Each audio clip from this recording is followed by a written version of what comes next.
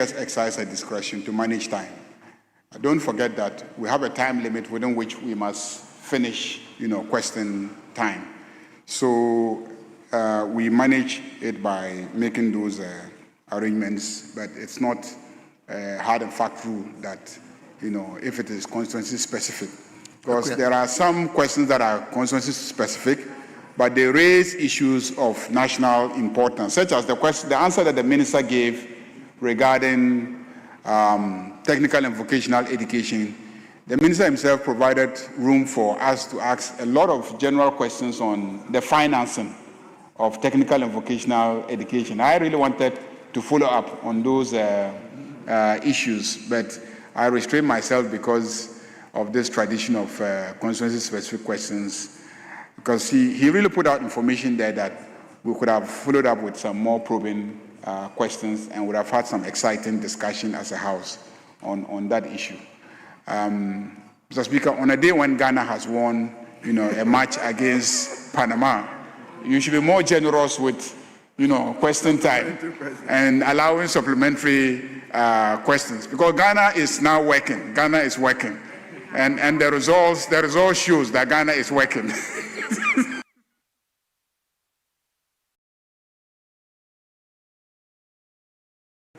Well, I think the majority leader has, in a way, answered your question.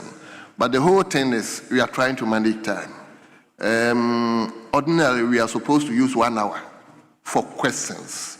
Today, if you go through this other paper, you have 1, 2, 3, 4, 5, 6, 7, 8, 9, 10, 11, 12, 13, 14 questions. So if we are not able to manage it, we will degenerate into a lot of issues. So that's why if the question is constituency specific, at times the question may come from constituency, but you see it has a general outlook. That one we may allow other members to ask questions. But if it is specific to the constituency, we just want to manage time so that we can make time for other things. And like he said, the word is may. The word is may. So that is why we try to do that. So please, burden with us. I'm grateful, Mr. Speaker, for the guidance. Thank you. Now, let him go to Atiwa East. Thank you very much, Mr. Speaker. Mr. Speaker, I rise to ask the Minister a follow-up question on a statement he made, that 42% of GET funds allocation is spent on school feeding at the senior level. Mr. Speaker, that is good because the students also have to be fed as they go to school. But Mr. Speaker, that is not the core mandate of GET Fund. GET Fund's core mandate is to help in the infrastructure of the schools. I had the opportunity to visit the regions and also to engage the pre-tertiary schools. Mr. Speaker, as we speak now, there's an outstanding infrastructure, uncompleted infrastructure to the tune of between 8 to 10 billion.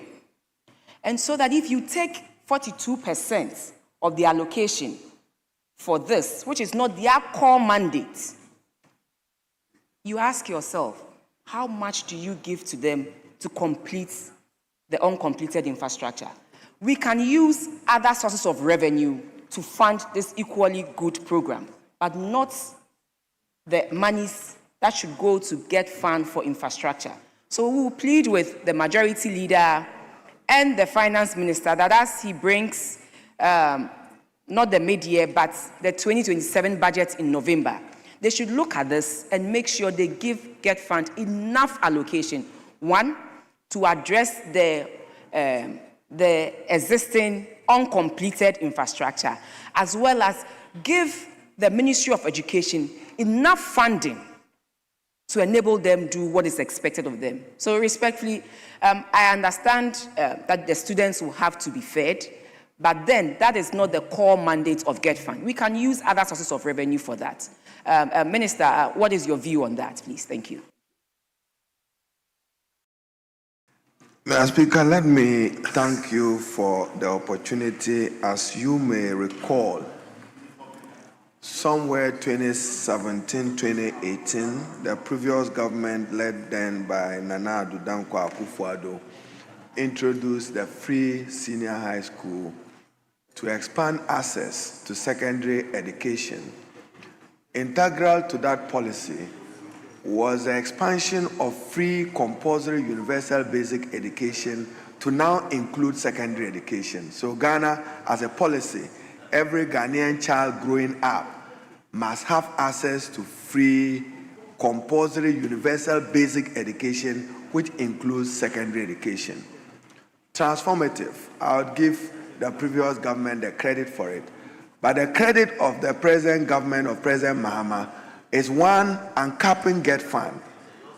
Under the previous administration, you capped it. So GET Fund never got enough allocation of what it deserved under its 2.5% VAT rate. So subsequent to the uncapping is a major policy decision of President Mahama that in order that academic calendars are not disrupted for lack of food, lack of payment for it, essential perishables, I want to use GET Fund now to finance feeding under the free senior high school program. That is our government decision, and that we are implementing. So, Mr. Speaker, there is no shortage of food anywhere in any secondary school across the country. But it comes at a price and cost to the mandate of GET Fund to provide for infrastructure. And the focus, as you will recall in our struggle, was to complement, not supplement, government financing of education.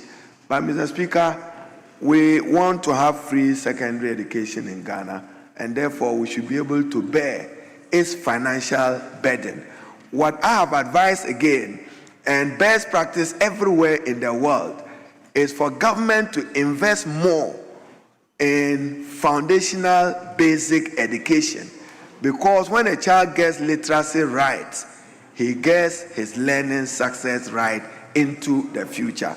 But we are not investing adequately, and it's not just the current government. In the past, for the last 8 years, commensurate investment in infrastructure for free senior high school was not done. Mr. Speaker, that's what inspired us to go to the World Bank to end double track system, because double track comes with an academic consequence: less contact hours, less learning period. Students have to go home earlier than they should. Mr. Speaker, some of the, and I agree with the chair of the Public Accounts Committee, we can end double track in some schools simply by providing adequate furniture. And some we need to invest in robust infrastructure of classrooms, dormitories, and then laboratories, and then equipping them. So I noted, I just shared this so that when Parliament is reviewing and considering the GET Fund, you'll be guided that we have abandoned financing basic education, which is core and integral to the success of the country's future education needs in the last decade, to focus on free secondary education. You have just 1.6 billion to 2 billion going to basic to tertiary education. Of the 9.6 billion, you have 4.2 billion, Mr. Speaker, going to feeding of students in free senior high school. So when our government then in opposition said we will review free senior high school, there were many who interpreted it as cancellation. We have reviewed it subsequent to the National Education Forum, and the review is happening at 3 areas. One, infrastructure has to be reviewed. Match the exponential increase in numbers, 1,600 to 4,000. Many schools, they queue to use assembly hall, they queue to use dining hall. That is what has happened in the country in the last 8 years. And we seem determined, Mr. Speaker, to correct it, and we'll correct it. But I couldn't agree more with you that we should look for additional resources to support education generally in Ghana. I thank you. I hope Yes. That's good. Now, available leader, I'll grant you that. Thank you. That is my new portfolio, available leader. Mr. Speaker, our respected senior Minister for Education, I think the issue that was raised by Honorable Abusua, for me, is a legitimate one. And I will plead with my senior Education Minister to heed to this very important advice. Because you see, that money should have found a place within his outfit and not even get fund. As we speak, the Creative Arts School in my constituency, quite so, has been left unattended to for a very long time. And this money from Get Fund could have been used to complete it. So this is a useful suggestion from her that let us look at it critically and ensure that such monies for feeding are kept with the Education Ministry and Get Fund focusing on what it was established so to do. So, Mr. Minister, I think this is a useful one. Let us think about it and get more monies to complete most of the abandoned schools, and also the lack of furniture in most of our schools. Speaker, turn back for the Creative Arts School, Mr. Minister, we had discussions over this for a very long time. Let it be done. Let it see the light of day by the end of this year. You know, I trust you. I know that you are capable, and you get it done. Speaker, thank you for indulging me. Minister, are you responding to it? Oh, Mr. Speaker, just to note that we will, but to further share that between this year and 2028, under the Star J project, this government will invest 2.5 billion Ghana cedis on education infrastructure for purposes of improving secondary education with the support of the World Bank. Thank you. Well. So, honorable members, we turn to question 323. 323. And the question stands in the name of a member from Oferi-Krom, Honorable Michael Kwesi Edu. So, yes, honorable available leader, you may take the question for and on behalf of. As you have directed, I stand to ask the Minister for Education the status of the no fee stress policy, the total number of beneficiaries to date, the amount spent so far on students, the categories of beneficiaries, the universities these students represent, and the relevant years. Thank you, Mr. Speaker. Thank you, respectful Honorable Minister. Mr. Speaker, let me thank the Honorable Member for the question. The no fee stress policy is a major transformation social intervention initiative of President Mahama to promote and improve access to tertiary education in Ghana by alleviating the financial burden of students and their families through targeted financial support. The policy was launched successfully 4th July 2025 at the SDA College of Education in Koforidua and is currently active and operational nationwide. As I indicated, Mr. Speaker, to alleviate financial burden of students, Mr. Speaker, I know that members of Parliament daily or even weekly pay school fees, so they know the burden, the shoulder that the President has decided to absorb under the no fees policy. Mr. Speaker, the no academic fee policy 2024-25 academic year, 152,698 validated first-year students benefited at a cost of 399,374,727 Ghana cedis. Mr. Speaker, for the 2025 academic year ongoing, 159,750 students have benefited so far at a cost of 489,456,427 Ghana cedis. To date, Mr. Speaker, 312,448 students have been assisted under the no fee stress at a total cost of 888,831,000. Mr. Speaker, this is what we have done to support young people desirous of accessing tertiary education. Our policy remains access, relevance, and quality. For free tertiary education for persons with disability, 2025-2026 academic year, 1,530 persons with disability receive full fee and residential coverage at a total amount of 9,837,000. Mr. Speaker, I'm happy to announce that under this government, we are demystifying legal education, and therefore students pursuing law and professional law can now apply for the Student Loan Trust Plus. 1,332 students receive full fee coverage loans paid directly to their institutions. This includes 610 students from the Ghana School of Law, the first of its kind, Mr. Speaker. So the No Fee Stress Initiative have several components. They include the no academic fees policy that I have explained to mitigate the financial burden. So, Mr. Speaker, in the past, we're told that show us one social intervention policy of the NDC and government.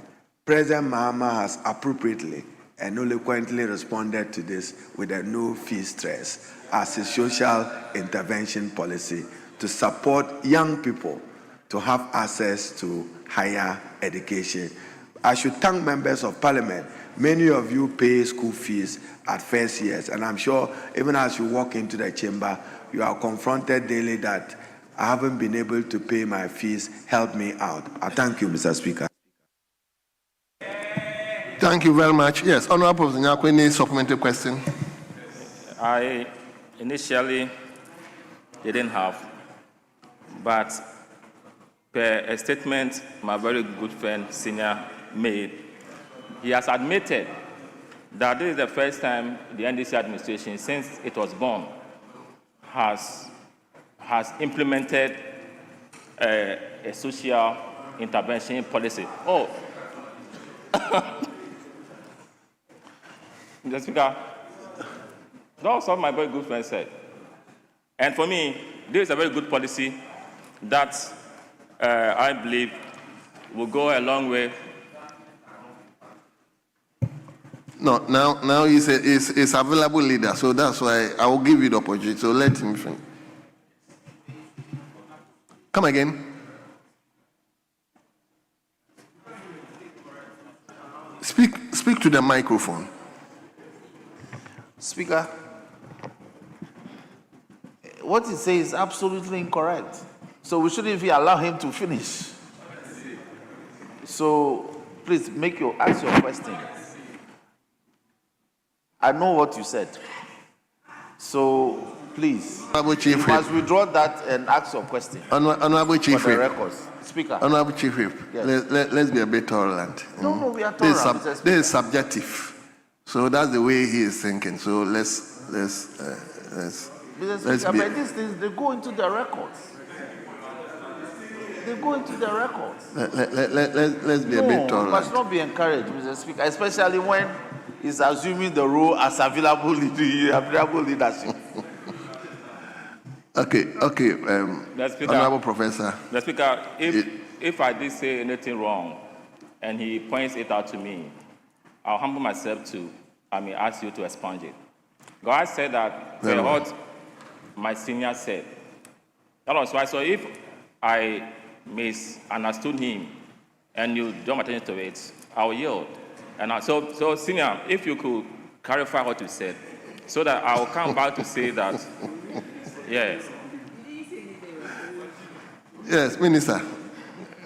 He's giving you an opportunity to clarify because that is his understanding. That's why I said it's subjective, the way people may also. You see, Mr. Speaker, there are popular campaign issues that finds expression in the manifestos of political parties. If you take Metro Mass Transport, like it or not, you have to credit President J. Kufuor for Metro Mass Transport. I'm saying on authority that John Dramani Mahama will be remembered for initiating and implementing the no fee stress as a social intervention policy, including the Mahama case and many others. I thank you. Yes. Well, I thank Minister for clarifying what I thought he said earlier on. But I want to plead with the minister and the ministry and the government that we should make sure that, because it is a no fee stress policy, the idea is that we don't want to put the students under stress when it comes to payment of fees. So if we can ensure that they get the monies early before they start the program, otherwise going to get a loan for you to be reimbursed will still put you under the stress that we don't want them to go through. So this is some suggestion I want to put before the respected former leader, Minister for Education. Thank you. Thank you very much. Mr. Speaker, very good advice. Early and timely release of the money, particularly at the beginning of the academic year, September, October, would be more productive than delays in its releases. I've shared same with the Honorable Minister for Finance. Thank you. Thank you very much. Yes, Honorable Afia. Thank you, Mr. Speaker. Mr. Speaker, coming from Afenyo, where we have the Takoradi Technical University, the minister visited some time ago, not long ago. Mr. Speaker, the reality is we have a lot of students currently in school who have not been validated nor had their fees paid to them. And it's a regular concern. Per the data that the minister gave, he didn't give us indication as to the number of students currently in year 1 or year 2, either from the 2024-25 academic year or 2025-26 academic year, which is outstanding, and when they intend to complete the validation and get their fees paid. So I want to find out from the Honorable Minister, what is the ministry doing to pay for those who have still not been validated and those whose fees have not been paid for the 24 and 25 academic year? I thank you, Mr. Yes, Speaker. Honorable Minister. Speaker, thank you very much. I was with the Honorable Member at the Takoradi Technical University, where again, he was there when we gave assurances that into 2027, the GET Fund will make a minimum allocation of 10 million to support each of the technical universities across the country, total 100 million. Mr. Speaker, we would honor that. There is no outstanding obligation in respect of no fee stress for 2024, 2025, 2025, 2026. The Honorable Minister for Finance has made releases adequately to the student loan trusts, which is executing the no fee stress and the free tertiary education for persons with disability. What we do is just authentication. Are you the real student? Are you a student of this particular institution? And more importantly, are you a first year student? When that is satisfactory, then payment is done. So the Honorable Minister of Finance have made adequate releases to the student loan trust, and they are currently disbursing. Thank you. Honorable, I've given you one slot. Okay. Just to tell the Honorable Minister that I would get back to him after I've gotten those concerns, and I'll bring it to your attention. I thank you, Mr. Speaker. Well, thank you, honorable members. So we turn to question 324. Question 324. A member from Akuapem North, Honorable Samuel Ewuku. Thank you, Mr. Speaker. I have the authority from honorable member and with your kind permission to ask. Thank you, Mr. Speaker. I rise to ask the Minister for Education the steps the ministry is implementing to address the infrastructural deficit inherent in special needs schools in Akuapem North constituency. That's school for the blind and school for the deaf. Respectfully, Honorable Minister. Mr. Speaker, let me thank you very much for the opportunity. The government has decided to, from the 1st of July 2026, implement another social intervention of free education for all persons with special needs and with supportive assistive devices. Accordingly, Mr. Speaker, in the Get Fund formula of 2026, an amount of 100 million Ghana cedis was allocated for that purpose. I was in Akropong for their anniversary celebration and will follow up to deal with it. Mr. Speaker, under the Star J program, we have funding to construct 2 special needs education across the country. We are looking at some location in the Kintampo district and 1 in Ho in the Volta region to benefit from those special needs facilities. Whilst we will rehabilitate the Akwapim school the honorable member have mentioned. I thank you. Thank you very much. My sister, any supplementary question? Thank you, Mr. Speaker. No supplementary. Thank you. I'm Thank you. grateful. Thank you. So, honorable members, we turn to question 397. 397. That is a member from Talensi, Honorable Daniel Dun Mahama.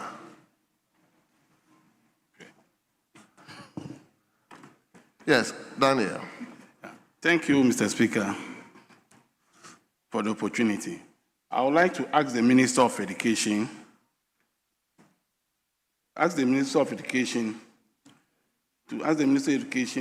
when Borogatanga Senior High School, located in Winkugu, in the Talensi district, be fenced. Yes, Minister.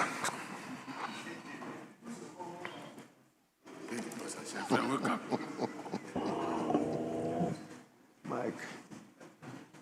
Mr. Speaker, thank you very much. Borogatanga Senior High School was founded in 1970 in Zuarungu.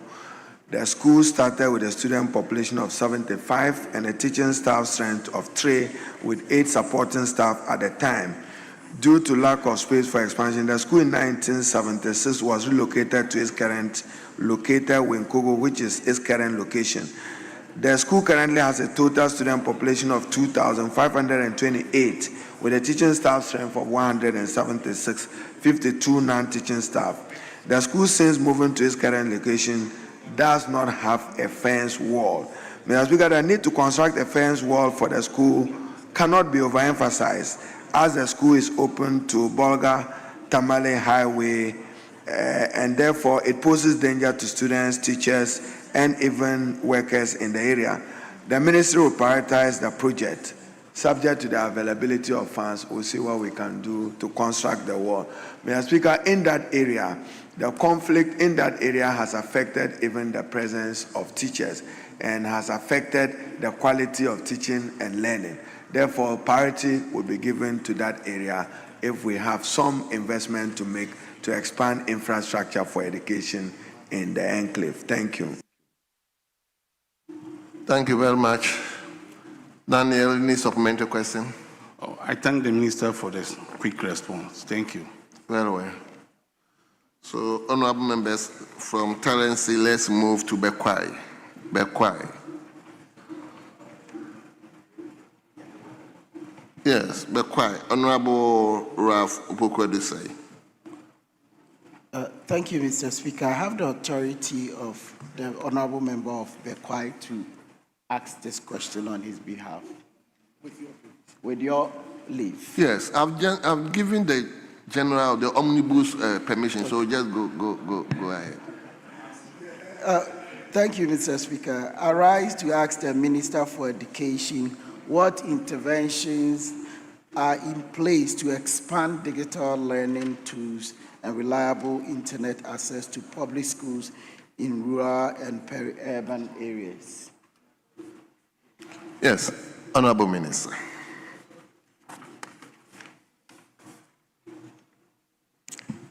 Mr. Speaker, let me thank you for the opportunity to respond to the question of Honorable Ralph Pokwe, member for Bekwai. The future of education is digital education and building digital skills. The ministry recognizes the significance of the emerging digital age, and therefore teaching and learning across all levels of education and across all segments of our society, be it rural or urban, must benefit from digital education infrastructure. But Mr. Speaker, the truth is that since the early 50s and 70s, our schools were not built anticipating the digital broadband internet infrastructure. It was just bricks and mortar and then a window and a door. Now it's important that into the future, when we are building a school, we make room for internet availability and its connectivity. So the ministry currently has what we call the Center for National Distance Learning and Open Schooling, CENLOS, which is responsible for driving our digital education agenda. In the light of this, I'll be going to Cabinet and subsequent to Parliament for its formal establishment under an Act of Parliament. The ministry, through CENLOS, is actively implementing targeted interventions to improve digital literacy among schools in deprived regions, particularly to ensure equitable preparation for the BEC. So, Mr. Speaker, as I announced, revising curriculum from kindergarten to junior high school, and accordingly we want to introduce electronics, robotics, coding, and artificial intelligence at the basic foundational learning in order that our young learners will be equipped with it at a very tender early age. That is being done, and that will require some financial resources to get it done. I expect that NACA, for which the ranking member for education works so closely with, will complete the revision, submit it for policy consideration, and I'll come back to Parliament for a revised curriculum. Mr. Speaker, one of the objectives of the revised curriculum is to let Ghanaian learners know teamwork and learn patriotic values. You say you want to fight corruption. Ethical values must be taught at the basic foundational learning and matters of financial literacy. We'll introduce all that into the revised curriculum, Mr. Speaker. So we'll work with CENLOS to get many of this done. We have the iBox, which was initiated by the previous government, and we currently one laptop per student, which was done for a category and number of teachers. Is also there is a dedicated opportunity for laptop for students at the free senior high school level. I've asked them to elevate the distribution to ensure that every student deserving of it has it, because the curriculum is inbuilt in it. We've zero-rated it and it's ongoing across the country. I thank you, Mr. Speaker. Thank you very much. Yes, Honorable. Thank you, Mr. Speaker, and the Minister for his answer. If the Minister may come back again, we want to have some concrete measures as to how this expansion of digital learning is going to be done in the rural and the peri-urban areas. And from what we've seen in the Ministry of Education, most of the thing is about allocation, and none is being implemented. So we want the minister to tell us how. Because, Mr. Speaker, now digital skills is like literacy and numeracy, which is going to be basic in our learning, whether in TVET education or in grammar education. So we don't want this disparity and the inequality that has existed to continue as a country. Just a couple of days ago, we talked about the African child. And these are some of the things that if we don't become conscious and deliberate about it and implement, but just mention figures without committing to it, it won't help. So how would the minister, one, tell us how is he going to do this expansion? Because I've looked at the answer and we don't see the figures. We're just talking about 1 or 2 schools, and that is not what we are looking at. And also, what commitment Yes, Minister. Mr. Speaker, I believe that every ministry implements policies and interventions subject to budgetary allocation made available to it. Within those budgetary constraints, we'll prioritize investment in digital education. I've said that we have to revise curriculum. I'm sure the young learners here would have loved to have tablets so that they themselves can begin to use it and learn with it. As a country, we need to invest more on digital education infrastructure. There are many schools in Ghana which are not even connected to electricity, let alone connected to the internet. How are you going to have access? But technology have improved, and there's now what we call offline grades of some of these tablets. They don't need electricity connectivity. They may be able to do it. We have just signed a memorandum of understanding with Google, which was narrowed to language, mother tongue language. And I asked Google to expand it to the 12 official languages of Ghana. And they committed that they will do that. They are working very closely with the University of Ghana and the University of Science and Technology in expanding investment on AI-related technology to facilitate digital learning. So, Mr. Speaker, we will do our best within the constraints of budget. I thank you. Thank you very much.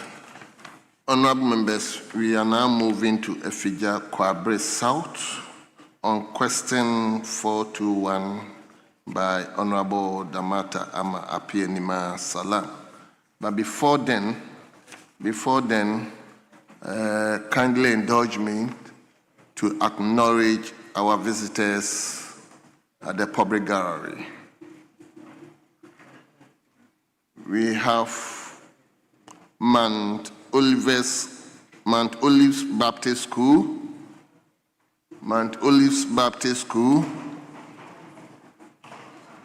They are here being led by Victor Hodonu, who is a teacher, and the school is located in the Adentan constituency,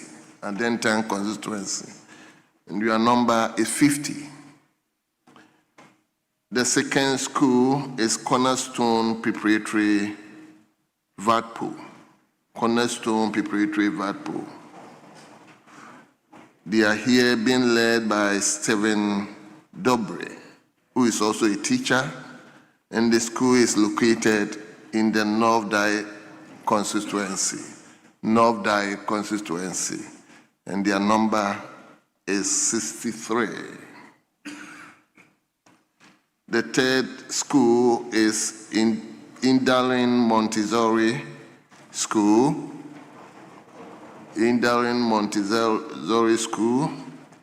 They are also here being led by Stephen Saba, who is the head teacher, and the school is located in the Abrikuma North constituency, and your number is 44. The last but not the least school is Right to Dream Academy. They are also here being led by Samuel Kweku, who is a teacher, and the school is located in the Sojaman constituency, and your number is 25. All of you here as visitors are students, and incidentally, you have the Minister for Education on the floor answering questions about education. So I believe you are happy to have your minister on the floor answering questions. So you are welcome. We wish you a pleasant stay in Parliament, and we wish you well. Go and study hard, so that tomorrow when we are not here, you come and take over from us. So, question 421. Honorable Member for Afenyo-Markin South, Honorable Damata Ama Apienima Salam. Honorable, you have the floor now. the minister Thank is you, available. Mr. Speaker. Mr. Speaker, I rise to ask the Minister for Education what steps the ministry is taking to address the exclusion of Tewu Ghana from University Governing Councils per, in quote, JTEX Tewu TUC only directive, and how the ministry intends to ensure fair dialogue and industrial harmony. Thank you, Mr. Speaker. Yes, respectfully, Mr. Minister. Mr. Speaker, let me thank the Honorable Damata for the question, and to respond that I won't accept that there's exclusion. We are implementing legislation, and the Teachers and Educational Workers Union, Tewu Ghana, is a national trade union representing non-teaching personnel in the education sector, affiliated with the Trade Union Congress Ghana.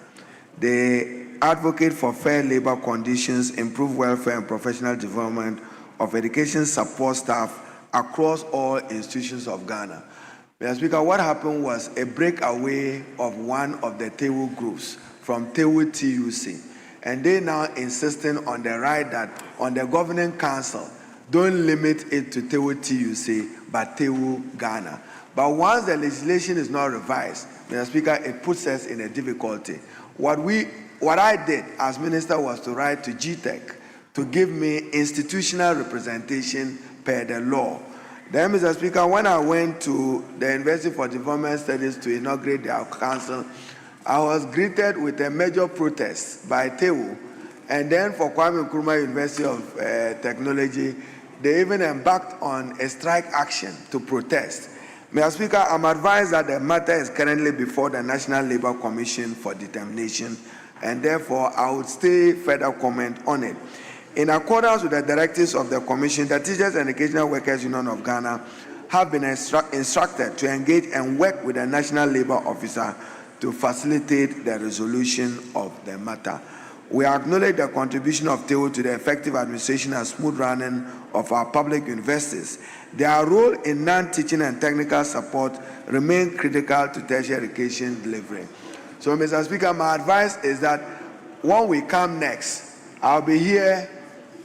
When we come next on any legislation, Parliament should guide us in couching the words who represents that category of workers.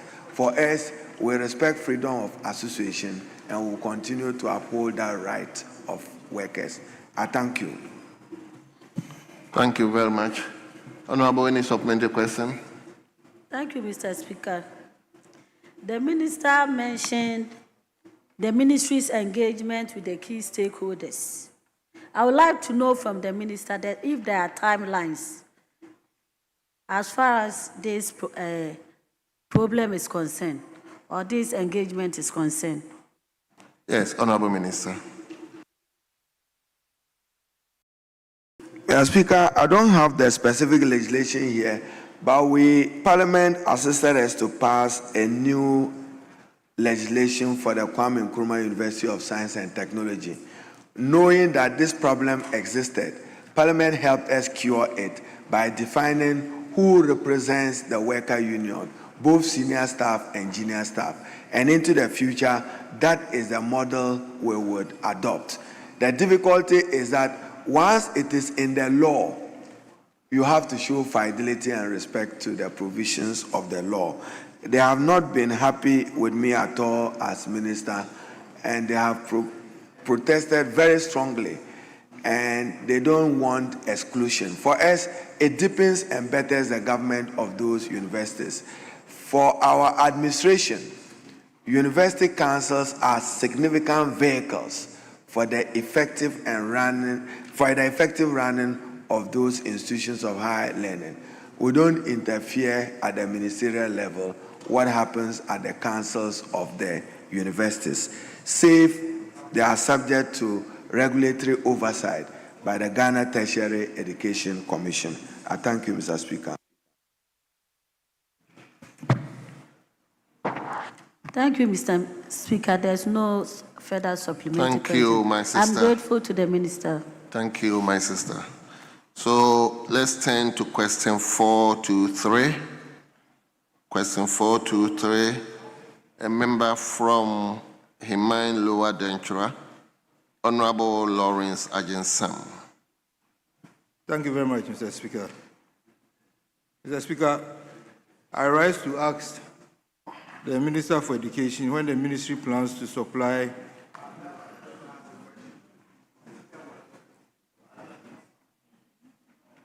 no, he's giving omnibus.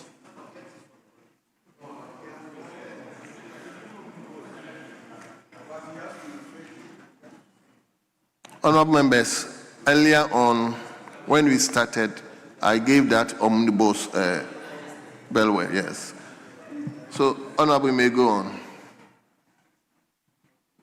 Thank you very much, Mr. Speaker. The Chief Whip is heckling a first-timer. Mr. Speaker, I rise to ask the Minister for Education when the ministry plans to supply the following schools with student desks, beds, tables, and chairs. 1, Himine Secondary Technical School. And 2, Jukwa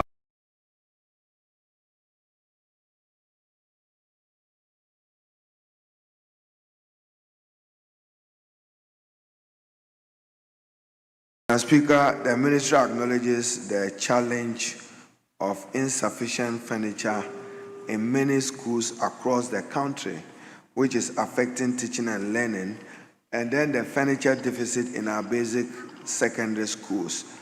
To facilitate this, Mr. Speaker, the GET Fund currently is undertaking some procurement of furniture, and when that is done, it will be distributed across schools in the country. There is adequate provision in the GET Fund formula for furniture. They've just started the procurement process. I'm sure a warrant for commencement certificate is with the Honorable Minister for Finance, and when that is done, some furniture was procured for 2025, Honorable, and some have been distributed across schools in the country. Well. Honorable Member, are you having any supplementary question? Yes, please. Okay, let's Mr. hear Speaker, I'm happy that the Minister has said that this is a nationwide issue. Can he give us some timelines on this? Well, it's very, very important. Minister, can you give timelines? Mr. Speaker, I only can assure my honorable colleague that Himine Secondary Technical School and Jukwa Secondary Technical School, I've taken note of them, and they will be prioritized when the furniture arrive. And I'll relate to him directly to make sure that he relates to the appropriate authority for the schools to benefit from the furniture. But, Mr. Speaker, I'm assuring honorable members that government through GET Fund is procuring adequate furniture for distribution this year. I don't control procurement processes. Subject to its completion, when they supply them, we'll engage with members and get them distributed. Many schools across the country are struggling. I've promised the Honorable Ahmed that I'll be visiting a school completed in the Weja Bawe area. Before you do the visit, the furniture must be available so that I can declare it open and functional. And that we will do if the procurement processes are completed. Thank you, Mr. Speaker. Honorable Minister, pursuant to your answer, I mean, you acknowledge that this is a nationwide issue. I mean, that's one of my headaches. Schools in my constituency, they are all on me. So if you are prioritizing others, then the priority should be extended to the good people of Omina. Very well. Yes. Honorable. Thank you very much, Mr. Speaker. I would like to also inform the Minister that whilst he's prioritizing the constituencies, he should remember New Job enough, since we have other issues too. Thank you. Thank you.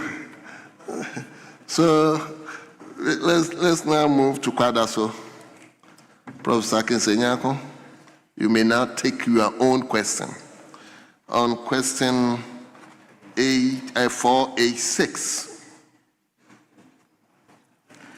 Mr. Speaker, I would like to ask the Minister for Education what measures the ministry has implemented to ensure enhanced security in our pre-tertiary schools in the wake of the unfortunate incident that occurred at the St. Louis Senior High School, where 2 students attempted to sneak out of school by hiding in the boot of a car on 30th June 2025. Thank you. I see. Yes, Honorable Minister.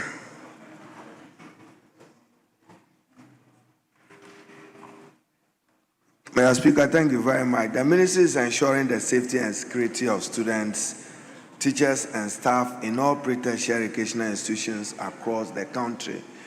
Over the years, we have not allowed for financial clearance for the employment of persons in the category of non-teaching staff, the security-related component of it. We are doing a few,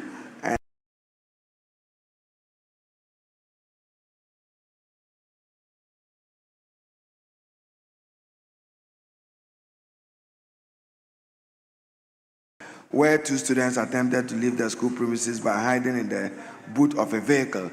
The ministry wishes to assure the House that a number of security measures are already in place in our schools to safeguard students and maintain discipline.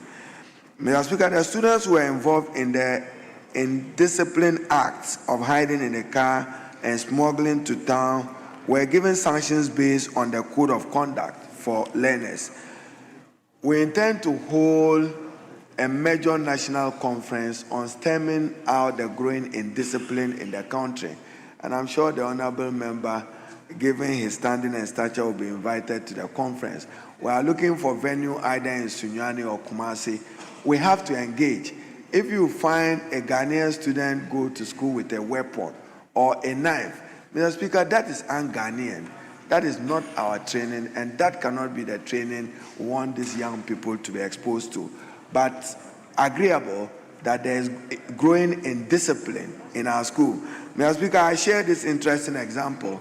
I was taking a walk in Tamale behind the wall of Vitim Secondary School, just taking a walk to my home. I saw a student scale the wall and he fell in front of me by the wall. He didn't need to do that. But many of the schools don't even have the walls. Like my attention was drawn to Boku, as I said, in the conflict area, we have to improve the walling of the schools. You had people attack students because they had easy access to it. But that also, you need financial resources to be able to execute that. Well, yes. Honorable Professor Nyako. Mr. Speaker, I'm going to put the Honorable Minister. These responses are heartwarming, especially the plan to have the National Conference on Indiscipline. And I think that, Minister, there is something that we will encourage you to do. And also the desire to recruit security personnel to man the school.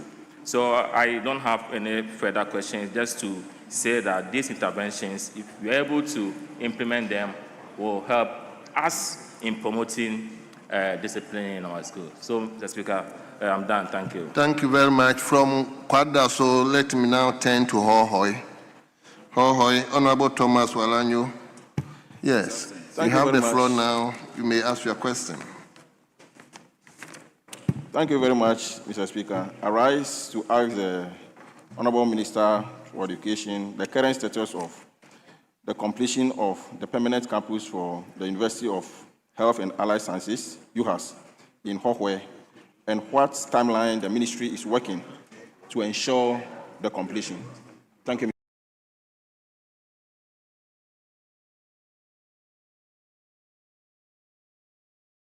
Thank you very much for the opportunity to respond to the Honorable Thomas Walanyo on the University of Health and Allied Sciences, UHAS, located in the Volta region, established by an Act of Parliament in 2011 as Ghana's first public university dedicated solely to education, training, research, and service in the health sciences. Mr. Speaker, the school is doing very, very well. The school was established to address the country's growing need for highly skilled health professionals and to contribute to the improvement of healthcare delivery through innovative teaching, community-based training, and research. Since its establishment, UHAS has expanded its academic programs and infrastructure to support the training of medical, nursing, and public health, and allied health and other health-related professionals.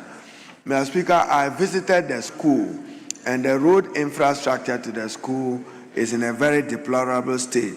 I've subsequently written to the Honorable Minister for Roads, the Honorable Kwame Govers, to look at the road infrastructure generally of all the universities in the country and to consider awarding a contract for improvement in the road network of all our tertiary institutions.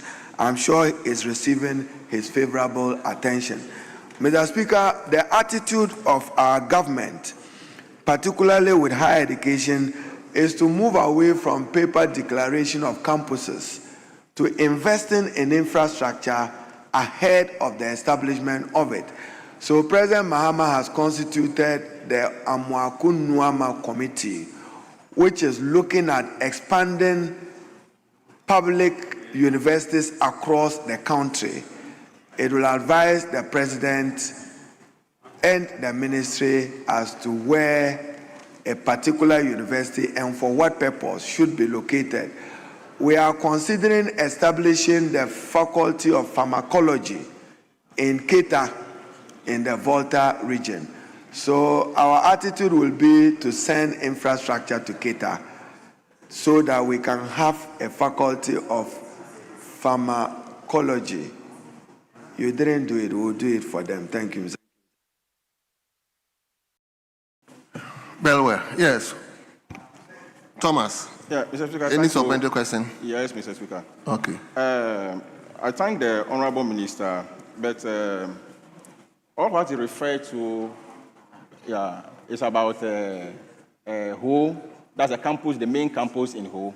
But I'm referring to Hohwe campus. That's a satellite campus of UHAS in Hohwe.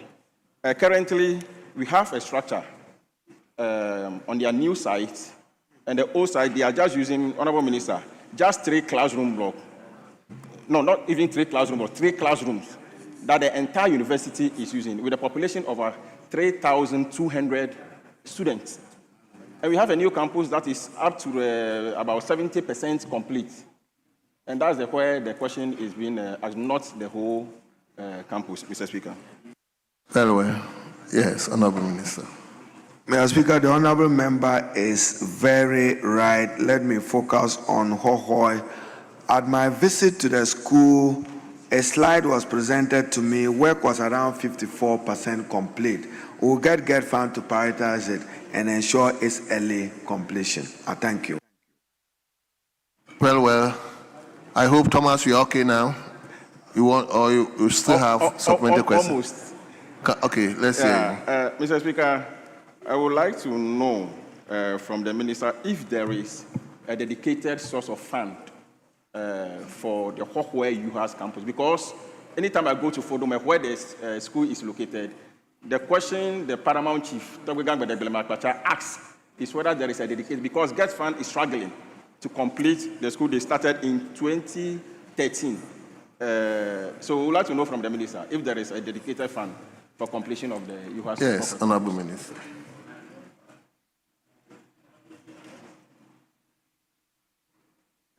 Mr. Speaker, UHAS will receive its fair share of infrastructure through dedicated investment from the GET Fund.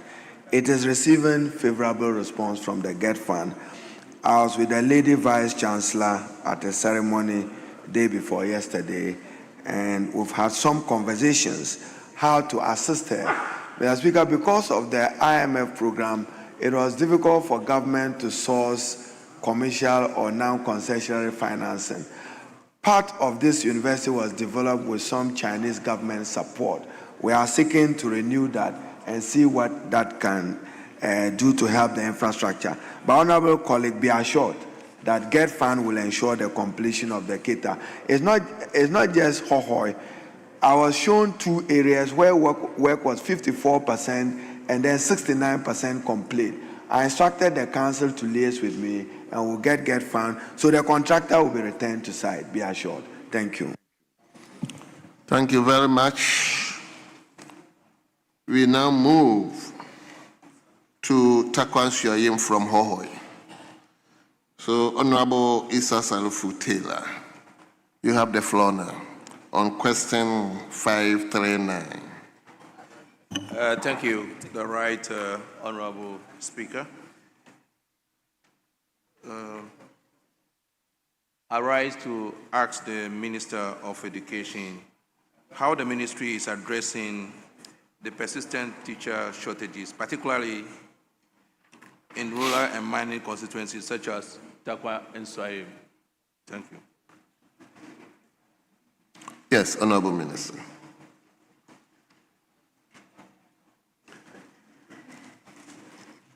Mr. Speaker, let me thank the Honorable Issa Salifu. The Ghana Education Service, the GS Teacher Deployment Norms and Guidelines ensure equitable distribution of teachers for purpose of improved quality education delivery and to promote efficient utilization of human resources across the country. The teacher deployment is guided by principles of equity, need-based allocation, efficiency, and professional relevance.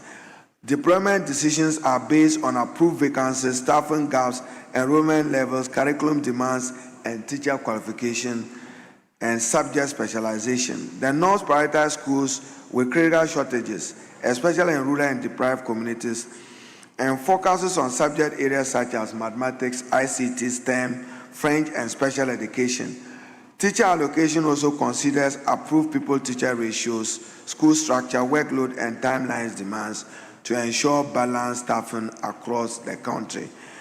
Takwa and Suayim is located in the Takwa and Suayim municipality of the Western region. The constituency has a total of 237 schools, comprising of 49 KG, 92 primary schools, 96 junior high school, and a total of 1,078 teachers have been deployed in the constituency. Mr. Speaker, as I reported to this House, our needs across the country will be to recruit up to 50,000 teachers if we are to meet the minimum requirement. I have financial clearance for the recruitment of 7,000 teachers. That is in the process. And Mr. Speaker, those categories that we are recruiting will begin work on the 1st of July.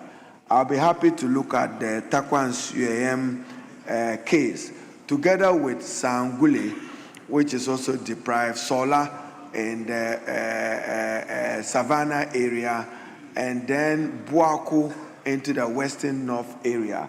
So in these applications, we've created room for those deprived regions and districts, but I will do per the clearance that is available to the ministry and the GS. In total, we'll be recruiting plus tertiary education from 1st of July, we should be recruiting 10,000 more, 7,000 teachers, and then a category for non-teaching staff, which will be about 1,000.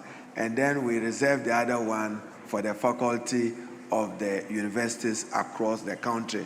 We've given some numbers to technical universities, and then to the universities have also gotten some minimum numbers to beef up their faculties. Thank you, Mr. Speaker.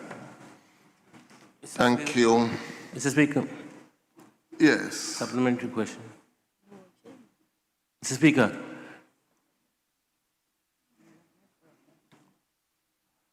I wish to ask a supplementary question. Can you allow me to finish with the owner of the question before I come to you? Yes. Honorable Taylor. Mr. Speaker, I thank the Honorable Minister for the response. Could the Minister kindly indicate whether Takwan Suayim constituency has been identified as a beneficiary under the plan recruitment of 7,000 teachers, and what criteria will be used in allocating these teachers to constituencies? Thank you. Thank you very much. Honorable members, earlier on, the issue of constituency specific came to the fore. Now, when you look at this particular question, even though the question is coming from Takwan Suayim, you can see that it has a wider scope. So I will allow other people who are also interested or desirous or having an issue regarding teachers in their district, I will also take those questions from them. So, Honorable Member for Fantiakwa. Fantiakwa South. Fantiakwa South, let's hear you. Thank you, Mr. Speaker. Mr. Speaker, I wish to ask the Minister for Education if he would consider supporting myself and my district director, to speak to the landlords of the teachers, of the teachers. In my district, we have 68 teachers who are missing at the basic school. They have been priced out of their households. Rent is now at 700 cedis a month. So we plan to go visit with the landlords and appeal to them that they are performing a patriotic duty, and as such, they should consider them. We wish that someone from the ministry will join us to be able to appeal to these landlords. Thank you. Very well. That's another dimension. Honorable Minister. Mr. Speaker, I have taken note of the honorable member's concern. And Mr. Speaker, currently within government, there is ongoing discussion led by the administrator of the Common Fund. I'm sure it's related to one of the questions I'll be answering today on the Teacher Dabre initiative of President Mahama. We intend to provide for 50,000 housing units across the country. Mr. Speaker, the intention is for the district assemblies to own this. And accordingly, the President constituted a committee chaired by the Minister for Education with the Minister for Local Government. We'll be doing a joint cabinet memorandum with the Honorable Minister for Finance to get this running.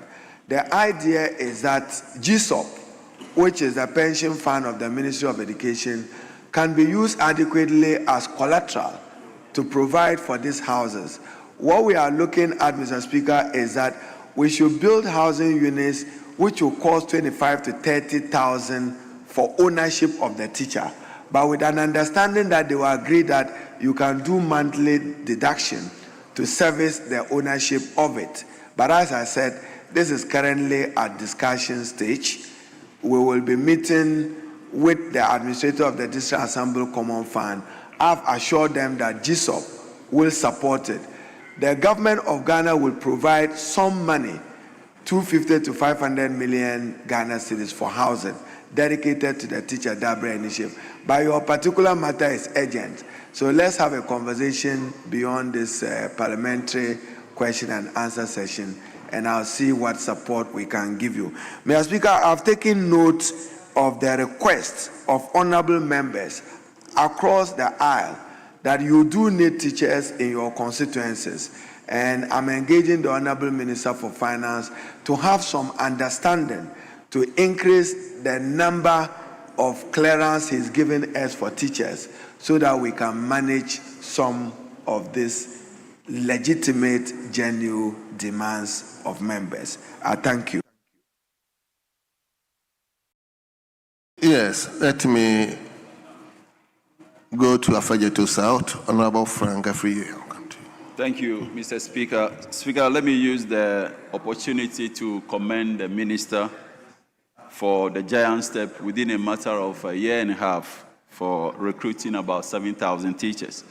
I really wish to ask the Minister with the greatest respect whether he's able to consider another layer to this whole teacher deficit issue. Speaker, that had to do with the unfair distribution of teachers. Even within one district, there are towns that are very resourceful, so every teacher wants to be in that town. And then there are some other villages that no teacher really wants to. I want to find out from the Minister, Jerry. Speaker, I want to find out from the Minister if he's in a position to give directive to GES to lessen the requirements for transfer of teachers from one district to another. Indeed, sometimes it takes about a month, 2 or more for a teacher to go for release letter, go for birth cert, go for this and that, if the minister is willing to give directive to GES so that the various district directors can lessen their requirement. Thank you. Very well. Mr. Speaker, we are aware of the acute shortage of teachers across the country. The president has some thinking, but is subject to its discussion and conclusion.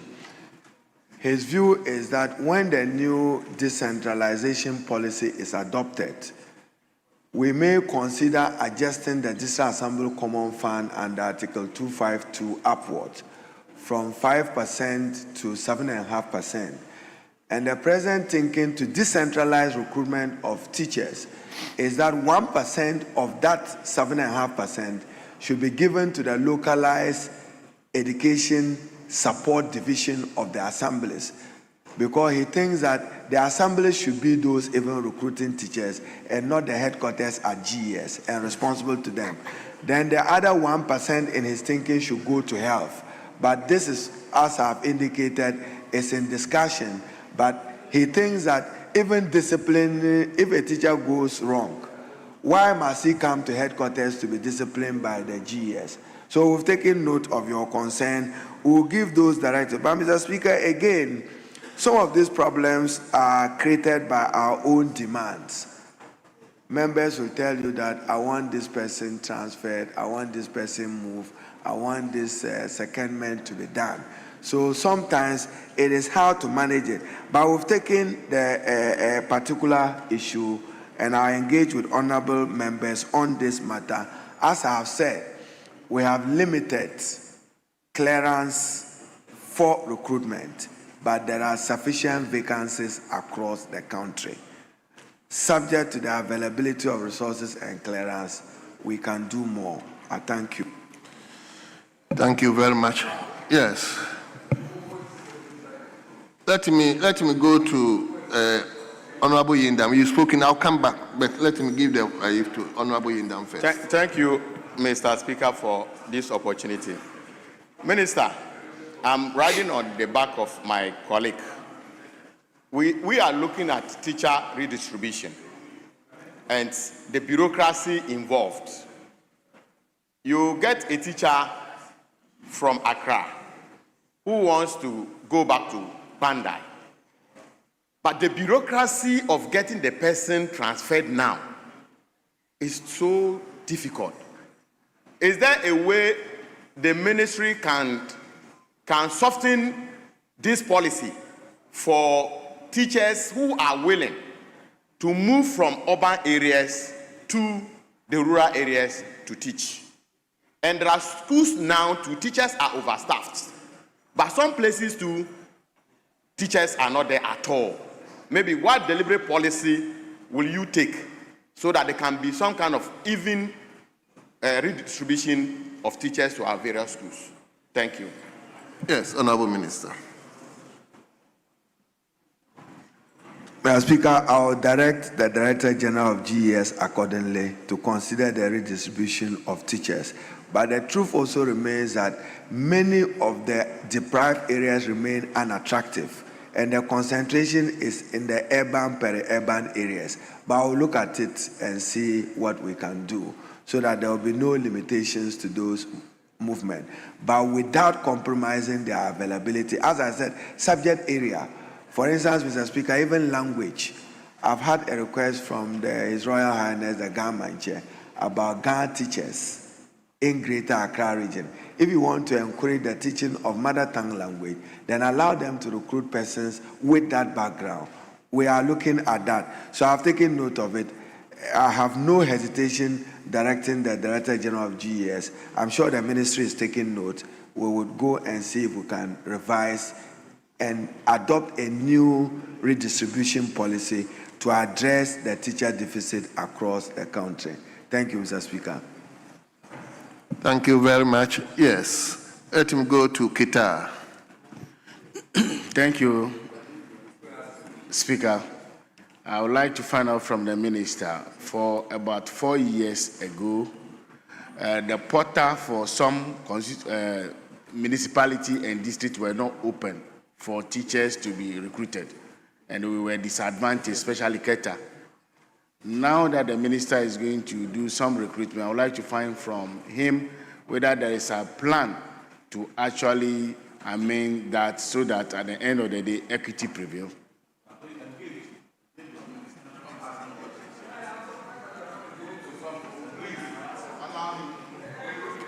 Yes, Honorable Minister. Mr. Speaker, these processes are done openly and transparently. We open the portal across the country and in every district. But Mr. Speaker, within 3 to 4 hours, for a vacancy of 7,000, we had over 49,000 applying. I didn't want to have a crisis how to manage the numbers, so we had to immediately close the numbers at 49,000 so that we can pick the best 7,000 of the over 40,000. But we will take note of the concerns of deprived districts across the country, and we'll do the redistribution accordingly.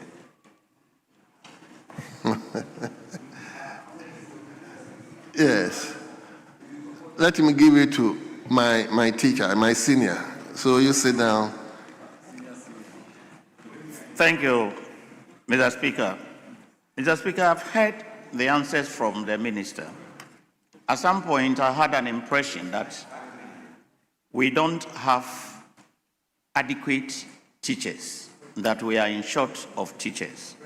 But what he has said so far suggests that the problem is financial, and that there are a lot of teachers that have applied, but the country and our budget is not able to assist or admit all of them. I want to find out from the minister, having realized this problem, what are the steps that as a country we would adopt to clear these qualified teachers who cannot be assimilated into the system? Thank you. Very well, Honorable Minister. Mr. Speaker, it's largely a function of the management of the compensation budget of the Ministry of Finance and the government of Ghana. GES remains the largest employer in Ghana. We have over 360,000 teachers across the country. So any increase in the number is much against our contribution to the overall compensation budget of government. Our attitude as a country has been to train teachers. So you had UCC, University of Education, Winneba, and the teacher training colleges across the country. Mr. Speaker, for 2023, the batch that completed teacher education training were not recruited. 2024 were not recruited. 2025 not recruited. So you have a huge backlog of trained teachers who are not being engaged because of its implications on the compensation budget. So currently, even the 7,000 that we are discussing, the difficulty is what number of the 2023 batch are you taking? And what number of the 2024 batch are you taking? I'm sure my colleague, the Honorable Fojo, who previously was at the Ministry of Education, went through the same stress I'm going through. You can only proceed when you have financial clearance from the Ministry of Finance to engage and recruit. And as I have announced, a new batch of 7,000 will begin work from the 1st of July. Only yesterday, I engaged the Director General of the GES together with the managers of the portal, the system, to see how we get this process going. Every year you have over 5,000 teachers produced in Ghana, but you don't have the clearance to be able to engage them. But I admit that there is acute shortage of teachers in the country. As I've indicated, our national need and requirement will be to recruit for about 50,000 teachers. I only have clearance for 7,000 and for about 3,000 for the tertiary education space. That we are considering now. Very well. Yes, my brother, let him hear you. Thank you very much, Honorable Speaker. I want to inquire from the Minister regarding riverine communities. When it comes to Pro East, we have a very huge riverine community. And most of these communities, you post teachers around, and within the next minute, they get themselves out of the place. Is it possible to consider the district where the opportunity will be given to the directorate to rather send people to those communities? Because there are people who school there, people who live there, and they want to go back to their people to help them. Can we consider such communities? Thank you very much. Minister, isn't this a practical solution? Mr. Speaker, it's the legislations we pass. You pass a legislation which gave the mandate to the GES, which is centralized. You have a Director General of GES sitting in Accra at the headquarters with regional directors across the country. For instance, Free Senior High School. Coordinators were appointed for Free Senior High School. I ordinarily would have thought that this could be provided by regional directors and district directors of education instead of a new bureaucracy. But maybe because it was a major policy decision, government decided to create a secretariat for the Free Senior High School. But for all intents and purposes, that is a mandate of the Director General of the GES and regional and district directors. But we are reviewing it, and at the appropriate time, I'll come and make a major policy announcement to this August House. Mr. Speaker, I've heard the concern of our honorable colleague. As I said, there is new thinking that with an adoption of a new decentralization policy, we should get education and health decentralized so that recruitment is done at the district level, discipline at the district level, but it to be a function of whether they have money to be able to do that. And as I shared with you, the thinking of the president is that adjust common fund to 7%, dedicate 1% to health, the other 1% to education, and ask them to be devolved and decentralized at that area. For us, why will a teacher do some wrong in Nandom and you want to bring him to Accra to subject him to disciplinary proceedings at the GES headquarters? We should get that done at the district level. So maybe we'll consider a possible revision of the GES Act, Mr. Speaker, to respond to these contemporary needs. Thank you very much. Yes, Honorable Member for Finso North. Thank you, Mr. Speaker. I'd like to ask the Minister of Education. According to him, he said government planned to recruit approximately 50,000 teachers and 10,000 non-teaching staff in 2025 budget, and that was here in Parliament. And per the data I have from GES alone, not coming to Ghana TV service, just GES alone, they are in need of about 57,590 staff, about 10,050 non-teaching, the rest are teaching. So I would like to ask the minister, has the government abandoned his policy or his promise to the Ghanaian people to conduct a direct recruitment to the teaching service right from the colleges of education? Has that promise to teachers and graduates in this country, automatic posting to GES and TVS service, has it been abandoned by the government? And two, what happened to the 50,000 and 10,000 that was promised in 2025 budget?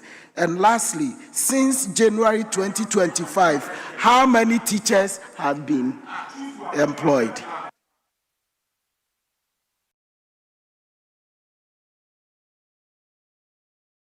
Members, I allow him, so the minister can do whatever we all know can do.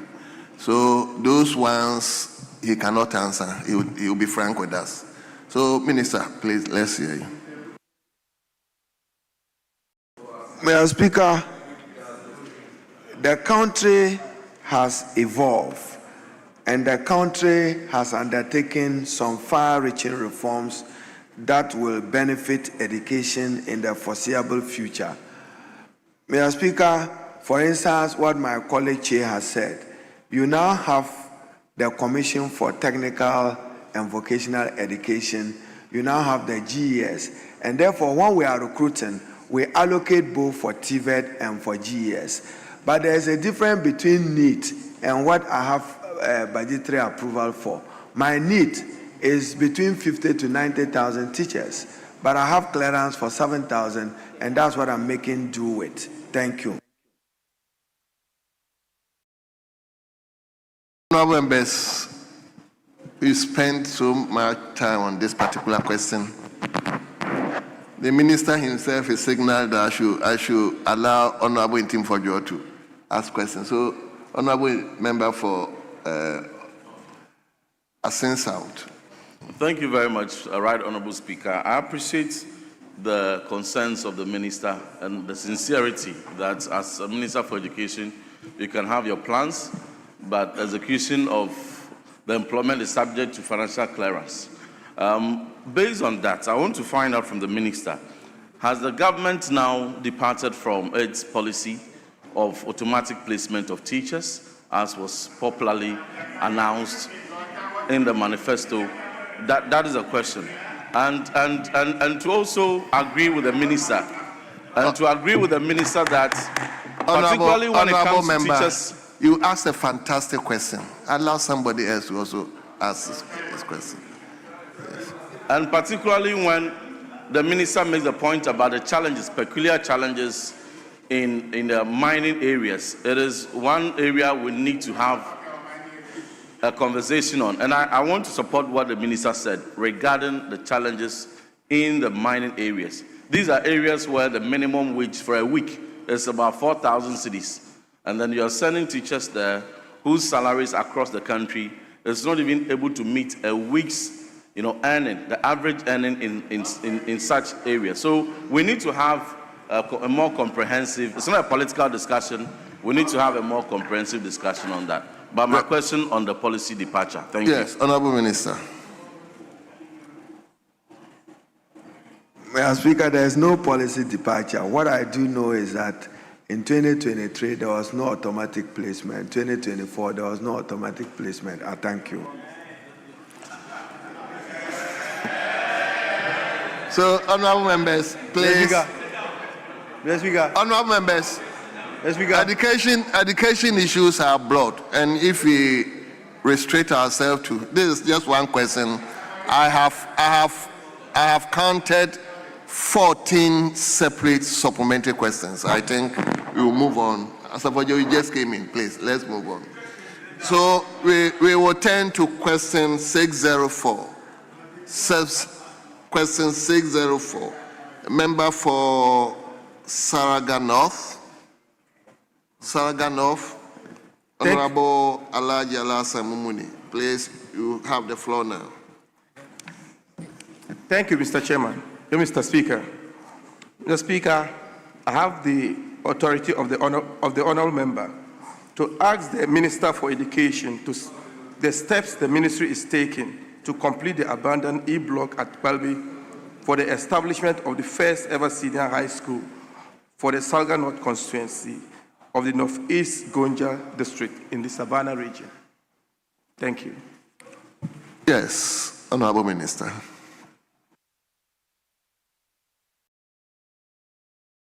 Mr. Speaker, I appeared before this House earlier and indicated that GET Fund was to deploy contractors back to site to many of these uncompleted e-blocks, and Palbe is a beneficiary of it.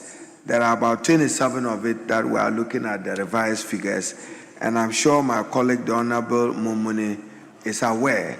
I've discussed it with him. In fact, I was on that route to Salaga for a funeral, and sometime when you turn and look at it, even in that corridor, he had a lot of basic school infrastructure that were in very deplorable state, and I took note of that.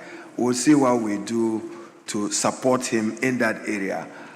Around that area, Mr. Speaker, we have noticed, for instance, in the solar area, there's no dedicated TVET institution. So under the Star J, Kulmasa will benefit from it as I announced. And then we will look at Palbe to complete the E-block so that they have a functioning senior high school to absorb the population in that area. Mr. Speaker, my attention was also drawn to Yape. Sometimes between Kintampo and Yape, many of the learners have to walk long distances to be able to access secondary education. That is why GET Fund is undertaking some infrastructure development in some junior high schools and some senior high schools. So the Honorable Mumini should be assured that Palbe is receiving government's priority attention. What we want to be able to do is to revise the numbers and subject it to procurement, and they will be completed. I thank you. Thank you very much. Honorable Mumuni, I hope we don't have any supplementary question. Thank you, Mr. Speaker. Very well. So we now turn to, from Saraga North, let's come to Afenyo South. Afenyo South, on question 620, from Dr. Isaac Opoku. Yes. Thank you, Mr. Speaker. I rise to ask the Minister for Education when work on the following abandoned project at St. Jerome Senior High School in the Afenyo municipality will resume. Science laboratory, boys dormitory, 6-unit classroom block, and administration block. Thank you, Mr. Speaker. Yes, that is St. Jerome, right? Yes. So, Mr. Speaker, I borrow from your pronunciation of Jerome. St. Jerome Senior High School is located at Abusua, Afenyo Municipality District. Abusua. I would have said Abusua, and then you will laugh at me. So, Mr. Speaker, forgive my. And the Afenyo Municipality District in the Ashanti region, the school has a population of 2,364. The school has 2 GET Fund sponsored projects, single-story boys dormitory and 6-unit classroom block. The construction of the single-story boys dormitory block was awarded May 2019 to Measures Constream Limited at the contract sum of 1,4,788,112.35 Ghana cedis. The project is being supervised by Measures Compro Limited. Works on the above project stands at 55% completion, and payment made 395,000 to the contractor. Mr. Speaker, the construction of the 6-unit classroom block was awarded far back August 2016 to Measures Avishai Enterprise at the contract sum of 775,400. So the contractor will not find it attractive to go back to site to get this completed. There are those for which we've asked the consultants to revise them and come back to us for us to re-award those contracts. So, Mr. Speaker, the construction of the Science Laboratory Administration Block project will be revised and re-awarded to ensure that contractors are mobilized back to site. I thank you. Thank you very much. Yes, Honorable. Thank you, Mr. Speaker. I would like to know from the Minister the time frame for the re-award of the laboratory and administration block projects. Yes, Honorable Minister. Mr. Speaker, I have to engage with the project management unit of the ministry and then the funding agency of Get Fund. Once I get the buy-in of the two, I'll proceed. Thank you. Thank you very much. Now you take the last question from Manson Kwanta, Honorable Chunibu Akudria. Is it Fuku or Fukuya? Fuku. Fuku. Yes. Mr. Speaker, on authority from the member and your permission, I rise to ask the Minister for Education when the Pechi Applied Technology Institute, TVET, would have its boarding facility ready following the completion of the shell structure, which requires furnishing. Yes, Honorable Minister. Mr. Speaker, there are two projects. I should thank the honorable member for the question. There are two projects at the Pechi Applied Technical Institute, the construction of boys and girls dormitory. Project was awarded October 2018 to Messrs. Di Lorenzo at a contract sum of €5 million. The contract is being supervised by CPM Africa Limited, and payment made stands at €5,135,000. The percentage of work at the boys' dormitory, 90% and 75% of the dormitory is at completion stage. The ministry through its agencies will continue to monitor to ensure that the boarding facilities are completed. Mr. Speaker, I was in Italy, and the government of Italy granted Ghana €5 million to support technical and vocational education. Only last week, I wrote to the Honorable Minister for Finance for commencement certificate to activate and ensure the utilization of this money. I would look closely to the Pechi Applied Technical Institute. Mr. Speaker, yesterday I was in Kukrantumi for the commissioning of a girls' dormitory built with the support of GIZ of Germany and the European Union. And Mr. Speaker, I was amazed that the bedding facility provided at the St. Paul Technical Institute was built by the students themselves. That is what we should be doing going forward. Mr. Speaker, I'll recognize Che. I'm saying I was at St. Paul's yesterday, and I'm encouraged that the beds that was in those girls' dormitory was built by the students themselves. Yesterday, I assured them of an assembly hall.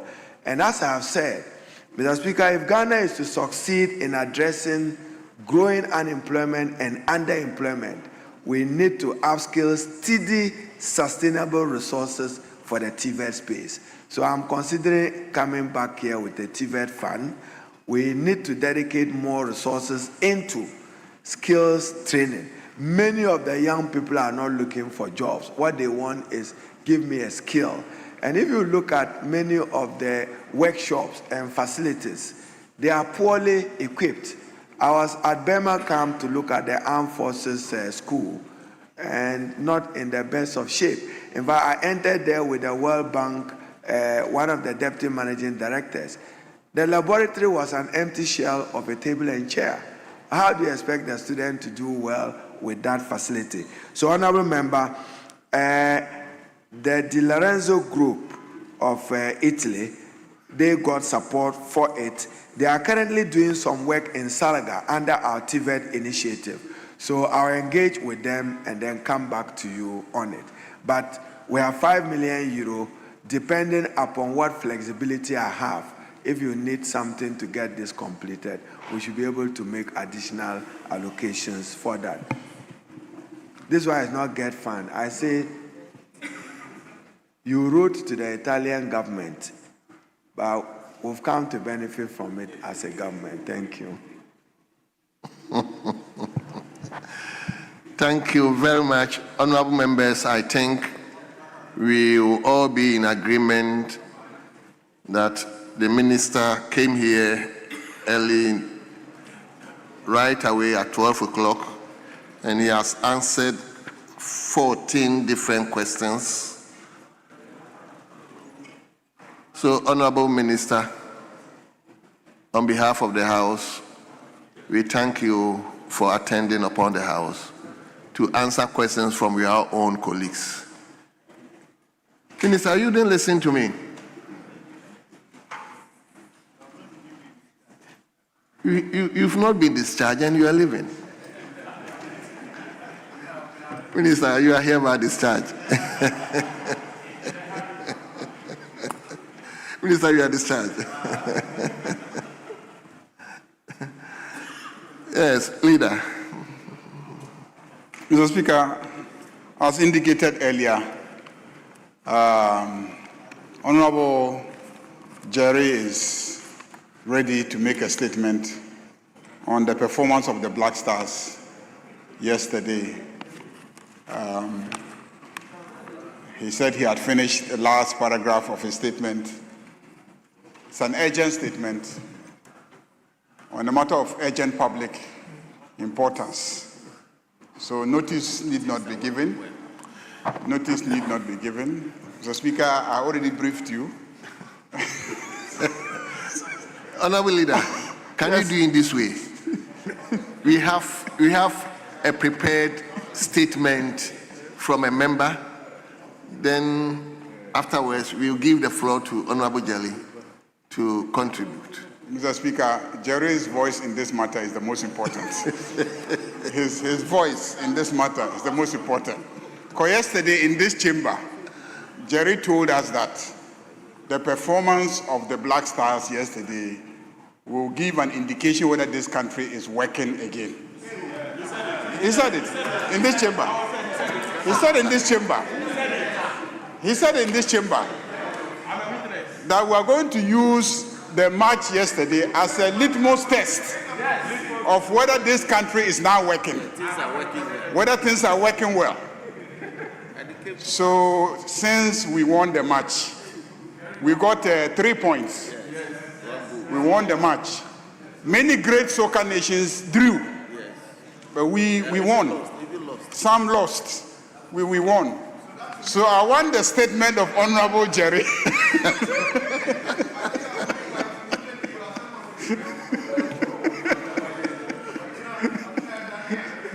So leader. So, Mr. Speaker, but if you have exercised your discretion to admit other statements so that Jerry can contribute. Yes.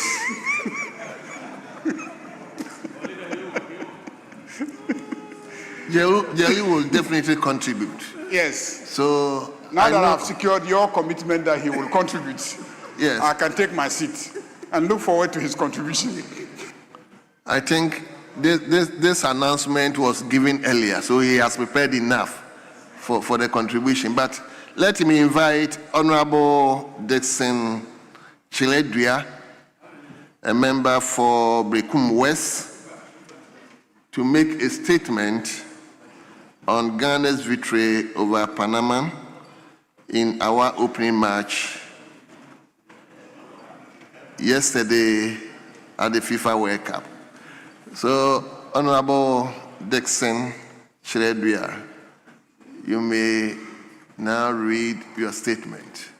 And afterwards, Honorable Jelly, will you make the first comment or the last comment? Speaker, I definitely will make the last comment. Yes. Yes. Thank you very much. Honorable Chile, let's hear you. You have.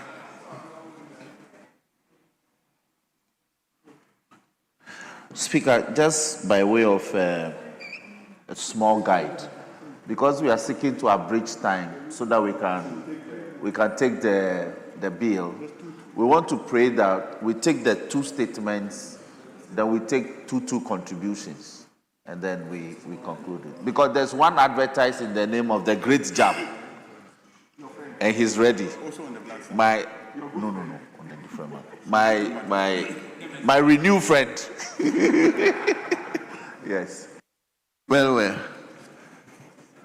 I also admitted one, but the person is not here, so we can. So, Honorable Chair, let's hear you. Thank you very much, Mr. Speaker.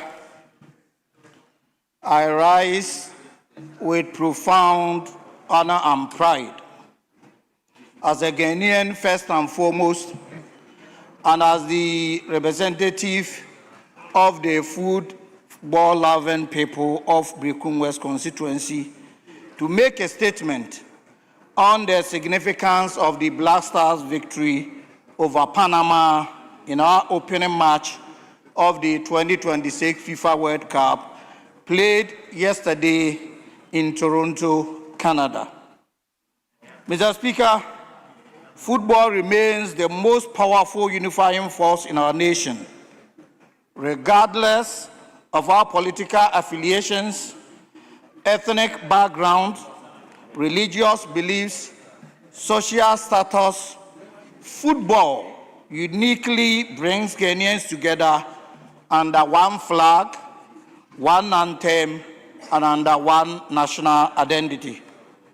It is therefore with immense joy and pride that I congratulate the Black Stars on their hard-fought 1-0 victory over Panama in Ghana's opening Group L match at the FIFA World Cup. Mr. Speaker, this victory is significant for many reasons.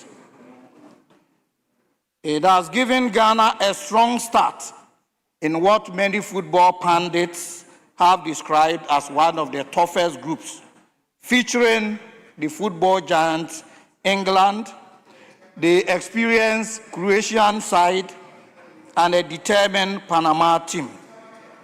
The Black Stars have demonstrated resilience, discipline, and tactical maturity by securing all the 3 points in our opening fixture. Mr. Speaker, football history tells us that opening matches at the FIFA World Cup are often decisive in determining a team's progress in the tournament. Mr. Speaker, this is only the second time that we have won our opening match in our last 5 World Cup appearances. The other opening match victory came far back in 2010 in South Africa, when Ghana began its campaign with a memorable 1-0 win over Serbia. That positive result laid the foundation for our historic journey to the quarterfinals, where we came within a penalty kick of becoming the first African nation to reach the semi-finals of the World Cup. In 2014, Mr. Speaker, Ghana's campaign suffered a setback after a defeat by the United States in our opening match. Despite spirited performance against Germany, we could not recover sufficiently to progress beyond the group stage. Also in 2022, Ghana lost its opening match to Portugal despite an impressive display. Although we later defeated South Korea, the initial setback ultimately affected our chances of qualifying.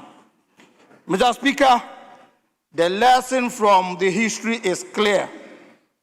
Winning the opening match significantly enhances a team's prospects of advancing to the knockout stage. We Ghanaians have therefore placed ourselves in a very strong position to challenge for qualification from the Group L. Mr. Speaker, I wish to commend the technical team and the entire playing body for their professionalism and dedication. They carried the hopes and aspirations of over 30 million Ghanaians and delivered a performance that has reignited national confidence and pride. Mr. Speaker, it is also important to recognize the distinguished leadership and the extraordinary support this House has provided for football in general, and specifically for the elite national team, the Black Stars. Ahead of our game against Panama, the Speaker himself demonstrated leadership by mobilizing support from the parliamentary leadership, parliamentarians, parliamentary staff, and the entire Ghanaian public for Black Stars. Indeed, Mr. Speaker sent a delegation from the Select Committee of Youth and Sports to Canada to support the team. As if that were not enough, Mr. Speaker, your very good self sat in the chair yesterday, and major part of parliamentary proceedings was devoted to goodwill messages for the team.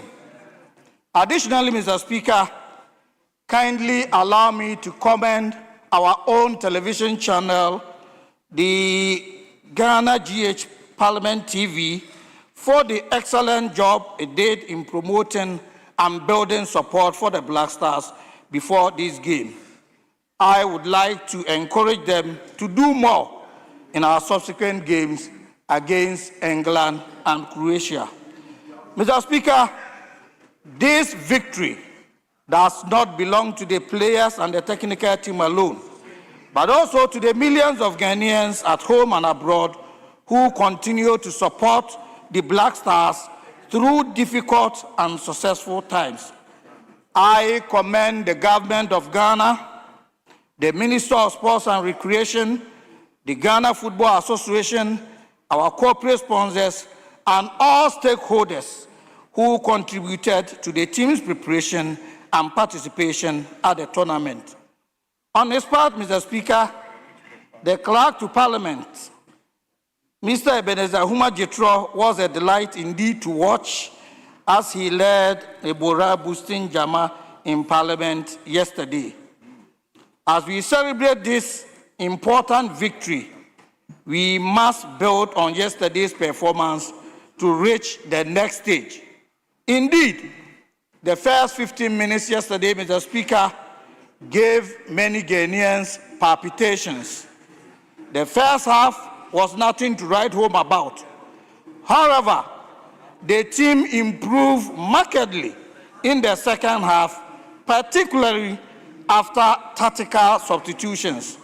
It is therefore essential to significantly improve on this performance in order to have any realistic chance against England and Croatia. Mr. Speaker, the road ahead is bumpy. Ghana faces England and Croatia, two highly rated teams with World Cup histories. However, Ghana has repeatedly shown that dedication, teamwork, discipline, and national belief can overcome even the strongest opponents. The victory of Panama should therefore be a source of motivation rather than a cause for complacency. The Black Stars must remain focused, maintain their discipline, and continue to approach each match with confidence and determination. Mr. Speaker, football contributes significantly to national development. Beyond entertainment, it promotes social cohesion, creates employment, strengthens national relations, stimulates tourism, and enhances Ghana's global image. Every successful performance by Black Stars elevates the nation's reputation and inspires millions of young people to pursue excellence. As representatives of the people, we have a duty to rally behind our national team. I therefore call on all Ghanaians, regardless of political affiliation or personal differences, to continue supporting the Black Stars as we pursue qualification for the next stage of the competition. On behalf of the good people of Brecun West and of the good people of Ghana, I once again extend congratulations to the Black Stars on this very important victory. May this triumph mark the start of another memorable World Cup journey for Ghana. Mr. Speaker, I thank you for the opportunity to make this statement.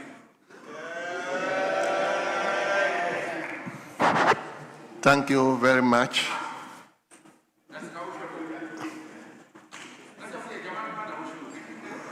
So I'll begin with Honorable Staker.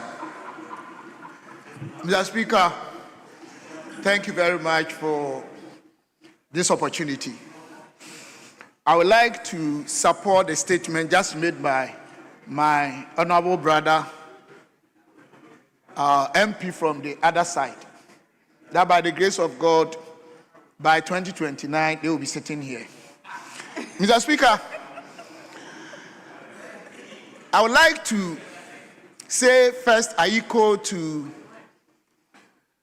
the entire management of the Black Star team and the playing body, as well as the state and all stakeholders that contributed immensely towards the excitation, the utility, the pleasure they gave us yesterday.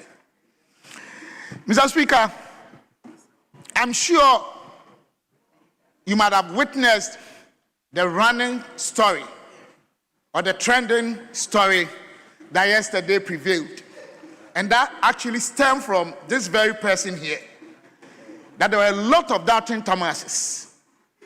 That they were saying that, oh, it's not possible. We couldn't have won. It won't happen. And I told them that, in fact, the media men out there. And I told them that in the Bible, it is emphatically stated clearly, without any ambiguity, that even if your faith is as small as the mustard seed, you can even command the mountain and it will move. And then one of them said that, but the others also believe in God. And I said that they know the kind of God they believe in. But I believe strongly that with the faith that we have, we're going to do extremely well. I was in the same house with somebody who was against Black Star. And when it was getting to the 90th minute, the person was laughing and very excited.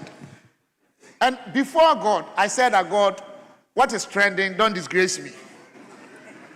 And then when they added the minutes, Mr. Speaker, like joke, I was worried.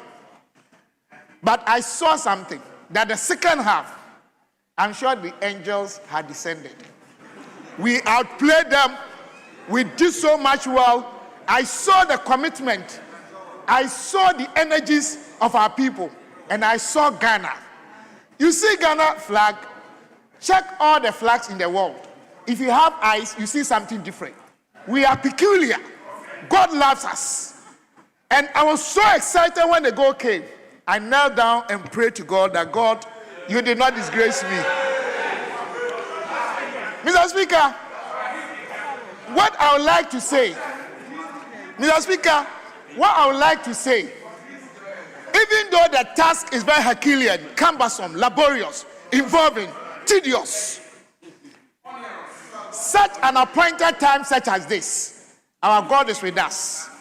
I believe that if you all have one spirit, if you all begin to believe with one accord and pray hard and have faith and work hard, God is God of impossibilities. Even those things that are impossible, he can do it. But I want to sign this caution. I beg all stakeholders, let us not be complacent. The management body, the referee, the boys, those who are praying, the entire state. Because if you read James 2:26, it talks about James 2:26. It talks about the fact that faith without works is dead. So let us not begin to be sluggish, indolent, and inactive, and begin to be too complacent to the extent that we don't get where we want to get to. I believe if it is in the goodwill of God, with prayer, hard work, and that oneness as a state, because football always unites us. And Ghana here, what has taken us far is our national cohesion. I am saying this because emotionally, I am with the Black Star, and I want each and everyone here to be also with the Black Star. This is about Ghana. This is about our country.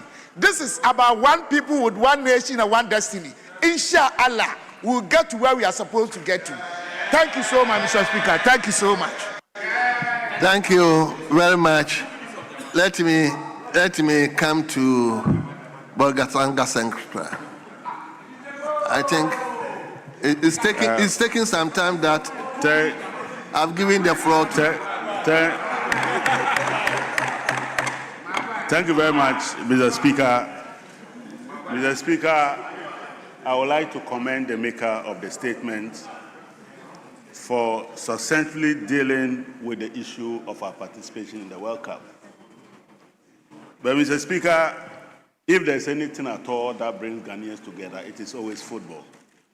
And listening to my colleague basically supporting the point that have been made by the maker of the statement gives me the hope that football can always lead the way to unite this country. Mr. Speaker, if you look at what happened last night, you come to no conclusion but to agree that Ghana has always been a slow starter in major international tournaments. Unfortunately, for those occasions when we have started very slow, all Ghanaians have been turned into mathematicians and calculating how we would fare based on the performances of other teams. But the good point is that this time we started slow, but we ended on a high, which gives us a good opportunity going into the subsequent matches, that if we're able to build on the rhythm that we saw towards the latter stage of the game, there's a likelihood that we'll go very far in this tournament. A lot of Ghanaians have been very apprehensive of Ghana's participation in this tournament because our preparations have not been very smooth. We kept losing a couple of matches ahead of the tournament, and if we were to use the tournament's preparation as a yardstick in determining where you end in this tournament, obviously a lot of Ghanaians didn't have much hope based on the performances that have occurred. But a critical observation that have been made is that across the world, Ghanaians are very proud of their country. Yeah. In fact, a number of things have happened in the last couple of months that have helped to soften and improve Ghanaians' own patriotism towards their country. Do not belittle what happened in the Zambia when our president was there and how it has affected the national psyche. Again, what happened in South Africa has wakened Ghanaians up and it has affected our psyche. For the first time in this tournament, we saw a football festival in its right senses, where a whole street in Canada was blocked by Ghanaians and people who didn't even know Ghana before joined in the drama that is accustomed to the people of Ghana. I will only want to caution that the win that we have had against Panama, for me, is going to be the least of our competition ahead of us. England will come well prepared, having studied the way we have played in the first match. Croatia would come with their proverbial robustness and tactical competence. But in our coach, we have an experienced coach that has served Alex Ferguson as the assistant manager in Manchester United for so many years. He has since grown to become one of the best in international football coaching, and we made a good decision to bring him at a time that we were facing turbulent times. Mr. Speaker, I do believe that once again, the Black Stars will make us very proud, and we would know that there is a new generation of players that are waiting to achieve stardom. Once again, I want to congratulate the team and to thank the government of Ghana and His Excellency, the President, our traditional leader, the Asantehene Rotumfo, who has been there to support and whip up the sentiments of our team. I hear the government chair is also there. And so our team does not lack motivation. What the vice president was there, I saw him celebrating when we scored. And clearly, our team doesn't lack motivation. They have been supported. They have been supported by the highest level of our country to do well in this tournament. But I also would like to commend the work that has been done by our ambassador, Asamoah. He is celebrated all over the world, and he has shown that after retiring from football,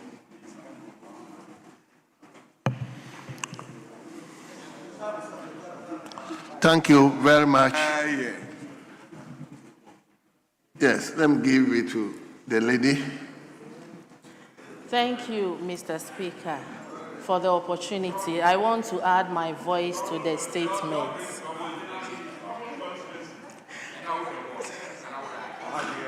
Mr. Speaker, first of all, I want to congratulate the Ghana Black Star.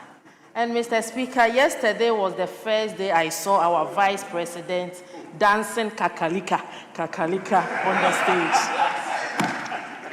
Mr. Speaker, Ghana Black Star will say, yeah. Black Star, oh, yeah. Black Star, oh, say, yeah. Thank you, Mr. Speaker. Thank you. You see,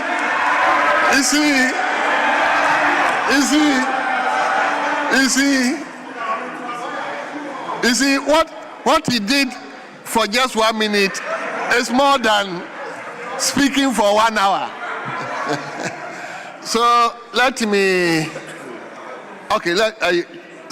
deal with my mom first. Thank you, Mr. Speaker, for the opportunity.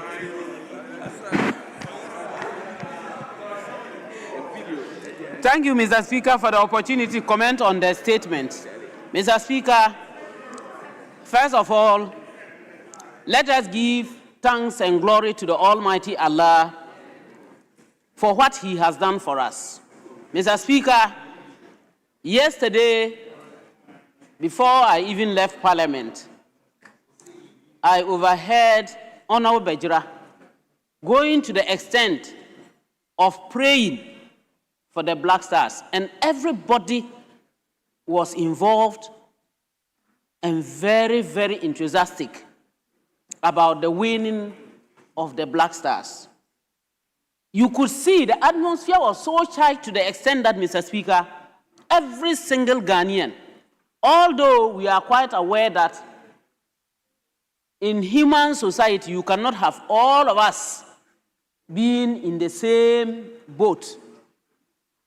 There might have been some people who were not interested or even didn't want to, but the Almighty Allah said that even if it is a minute for the game to end, and we all have borne testimony to the fact that the last minutes when nobody believed that it will work for Ghana, the Almighty Allah showed us His power. Mr. Speaker, we need to continue to be united to understand the fact that the win of the Black Star is a win for Ghana. Nobody, and I cannot tell who is an NDC, an MPP, a PNC, a CPP, or whatsoever. I only know that it is a football team meant for Ghana, wearing our colors, ready to die for us. And so we must all pray fervently for them. Mr. Speaker, I wish to congratulate our Vice President, our President, all Ghanaians, the leaders, the organizers, Parliament especially. Yesterday you could see everybody dancing and singing, hoping and praying. And the Almighty Allah answered our prayers. I want to congratulate all of us and to say that let us continue praying. Let us stop the blame game. There's no need. I refused, Mr. Speaker, to watch the game because I was so frightened. I didn't have the heart at all. Mr. Speaker, I started having this problem when Otto Pfister was the coach. When Otto Pfister disappointed us, I became sick for 2 weeks. I almost died. Then came the almighty loss, and I'm saying this with no any reservations or any insults. When we had the issues of Asamoah Gyan missing the penalty, then, Mr. Speaker, the insults that the mother got, I just looked and I said, what?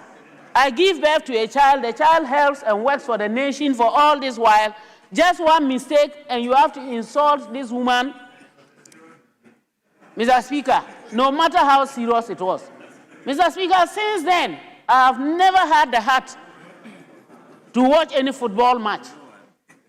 Mr. Speaker, let us continue to get united. Let us understand and let us put into prayer and let's urge on. Let us continue to give them that morale boost to make them play better.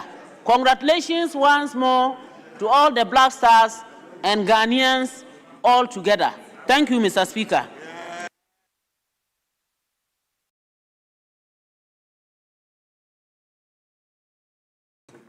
Thank you, Right Honorable Speaker. I rise to join my colleagues to congratulate the Ghana Black Stars and to commend the maker of the statement for celebrating the feats of the Black Stars. Indeed, the performance yesterday and the results, the sweet victory we got is testament to the fact that if a nation unites behind a team and a purpose and puts political colors behind, we will definitely achieve our goal.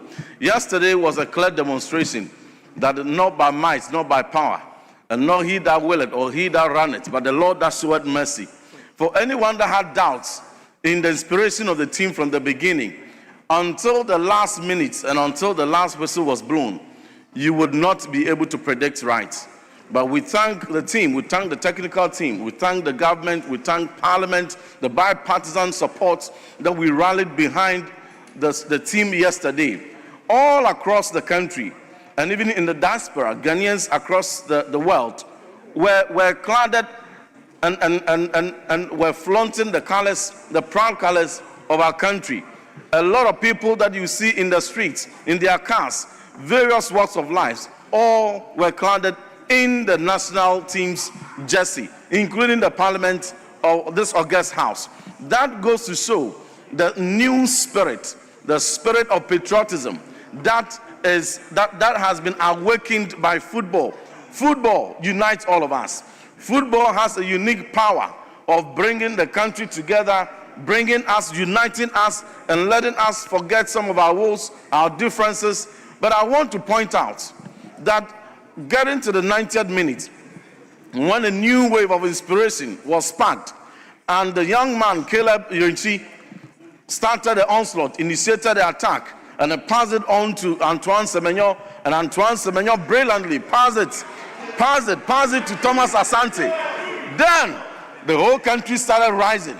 Hope had been restored because, and then just when brilliantly Thomas Asante passed it on to the young man Caleb, who initiated the attack and finished it completely, brilliantly, all of us were thrown into a state of ecstasy. Midnight, and the whole country was vibrating with joy, with excitement, because the victory we won yesterday was our clear chance of qualifying for the next round. If we had lost that game, we would have, our dreams would have ended. But we also don't take for granted the teamwork. And people who thought that our team today may not be as inspiring and started as the team 20 years ago when we made our first appearance at the World Cup stage in Germany, will now be revising their notes. Because a team like Croatia, with all their FIFA rankings and all the big teams that their players are engaged in, are struggling even to earn a point. They lost 4-2. We have the African champion, with the greatest of respect to Senegal, but they failed to secure even a point. They lost. But Ghana has made Africa proud. Black Stars have made Ghanaians proud. And therefore, we all must proudly take portions in this joy. And this must remind us that in much the same way, if we would tone down on the political differences that continually destroy this country, but will unite the political class all the way to the grassroots and unite everybody together, we will be able to go somewhere very far. Yes, last night, when I joined the youth and the community at Ankwaso, where all the are saying about 20 communities are joining Ankwaso, Dama, Inyeresi, are saying crying in Swayem, Chichire, all of them together. We forgot who was MPP or NDC. That did not matter to us. We forgot who was Muslim or Christian. That did not matter to us. All of us were united and fixated and focused on victory for Ghana. That spirit should not end when the World Cup season ends.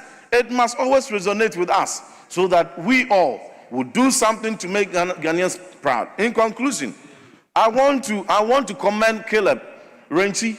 Just 2019, a few years ago, he was a proud winner of the Ministry of Education's robotics competition.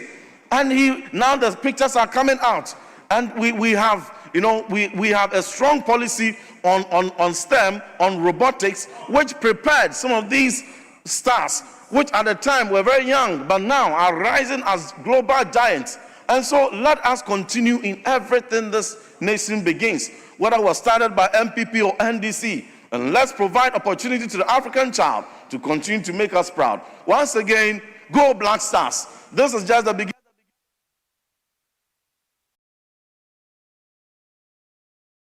Thank you very much, Honorable Reverend Timfojo. So let me come to Honorable Sam George. Thank you very much, Right Honorable Speaker. Right Honorable Speaker, yesterday or last night or the early hours of this morning were a fantastic time for all of us. The love is indeed back. The spirit of our nation is restored.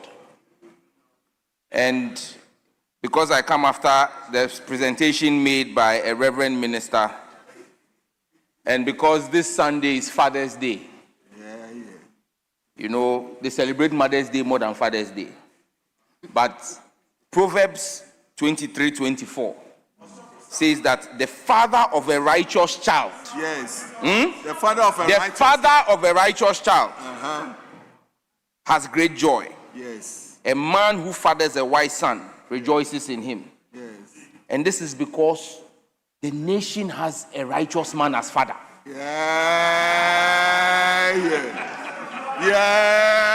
And yesterday, as father of the nation, he did a simple post. Pray for the flag. Go Black Stars. Those were the blessings of a father. And all of us sitting here know what it means when your father blesses you. The blessings of a father are very important. And yesterday, as Ghanaians, irrespective of who we were able to celebrate as a nation. In fact, yesterday, I dare say there was no crime. Because everybody who was supposed to be a criminal was watching the game and was celebrating. And Mr. Speaker, it gives us great confidence to know that as a nation, we can rally around one cause as a people. But Mr. Speaker, let me single out not the playing body, and that is not to belittle the effort of the players. But Mr. Speaker, yesterday was a clear example that what Ghana has lacked in the past few years has been tactical knowledge on our bench. You watch the first half of that game, Mr. Speaker, and the Black Stars seem to be on the ropes. The second half showed the competence of Carlos Queiroz, our coach. The changes he made, the effect it had on the game, that is something that we have lacked. And I'm happy to see that today we have a coach who can change the game mid-game with his tactical formation. And you know, Mr. Speaker, that is something that we saw President Mahama do in the last election, the tactical formation that he changed. But Mr. Speaker, We are excited. And you were mesmerized. We are excited that the way John Mahama mesmerized our friends in the MPP, Carlos Queiroz mesmerized the Panama people. But Mr. Speaker, you know, Ghana loves the big boys. Yes. We love, when we faced Czech Republic, they were number 2 in the world. Yes. When we faced US, they were number 5 in the world, and we made them small. Yes. And so tell England that we are coming. As we say in Ghana parlance, Wombae, we are coming. And so let us tell them, we yeah, Black Stars beba, we yeah, Black Stars beba, we yeah, Black Stars beba, We yeah, Black Stars beba. yeah, we yeah.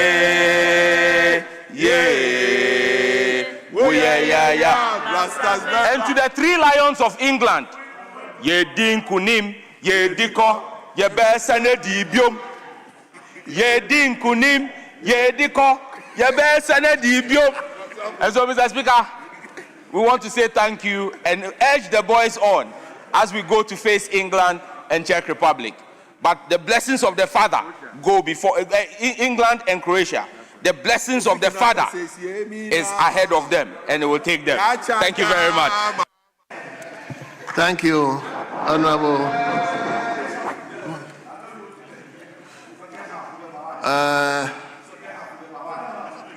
You have spoken today. Okay, Mumini, Saraganov. Thank you, Mr. Speaker.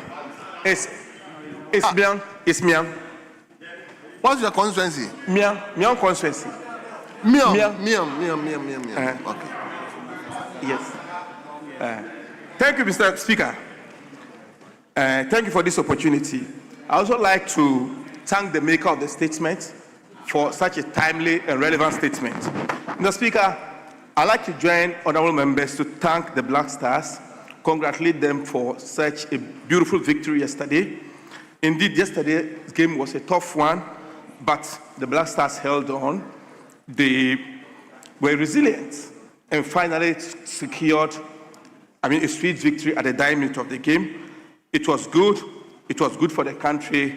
And then again, Mr. Speaker, like the maker of the statement alluded to, the games ahead are not going to be easy. We have England and we have Croatia. But I know with teamwork, with the same resilience, and then again with commitment, we are going to sail through. England, I know, at least for the game they played yesterday, they are also endowed with at least beautiful talents. But I know Ghana will sail through. Other African countries have done it. We saw the likes of Egypt, held Belgium, almighty Belgium, to a draw game. We saw what Morocco also did against Brazil. So, inshallah, with the confidence we got through yesterday's game, we are going to hold on to the same resiliency, beat England in the next game, follow through to beat Croatia. So I'd like to again thank the Black Stars for a sweet victory, and we pray that inshallah in our next game we are going to win again and make Mother Ghana proud. Thank you so much. Thank you so much.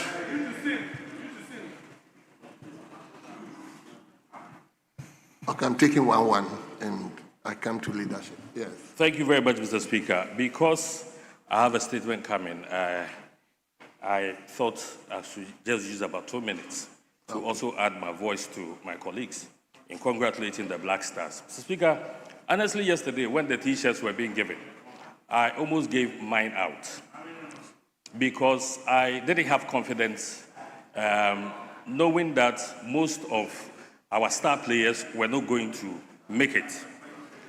But the 90 minutes play, Mr. Speaker, taught me a lot of lessons. In fact, the first 45 minutes, it went as if it was just a community small pool game.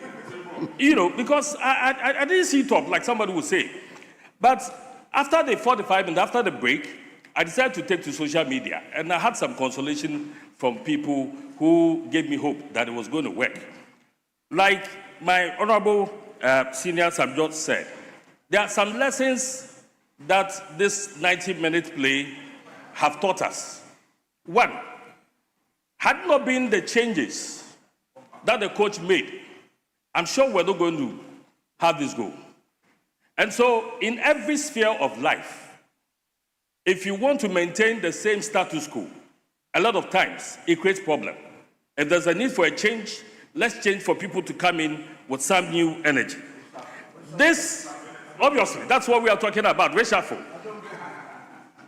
Mr. Speaker, the 90-minute play also taught us about teamwork.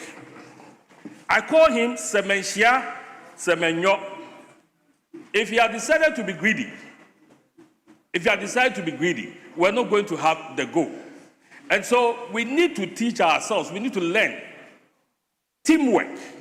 It is not always that people have to think about scoring the goal and make the name for yourself. If you create it, if you assist. For me, I just learned of the name of the scorer this morning. But for the play of Semenyo, his name is stuck in my mind. So a lot of times, those who contribute to people's success must also be applauded.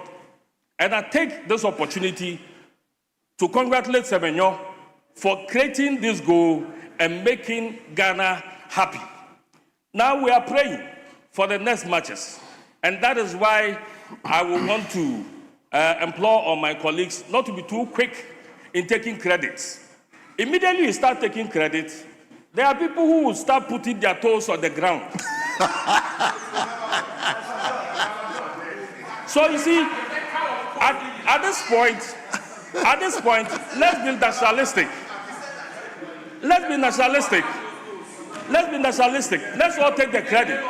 After we have finished, you can decide to take the credit. But for now, don't let me mention anybody's name. Let's give the credit to the players. They are on the field.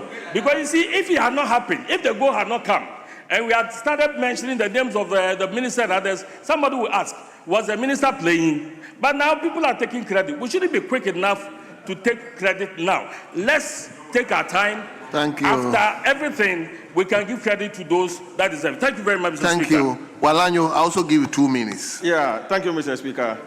Let me join my colleagues to commend the maker of the statements and the entire technical team and the players for a human job they did yesterday.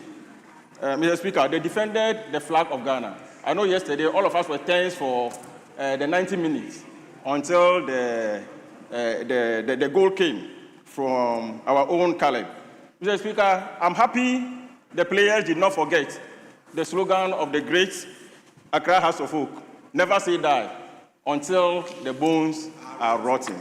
That's why they did what they did yesterday. Mr. Speaker, yesterday the nation was not just united. Families were united. Communities were united.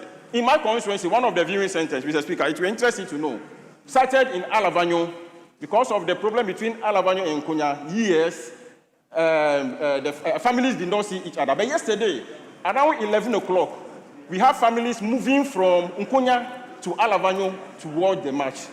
Mr. Speaker, another incident happened in one of the viewing centers. A man who divorced his wife for 4 years hugged the wife at the viewing center. And this morning, Mr. Speaker, we were told that the woman was found sweeping the former husband. This is what yesterday's match has done to our country. Mr. Speaker, to conclude, in Numbers chapter 13, when Moses sent the 12 spies to go and survey the promised land. Numbers chapter 13. Mr. Speaker, this was what happened. He said 10 of the spies came back, feared, and reported that the city that they went to survey is made up of giants, people that they are afraid of. 10 of the spies. But 2 of them, that's Caleb.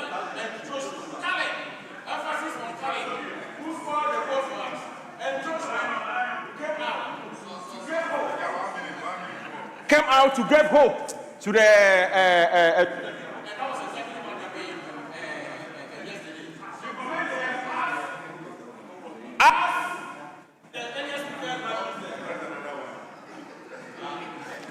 Thank you. Thank you, Honorable Walanyo. Let him now come to Honorable Jerry, who's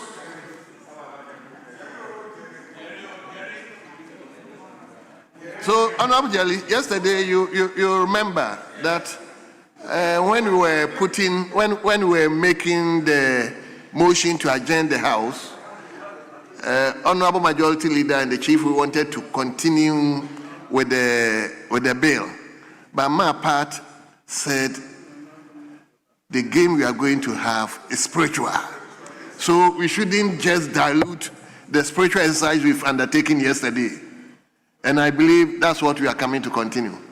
So let's hear you. Mr. Speaker, I thank the maker of the statement for bringing to the fore the game that was played yesterday by the Black Stars. Mr. Speaker, I indicated yesterday that football has become the rallying point for Ghanaians. It brings us together irrespective of which party you belong to. Save that there are people who do not want to depart from that. They still want to use football for politics. Mr. Speaker, it is still my prayer that what I said yesterday, the Ghanaian people would know that it is key that people have their hearts invested in the game of football anytime Black Stars are playing.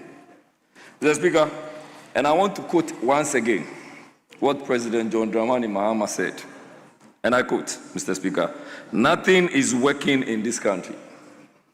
Everything has gone haywire, and it has even affected the Black Stars.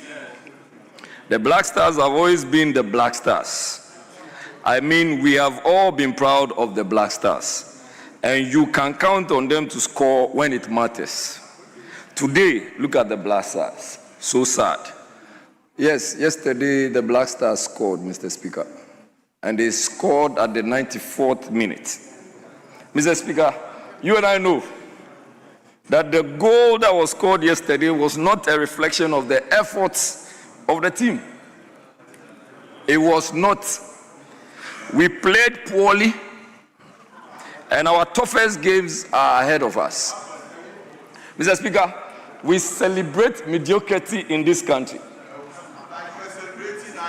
Mr. Speaker, we need to stop the celebration of mediocrity. When people are not playing well, we must be bold enough to tell them they are not playing well.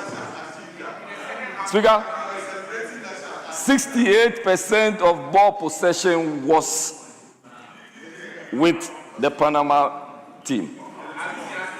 32% was credited to the Ghana team. Mr. Speaker, the first half was practically played in our 18. Mr. Speaker, to the extent our goalkeeper, Atazigi, got injured and had to be taken out. Thank you very much. Atizigi, thank you very much, Minister of Communications. And our goalkeeper, Atizigi, got injured. I'm used to the Kolegono goalkeeper. Yes, I play football with him. I'm not sure of Atizigi. That the president promised that 99.9% of the team was going to be made of local blasters. I can show you as part of the videos. I have it here. Mr. Speaker, if he is doubting me, he's the Minister of Communications. You can see. Yes. Oh, Speaker, if you grant me the permission, I can share the video. And it can be played on the screen. That the president said that you need the Black Stars to be formed from the local team. And that, well, if you are talking about a percentage, please, when you were talking, I didn't. You can challenge it when you have, if you have you can come under point of information or elucidation and challenge that. Mr. Speaker, we need to, as Ghanaians, stop being mediocre. We need to be frontal with issues. You and I know, and I do not know if you actually watched the game, but we did not play well. And against the backdrop that the president has said that even when you have leadership that is failing, and that can be a basis for a whole country to fail because Blaster is not playing well, we should learn to depart from politics when it has to do with football. And it is an observation, it is a warning, it is an advice to all of us that let us get people to rally behind the Black Stars because it is our team. It is not for a particular political party.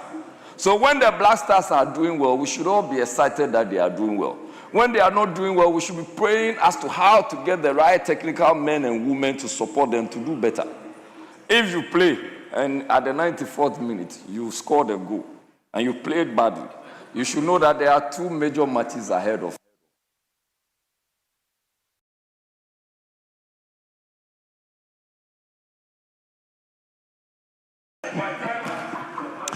Thank you very much. No.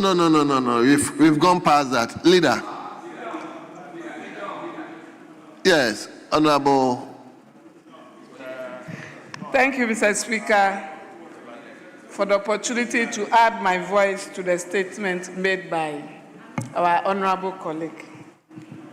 Mr. Speaker, when it comes to football, football unites us, football brings joy, and football projects our nation.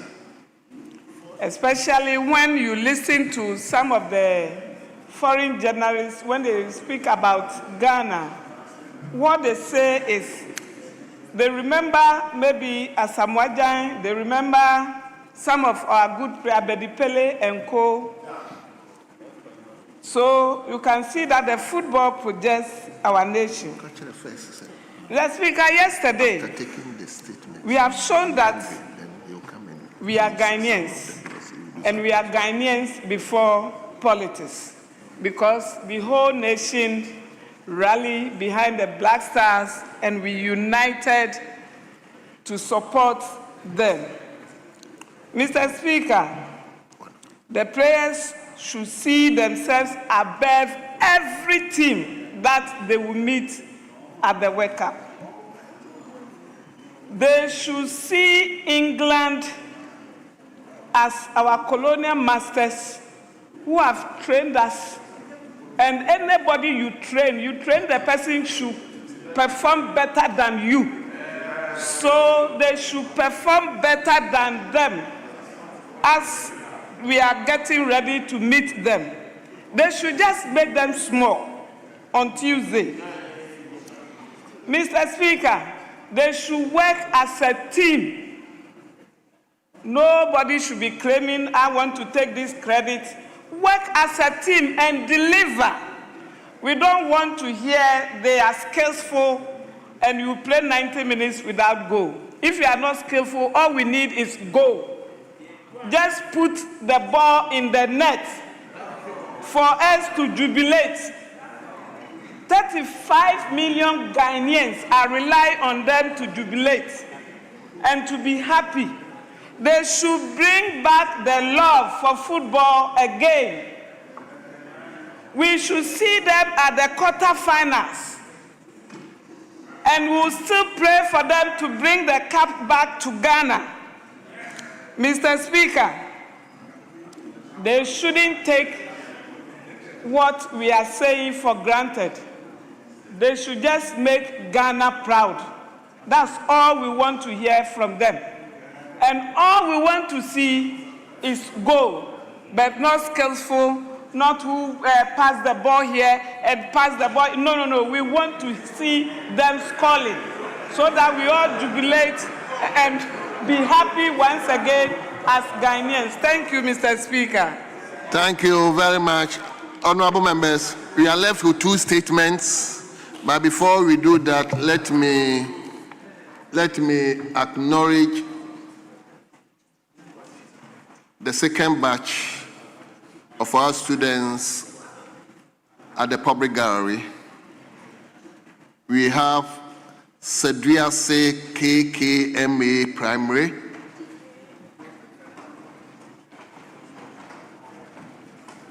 We are here being led by Osei-Mensah, who is the assistant headmaster, and the school is located in the Pond Katamanso constituency. Their number is 65. And the second group is UHAS Basic School. UHAS Basic School. They are also here being led by Godfred Azima, who is the head of department, and the school is located in the whole constituency.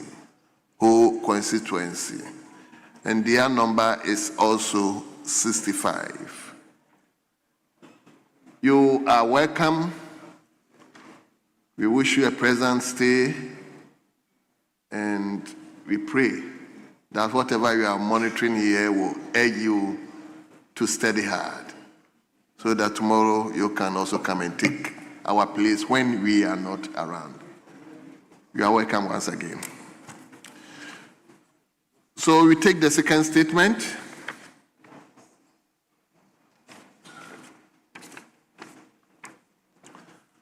And the second statement is on sickle cell, and is from a member for Akemoda constituency.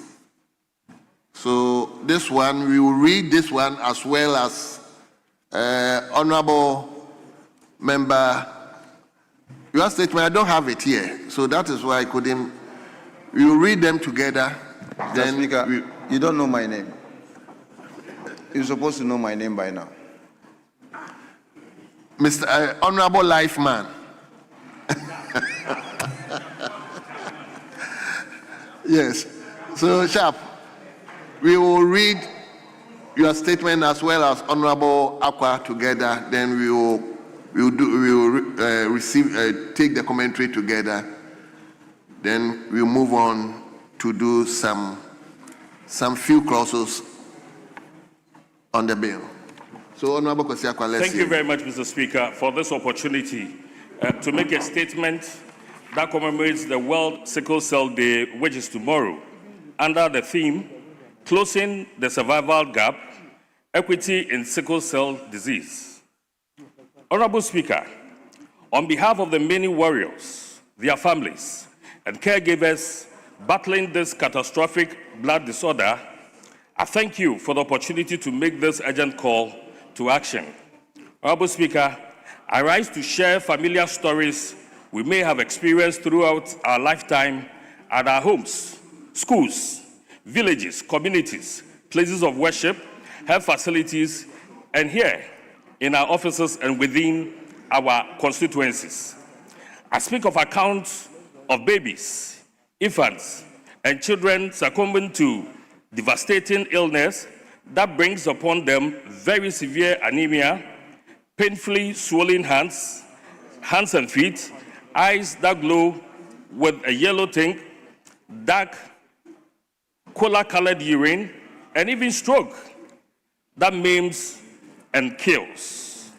And then there are narratives that were remembered among the young and old about those who escaped these premature deaths.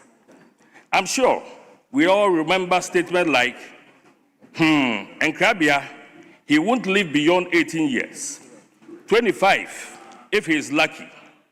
Unfortunately, too many people continue to be stigmatized and judged because of this disease. Indeed, honorable members, sickle cell disease, or SCD, is a catastrophic genetic blood disorder that kills, maims, and impoverishes affected individuals and families. Honorable Speaker, about 8 million Ghanaians are carriers of an abnormal hemoglobin gene called the sickle cell gene. Here on the floor of Parliament, every fourth person may be a carrier, with the potential of passing the gene on to our unborn children. In Ghana, about 2 out of 100 newborns have sickle cell disease. The sickle cell disease gene is common in Ghana, where the malaria parasite also thrives. Across all Ghanaian dialects, there's a local name for this devastating blood disorder that is notorious for causing excruciating physical, mental, and even financial pain. Mr. Speaker, for example, the Ghanaians refer to it as Nyunyui in Fanti, Nududui in Ewe, and then Ahututio in Chi. We know this disease very well, yet global and international efforts to manage it, let alone eliminate it, are not commensurate with the devastation it causes. Mr. Speaker, over the past century, there have been fewer than 5 disease-modifying therapies for this catastrophic blood disorder, which can be efficiently managed through early detection, through newborn screening, that is popularly known as MBS. MBS is a life-saving intervention that is not universally accessible in countries in the global south with the highest burden of the disease, including Ghana. Sub-Saharan Africa accounts for nearly 80% of global cases. In 2021, there were 515,000 new births and an estimated 7.74 million people living with the sickle cell disease globally. The most vulnerable population is African children under 5 years, in whom 50 to 90% of sickle cell disease-related deaths occur, sometimes with children dying undiagnosed. The rising global burden of sickle cell disease underscores the urgent need for action through sustainable local, national, and international collaborative partnerships that strengthen health systems and respond to the acute and chronic physical and mental well-being of all SCD warriors and their families. We have the tools now to diagnose and detect early any acute and chronic debilitating physical and mental complications of SCD. We have a better understanding of how to manage better and now cure this chronic non-NCD with safe blood transfusion and cost-effective disease-modifying treatments such as hydroxyurea. However, we are running out of time and need to expedite efforts to achieve the SDGs by 2030. The Speaker, sickle cell disease remains a significant driver of health inequalities and an obstacle to achieving the SDGs. All local and transformational efforts to address the global sickle cell disease burden, which primarily affects low-income, vulnerable population, may help us move closer to achieving the SDGs. This demands sustainable, collaborative, local, and international partnership through interdisciplinary, holistic, preventive, rehabilitative, and restorative and mental health measures across continents. Eventually, health system strengthening and sustainable funding are needed to mitigate the social, economic, and political determinants that threaten to widen the existing inequalities. The recent announcement made during the 80th session of the United Nations General Assembly were reassuring, emphasizing the urgent need for sustainable collaborative actions to bridge the global SCD equity gaps.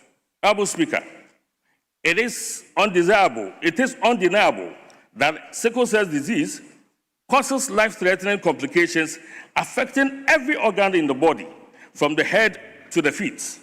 Typically, children and adults with sickle cell anemia experience excruciating bone pain, anemia, and infections. Fortunately, there are several proven interventions targeted at early diagnosis, which cost-effective tests that turn around accurate results within minutes, while there are cures, including bone marrow and gene therapies that are practically inaccessible in Ghana due to their cost and the logistics required to implement them. Mr. Speaker, the most impactful intervention at this time is the nationwide implementation of hydroxyurea theory for nearly all patients with sickle cell disease. Mr. Speaker, HU, as is popularly called, an old anti-cancer medicine, has been approved by the United States Food and Drug Administration since 1998 for the treatment of sickle cell disease in adults and subsequently in children aged 9 months and older. Several sub-Saharan African studies have also shown that these interventions are feasible, safe, and cost-effective in reducing typical bone pain, recurrent hospitalizations, the need for blood transfusions, and acute chest episodes. Therefore, the consistent benefits of one daily oral HU have been demonstrated across the lifespan in the global north and south. A public-private partnership between the Ghana government and Novartis in Ghana that happened in 2018 successfully piloted HU therapy for sickle cell disease across 21 districts, regional and teaching hospitals under the Ahojo program.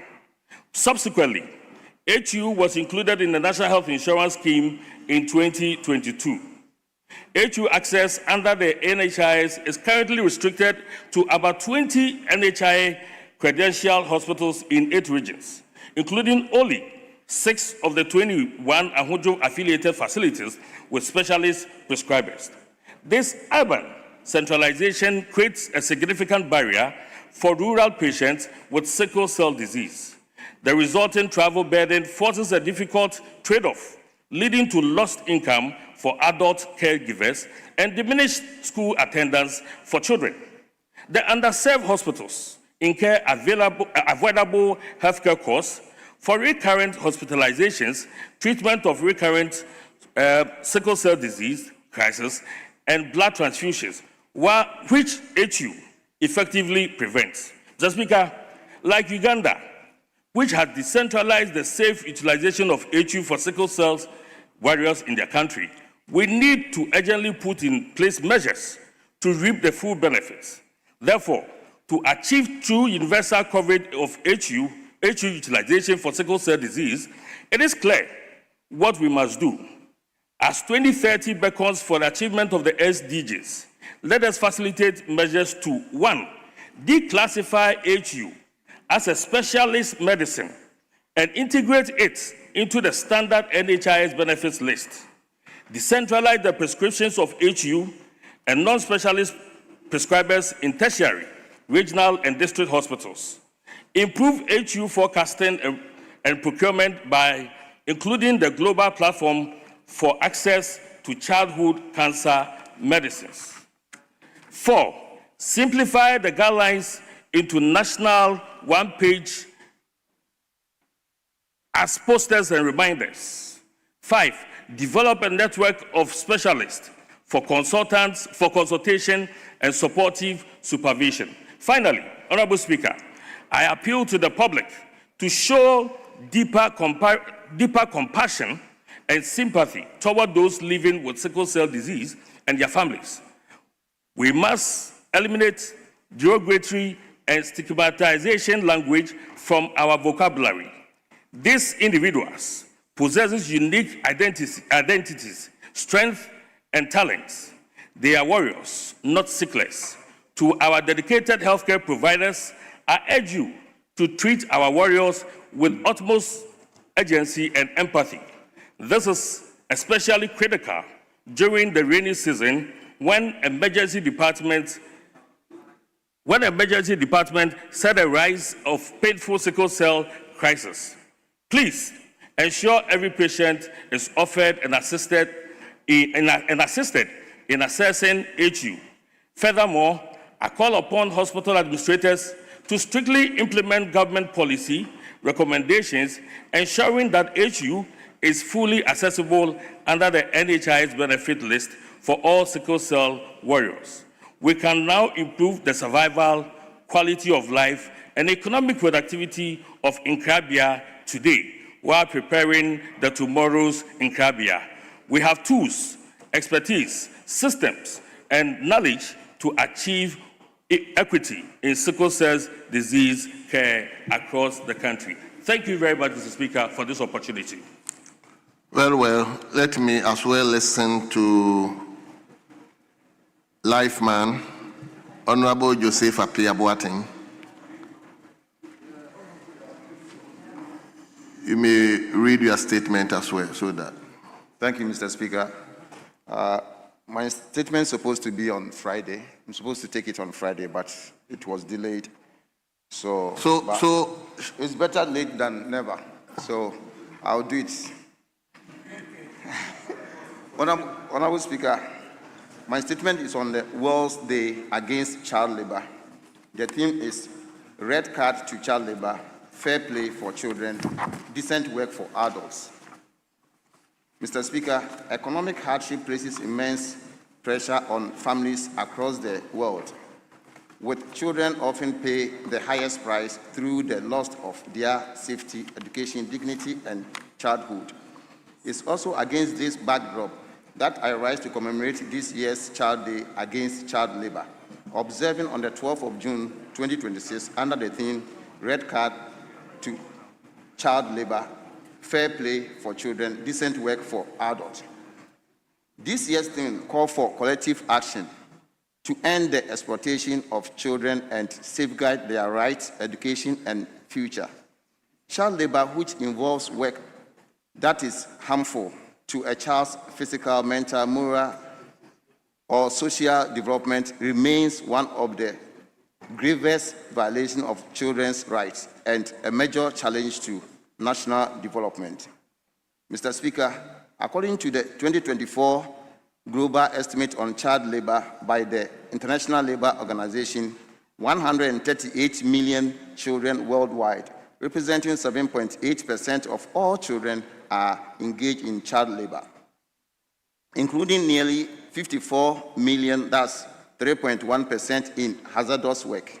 In sub-Saharan Africa, child labor prevalence remains high at 21.5%, and despite recent progress, rapid population growth has kept the total number of affected children largely unchanged over the past 4 years.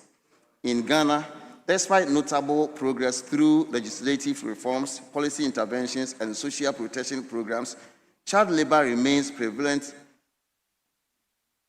in sectors such as agriculture, fishing, mining, street hawking, and domestic work. According to the International Labour Organization findings from the 2017-2018 Multiple Indicator Cluster Survey revealed that approximately 2.5 million Ghanaian children, representing 28% of those aged 5 to 17, were engaged in child labor. These figures underscore the reality that many children continue to have their education, safety, dignity, and future opportunity compromised by poverty and economic hardship. Mr. Speaker, child labor in Ghana manifests in various forms, including trafficking, forced labor, and commercial sexual exploitation, hazardous work in sectors such as mining, fishing, quarrying, and agriculture, and exploitative labor through street hawking, domestic work, and other informal activities. Recent cases from the Volta Lake and Galamsey communities continue to highlight the vulnerability of children to dangerous and exploitative working conditions, whilst the growing presence of children, including disabled and internally displaced children, on the streets, underscore the socioeconomic pressure facing many households and the need for stronger child protection institutions. Mr. Speaker, Ghana has demonstrated its commitment to eliminating child labor through the enactment of key legislations, including Children Act 1998, Act 560, the Labor Act 2003, Act 651, and the Human Trafficking Act 2005, Act 694, as well as the adoption of major international and regional instruments such as ILO World Form of Child Labor Convention number 182, and the commitments have been reinforced through initiatives such as the National Platform of Action for Eliminating Human Trafficking, the National Child Labor Strategic Framework, child labor-free zones, cocoa board sector partnership, the Ghana Child Labor Monitoring System, and social protection programs such as FCUBE and LEAP aim at preventing child labor and supporting vulnerable children and families. Mr. Speaker, despite this effort, significant challenges continue to undermine progress in the fight against child labor, poverty, unemployment, rising living costs, limited educational opportunity, family instability, weak social protection system, harmful social norms, and enforcement gap continue to place children at risk. For many vulnerable families, child labor remains a means of survival rather than a choice. Consequently, countless children are denied their right to education, exposed to dangerous and exploitative work, and robbed of their opportunity to reach their full potentials. These challenges are further compounded by inadequate resources for child protection institutions, limited rehabilitation facilities, and persistent data gaps. If left unaddressed, they will continue to perpetuate a cycle of poverty and vulnerability from one generation to the next. Mr. Speaker, child labor is therefore not merely a legal issue, but a reflection of broader socioeconomic inequalities. If we are to eliminate it, we must address its root causes through targeted social intervention, quality education, youth employment opportunities, and stronger protection for vulnerable families. As members of Parliament, we must strengthen oversight of child protection institutions, support community sensitization efforts, increase investment in education, social welfare, and rehabilitation services, and improve data collection to ensure well-informed, evidence-based, and targeted policy interventions. In conclusion, Mr. Speaker, every child deserves the opportunity to learn in a classroom rather than labor in hazardous conditions. Every child deserves protection, dignity, and freedom to dream and achieve their full potential. I therefore call on this August House, relevant state institutions, civil society organizations, traditional authorities, parents, and all citizens to renew our collective commitment towards ending child labor in all its forms and building a Ghana where every child is safe, educated, and empowered. Mr. Speaker, I thank you for the opportunity. Thank you very much. Honorable members, I'm taking just one comment from here, another one from here. It's either on the first statement, which is on sickle cell, or on the child labor. 1-1. 1-1. We are done. Yes. Millicent.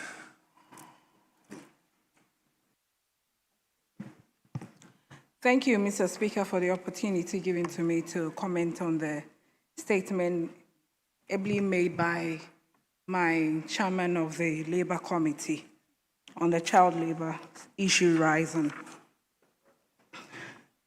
Mr. Speaker, according to the statement, the 2024 global estimate on child labor by the International Labour Organization indicates 138 million children worldwide, which represents 7.8% of all children who are engaged in child labor. Mr. Speaker, it tells us it's very alarming and something that we have to really take much key attention to it so that we can eradicate this issue that is rising throughout the international community, which Ghana is also part of it.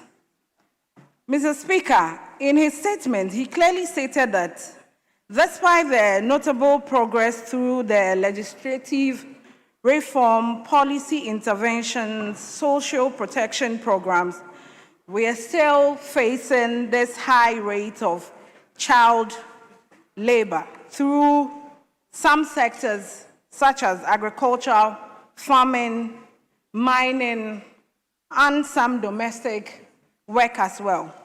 one thing we should be asking ourselves is, what is the root cause of this menace? And Mr. Speaker, I will clearly indicate and state that it's economic hardship. Poverty is one of the causes that gets kids or our children into this child labor, as well as the widespread, this financial hardship, and it's something we have to look at. Again, one of the causes can also be discrimination, that is unequal social guidance. So that is, Mr. Speaker, you would realize that some of our family members who feel that they are in so much hardship will now take their children to stay with other parents, and by the time you realize some discrimination among kids, they deny them also access to education and also get them into doing things that at their age they are not supposed to be engaging in. And so it's to us as stakeholders to make sure that I would appeal to the government to continue to enhance and encourage him in terms of the policy making. But Mr. Speaker, the maker of the statement clearly stated that there has been a huge demonstration in the commitment of eliminating the child labor through the enactment of the key legislation. But still, these menaces are still happening. And so I would ask my colleagues that let us be practical about this work. Practical in solving child labor. That is, wherever these institutions are, we have our leaders, either appointees or some leaders that we can collaborate and engage with. So where do you find kids working in agriculture? It is in our constituencies. And we have assembly that takes care and assists in the constituencies. So we get the agric director in charge there who have its own, directors that will be going around, or officers, agric officers that will be going around. They should make sure that when they find kids or a child under age between the age of 5 to 17 years, they should report and get them to put a stop to that act. Again, when we find or we talk about mining sectors, we still have our local leaders over there, teachers as well. So, Mr. Speaker, I would say that much also depends on us as parents and leaders. We brought the case on this earth, and we should take it up. It is not about the book. It's about the practical work. We have to make sure we put in measures, and also the security agencies that have to put justice into place should do that. And I believe that with that, we will find a better way in solving.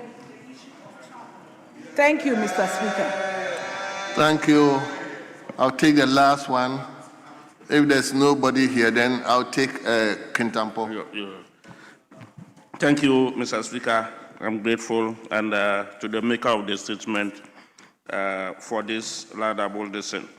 Mr. Speaker, I have been attending programs a lot, human rights programs, educational programs, and what have you. And annually we are talking of child labor, child labor, child labor. Mr. Speaker, I beg to differ today a bit. Can we begin to relook at the causes of child labor well as a nation and beyond? I take myself, for example, Mr. Speaker. I was very young when my mother and my father had separation. I was moved to my senior father at a community called Asantequa in the Kintampo North Municipality. My senior father was a young farmer. He never forced me to start using the hoe. But at a point, I was gingered up on my own to tell them that I wanted to farm. And he permitted it at a point. Mr. Speaker, the end result about this is that At my secondary school, during economic recovery program, my father was affected. I didn't have money to continue. But because I knew how to use the hole already, I used to tell our assistant headmaster, who used to farm, that anytime he plowed, his 2 acres farm, he should never give it to Bade people. And Mr. Speaker, to put it on record, I used to be able to farm 1 acre every 3 days to claim the money to support myself in education. The speaker himself, the Speaker of Parliament, one day he told me, he said, look, they used to move from Upper West through to Kentampo to other places to do what they call John in Dagari. That's they go to collect by day. Honorable Chiwite is just seated there. That is how they all grew up in learning how to farm.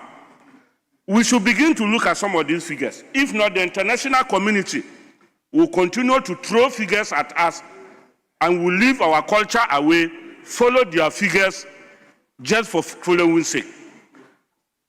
I joined the Ever people on the Bamboy River. I did what they call Gbadodo. I was a very young boy in primary school. We go in the night at the river and do what we call haro. That's how I can speak Ever. At that point, if somebody saw me, the fellow would say I was doing child labor. But indeed, that wasn't child labor. I used to do it the next day, get money for school. And today, I am blessed to be here. For me, I'm beginning to think that we do statements, yes, that is the right thing to do, but we should begin to look at these statements and the figures that the international community and NGOs are championing for us. My last one, Mr. Speaker. I was at a human rights program. They came out with a woman, a pregnant woman, with a child going to the farm. The mother was carrying firewood, and the child was holding the cutlass. For all you know, in that community, the senior brothers who can walk some 2 kilometers to the nearest education facility, they were in school. Should the woman leave the small child in the house alone without walking with her to the farm until he gets to the stage where he can also follow the brothers? Lack of educational facility. So if an NGO come to this community and see this and come and tell me that and write that fellow's name, that the fellow is child labor, the every man send the child to the river to know how to fish so that in future he can survive on his own, then we say it's child labor.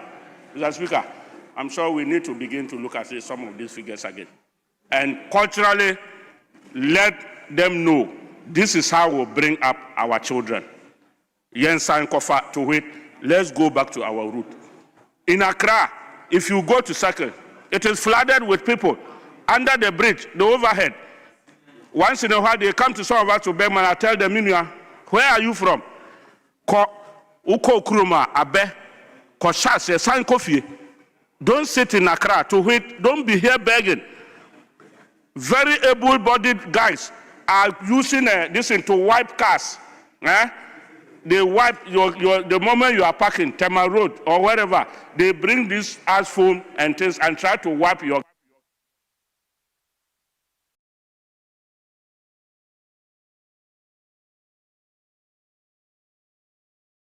Thank you very much, Honourable Member for Kintampo, for taking another angle of the discussion.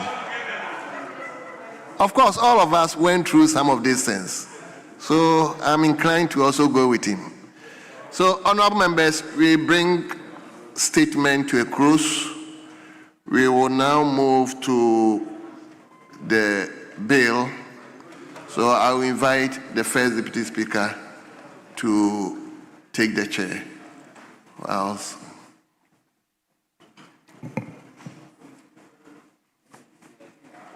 anyway, let's move on. So whilst he gets ready.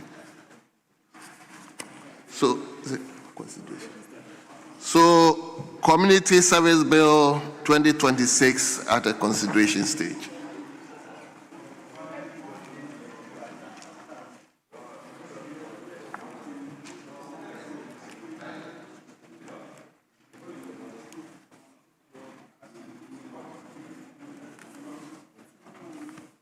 39.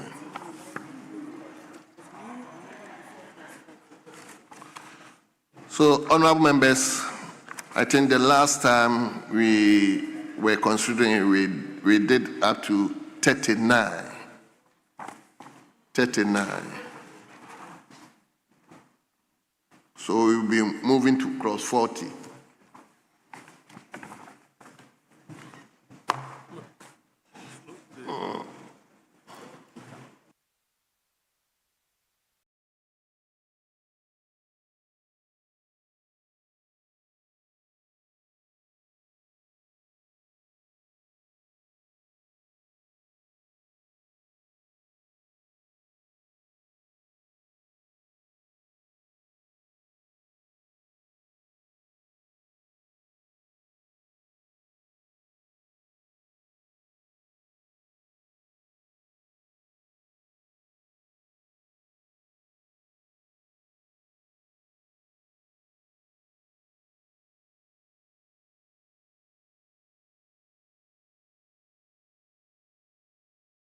Honourable members, Community Service Bill at consideration stage, starting from page 14.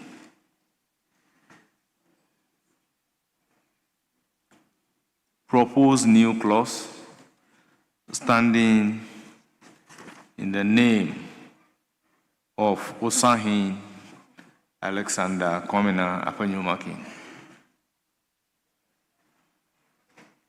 Yes, Honorable Jerry Ahmed.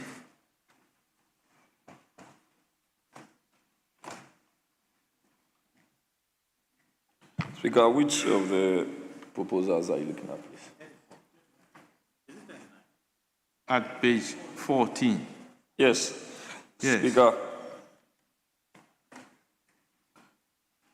I move on behalf of the Osei-Mensah Alexander Komina Afenyo-Markin, clause 1, after clause 39, the amendment proposed is as follows. After clause 39, add the following new clause. 1.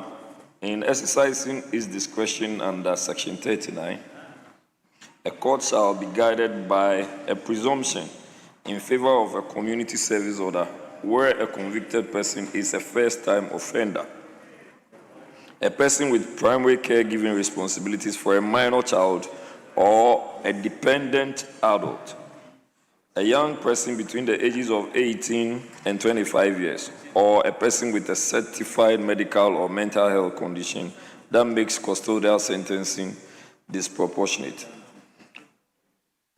Speaker, 2, where a court decides not to make a community service order in respect of a person falling within subsection 1, the court shall state its reasons on the record. I so move. Thank you. Yes, before giving the floor to the chairman of the committee, I would want to say that when the amendments are exceeding certain number of lines, you just indicate as captured by page so and so of the order paper. Speaker, I'm very well guided. So, yes. as captured by page 14. Yes, that's the proposed amendment, and it is for the consideration of the House. Yes, chairman of the committee. Yeah, when it exceeds 4 lines. Mr. Speaker, I am opposed to the proposed amendment which stands in the name of the minority leader. Mr. Speaker, if you read clause 43 and even clause 44 of the bill, Mr. Speaker, would find that everything, all the, matters raised in the proposed amendment have been well dealt with. So, for instance, you take the third line of the proposed amendment, which talks about a convicted person is a first-time offender, a person with primary caregiving responsibilities, and then it goes on and talks about a person with a certified medical or mental health condition. Mr. Speaker, you find all these things captured in 43, 1, A, I.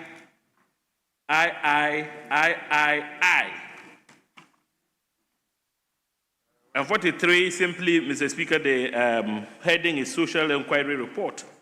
It reads as follows: where a court determines that the community service order should be made under Section 45, the court shall, before making the order, direct, Mr. Speaker, with amended probation officer, so community service officer, to conduct a social inquiry into I, circumstances of the case, II, character and antecedents of the convicted person. So what the circumstances of the case and the character and antecedents of the convicted person would include issues to do with whether or not the convicted person is a first-time offender, is a primary health care giver, and so on and so forth. The comprehensive social inquiry report would usually cover all those things outlined in the proposed amendment. As for the II, it actually talks about health status of the person. Mr. Speaker will find that the amendment seeks to say, or a person with a certified medical or mental health condition. This comes under III. So, Mr. Speaker, if you read the bill as a whole, you find that this proposed amendment is unnecessary. And therefore, I would urge that the said amendment be abandoned forthwith. Yes, Honorable Tim Fojo. Thank you, Right Honorable Speaker. The proposed amendment is very, very important to stay because it provides clarity, specific circumstances, which Section 43 or Clause 43A and B do not sufficiently provide for. Because Clause 43A only talks about the circumstances of the case, the character, antecedents of the convicted person, the health status of the person. But this amendment goes to detail the specifics. Yes, we are leaving the discretion of community sentencing at the discretion of the judge. But it is important that we also provide the specific circumstances which must guide the judge presiding. And here clearly, in exercising its discretion, under 39, a court shall be guided by a presumption in favor of a community service order where a convicted person, 1, specifically a first-time offender, 2, a person with primary caregiving responsibilities, 4, a minor child or a dependent adult or a young person between the ages of 18 and 25 years or a person with a certified medical or mental health condition. So here the health condition has even further, there's a new dimension has been introduced, which is the mental health of the offender. So this is a more encompassing, more specific bill. That, Mr. Speaker, as we always take your popular guidance, that in crafting, you need to be as specific as possible on exactly what you are legislating. So in that principle, Mr. Speaker, I would urge the House to adopt the rendition. Yes, with proposed. All due respect, can we look at the rendition as against Clause 44 of the bill, which set out the conditions for making community service order? It specifically spelled out the condition based on which the court will grant a community service order.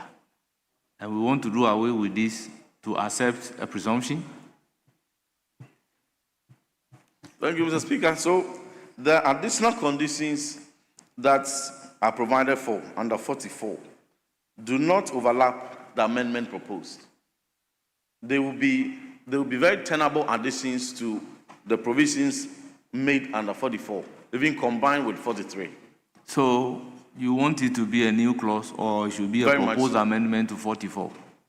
Because 44 is setting out the condition based on which the court will grant a community service by order. your guidance, we can add it to 44. So if clause 44 is setting a condition, and you have another clause, which is saying that it should be based on certain presumptions, when the conditions based on which you are going to act is clearly spelled out, you cannot make a law to say that it should be based on certain presumptions. Mr. Speaker, I agree. So the amendment can come under 44. Yes, Chairman of the committee. I feel there is no need. Mr. Speaker? Yes. In addition to the arguments I've already made in opposition to the amendment, I just want to draw your attention to, and I'm forward-looking, in clause 44, and when we get there, Mr. Speaker, we even have yet another proposed amendment. And that amendment seeks to, is at subclause 1, paragraph D. And what it says is that delete is a habitual convicted person and insert has a previous conviction. You see, so it adds more flesh to what is already captured under 43, where, for instance, the health status of the person must be taken into consideration. The character and antecedents of the convicted person must also be considered, as well as the circumstances of the case.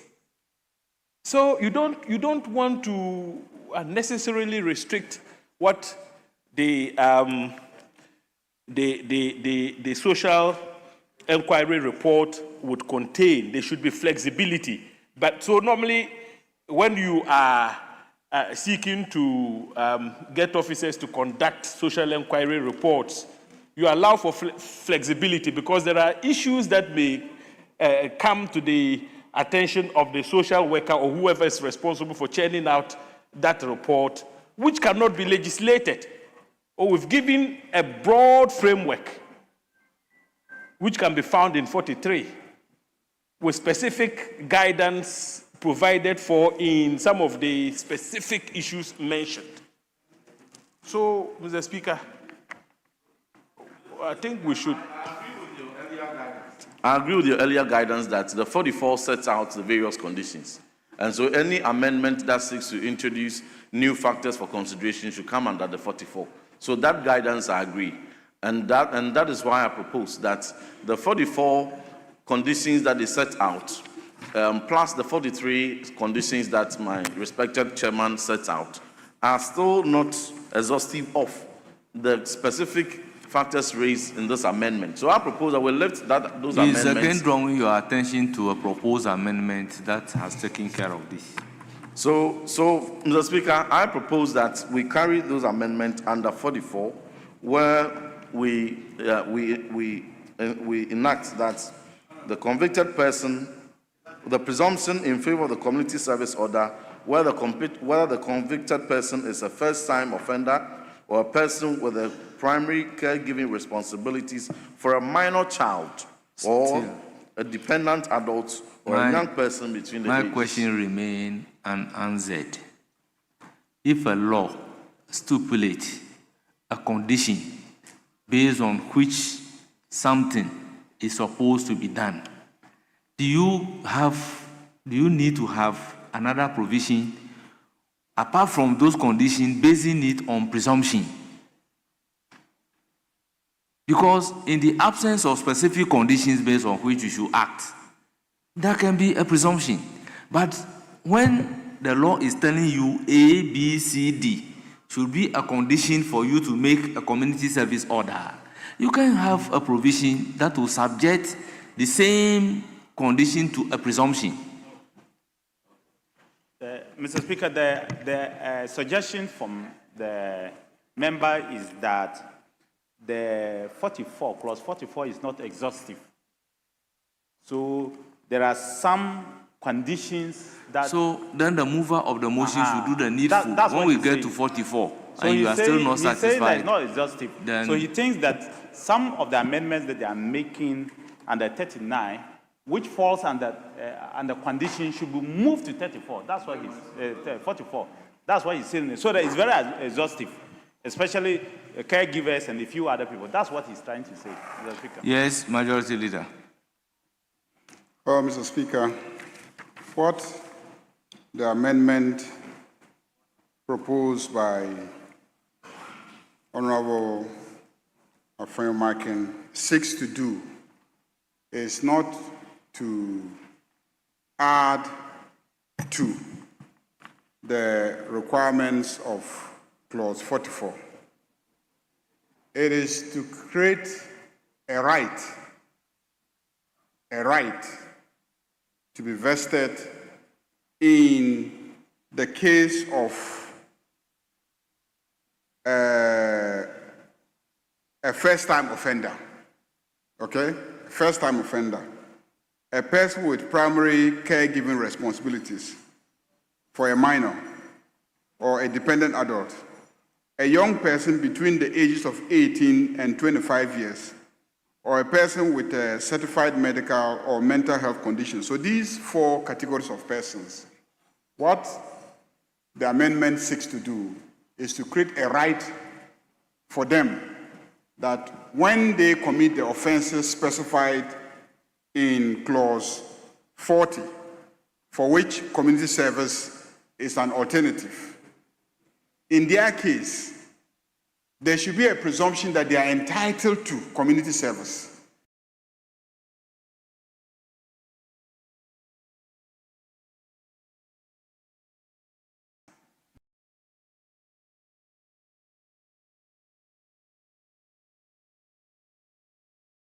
To do, okay?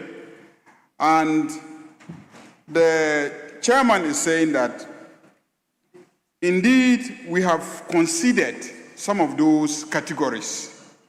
So if you go to Clause 44 and the amendments proposed by the committee itself, it clearly also adds in the category of 44 some consideration regarding, for instance, a nursing mother, some consideration regarding the principle of not separating a mother from a child, and I think another one that perhaps caters to the needs of health and other considerations. I think that the committee makes that recommendation in 44.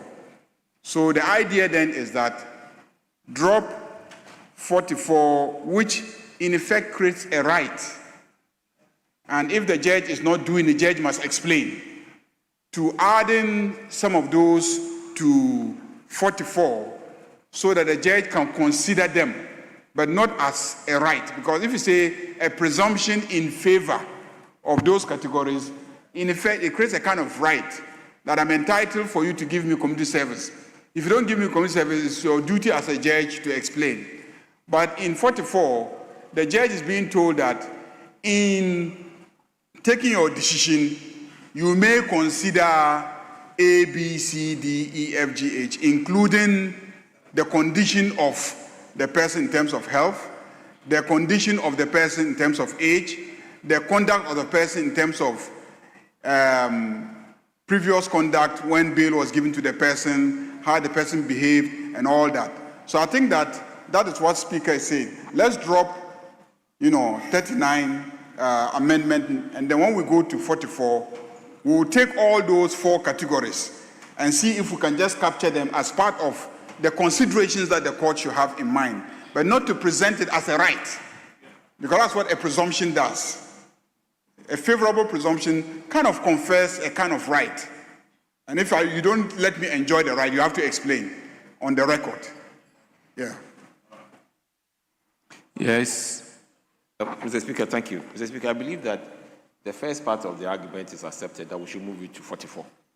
But in passing the laws, I believe that we also need to give a very restricted space for judges to be very discretionary. Otherwise, we would have had the purpose of making sure that we have a lot of community service. But at the end of the day, the judges will also turn them into custodial sentences. So I think that we have to give a small space for them to maneuver. So I believe that where these specific provisions have been made by Honorable Markin, that we need to look at these specific issues. I think when we get there, we should actually consider them and make them very specific. Yes, so but regarding the point that you are making, judges are given the discretion because as a lawmaker, you won't have the opportunity to know the demeanor of the person even before you. And there are a whole lot of factors that they take into consideration in pronouncing judgment. Hence, they need the discretion within which they would operate. So it is always good to give that discretion to the judge. Yes, Honorable Baba Jama. Mr. Speaker, we must all bear in mind that there's no way you can make a law that is completely exhaustive. So in making laws, sometimes you create a platform where all other issues can be considered as you are taking a decision on them. So when you look at 43, as it is stated in the law, what is the purpose of 43? 43 is saying that when a court decides to commit somebody to community service, the court shall, and they made it mandatory, shall order a probation officer to conduct a social inquiry. Mr. Speaker, a social inquiry will uncover all the circumstances of the person. Whether the person is sick, whether the person is a caregiver, whether the person is a convicted, old age, whatever. A social inquiry will encapsulate all that. So that is why I think that whatever the intention of the amendment is captured under the social inquiry. If we want to add one or two specifics, fine. But when you look at the social inquiry uncovers everything around a person who is coming to be convicted, and it gives the court the opportunity to ensure they are fair to the person. So I don't think that repeating it here will make any impact on the law. The law is already where, from 43 already captures what we want to do, and that gives even the judge a better circumstance to understand the issues and be able to make a good decision. Yes, I'll take that as the last comment, and if they still insist, I'll put a question. Because the social inquiry, apart from the inquiry, can you make it exhaustive?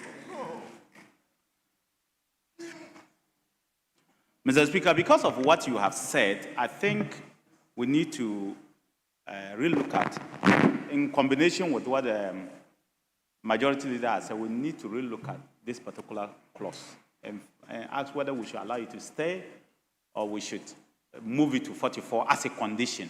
Condition is not mandatory. The judge may look at it or may not, but he will be guided by it.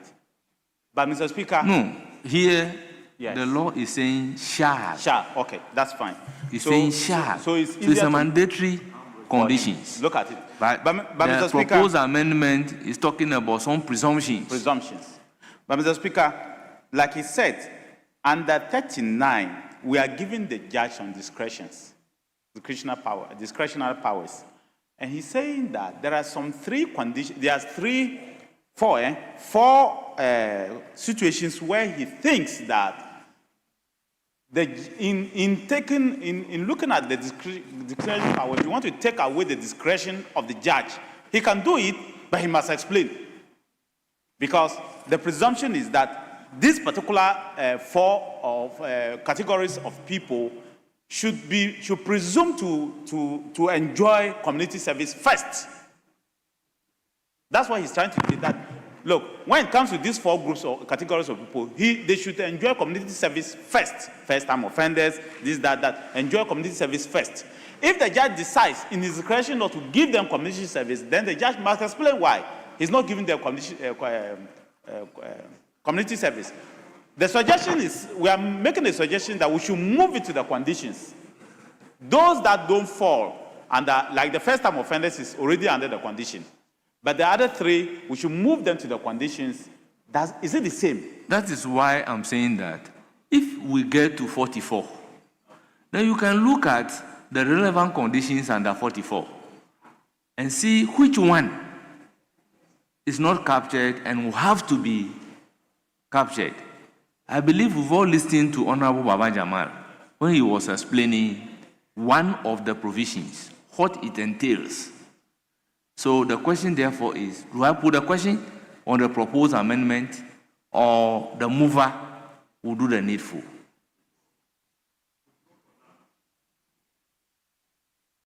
Well, I'll put a question.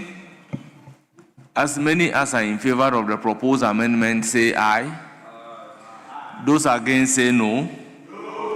The noes have it. Definitely, the proposed amendment is not carried. So, again, amendment after 39, that is at page 15, II. That's all, Mr. Speaker. As you rightly stated, amendment after 39, after page 14, this one is on page 15 of the other paper, and it is II.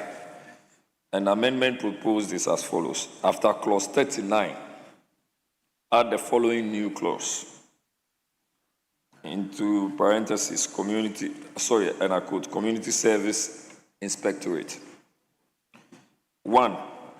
There is established by this act an independent. Well, so yes, as captured, Mr. Speaker. Honourable members, the amendment is for the. Okay, you want to give reason?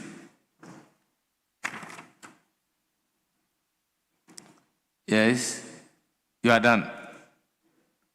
Yes, Majority Leader. Yeah, Mr. Speaker, I think this amendment is caught by Order 1683C, Roman numeral 2 of our standing orders.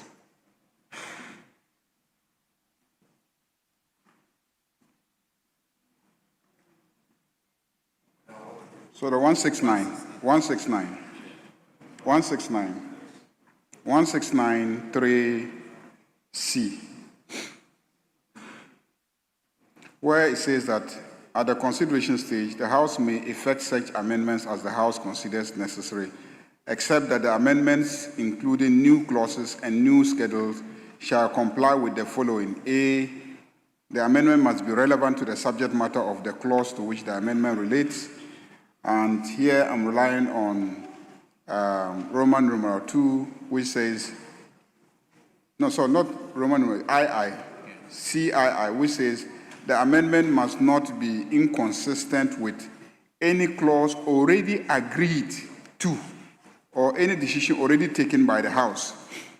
Mr. Speaker, if you look at what the amendment is seeking to do, it is seeking to replicate the creation of an institution to perform functions that we have already assigned to the Secretariat and the board and the various regional committees. So if you take, for instance, the first item, 2A, the inspectorate, so it says there is established by this act an independent community service inspectorate. If you go to 2, it says the inspectorate shall monitor the implementation of community service at the national, regional, and district levels. Monitor. This is a function that if you look at clause. Yeah. Yes. Speaker, I thank Leader for bringing this to our attention. I think that the right thing to do is to abandon it at this point. Thank you. Very well. Honourable members, The new clause as in II at page 15 is withdrawn. Now we go to clause 40. Amendment II at page Offenses 16. suitable for community service. Yeah. Amendment II. Number 3 at page 16. Speaker, thank you very much. Speaker, on the order paper 16, page 16, amendment proposed as III, clause 40 as is captured, we add the following new subclause. 3, the Secretariat shall, not later than 2 years after the commencement of this act, and every 3 years thereafter, review the categories of offenses to which a community service order applies, and submit a report with recommendations to the minister, who shall lay the report before Parliament. Mr. Speaker, I move this amendment on behalf of Osei-Mensah Alexander Kwame Afenyo-Markin. Thank you. Yes. Have you considered the fact that clause 40 is on offenses suitable for community service? The clause 40 is talking about offenses suitable for community service. And how do you juxtapose this under clause 40? What you are proposing, that the Secretariat shall not later than 2 years after commencement of this act, and every 3 years thereafter, review the categories of offenses to which a community service order applies, and submit a report with recommendation to the minister, who shall lay the report before Parliament. And I'm saying that clause 40 of the Community Service Bill is under the marginal note, offenses suitable for community service. How can this be an amendment under offenses suitable under community service?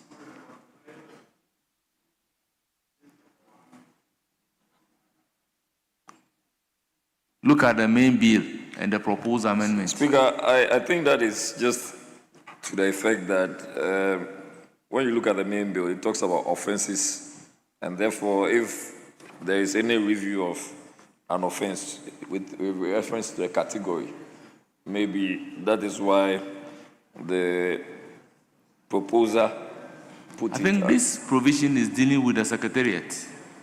Speaker, it's imposing yes, some obligation on the Secretariat. Yes, Speaker, that's so the it case. cannot come under community service, offenses suitable under the community service.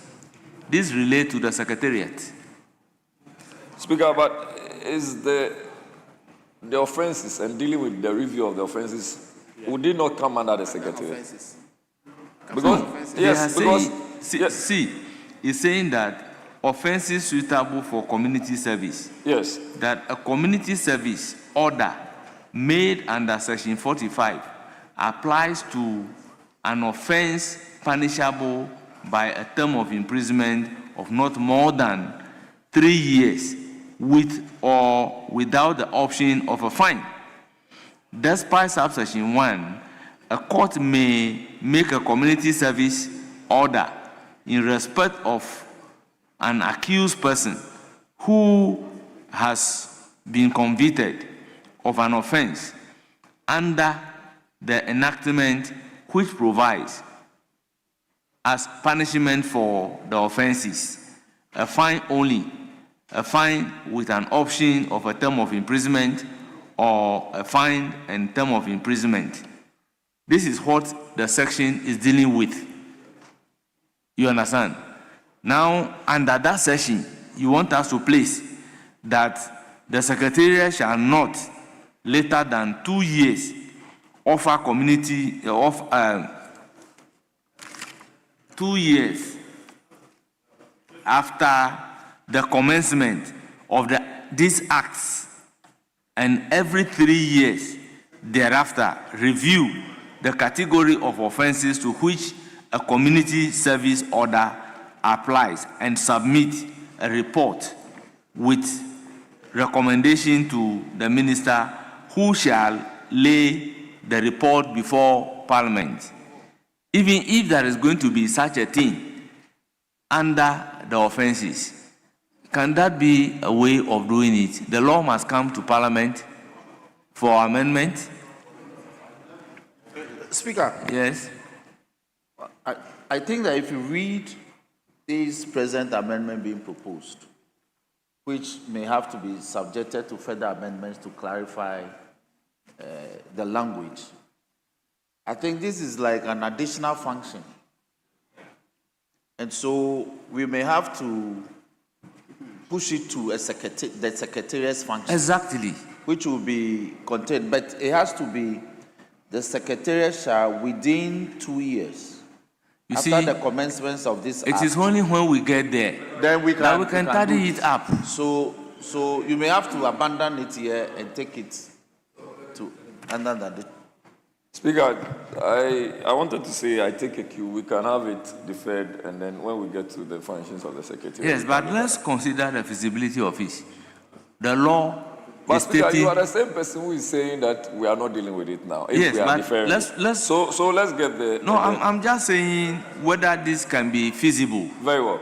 Even under the provision.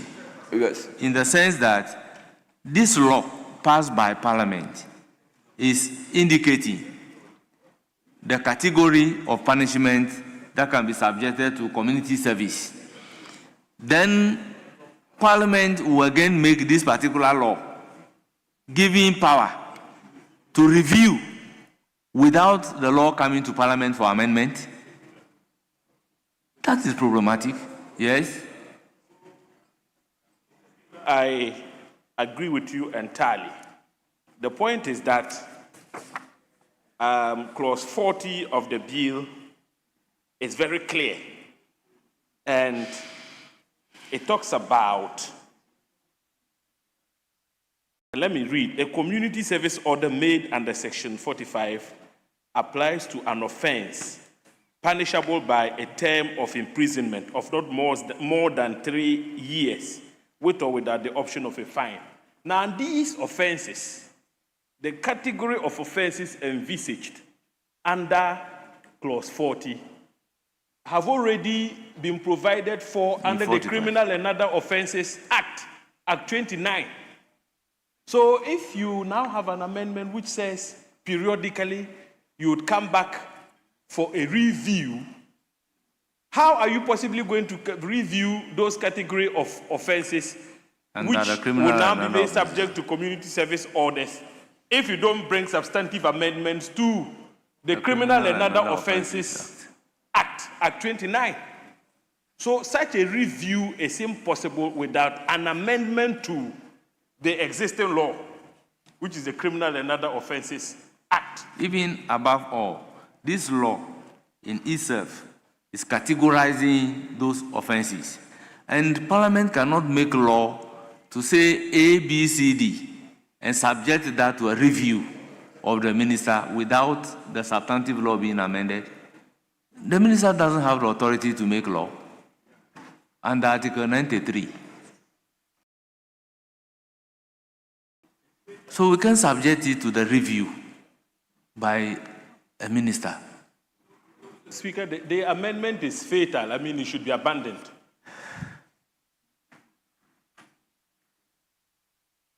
Shouldn't be just interested in abandoning. It's good to jojo and get some in-depth knowledge on all the matters, rather than just running to abandon the matters. Speaker, I take a cue to abandon it. Very well. Proposed amendment accordingly abandoned. Then we go to IV at page 16, also standing in the name of Osei-Mensah Alexander coming and Afenyo-Markin.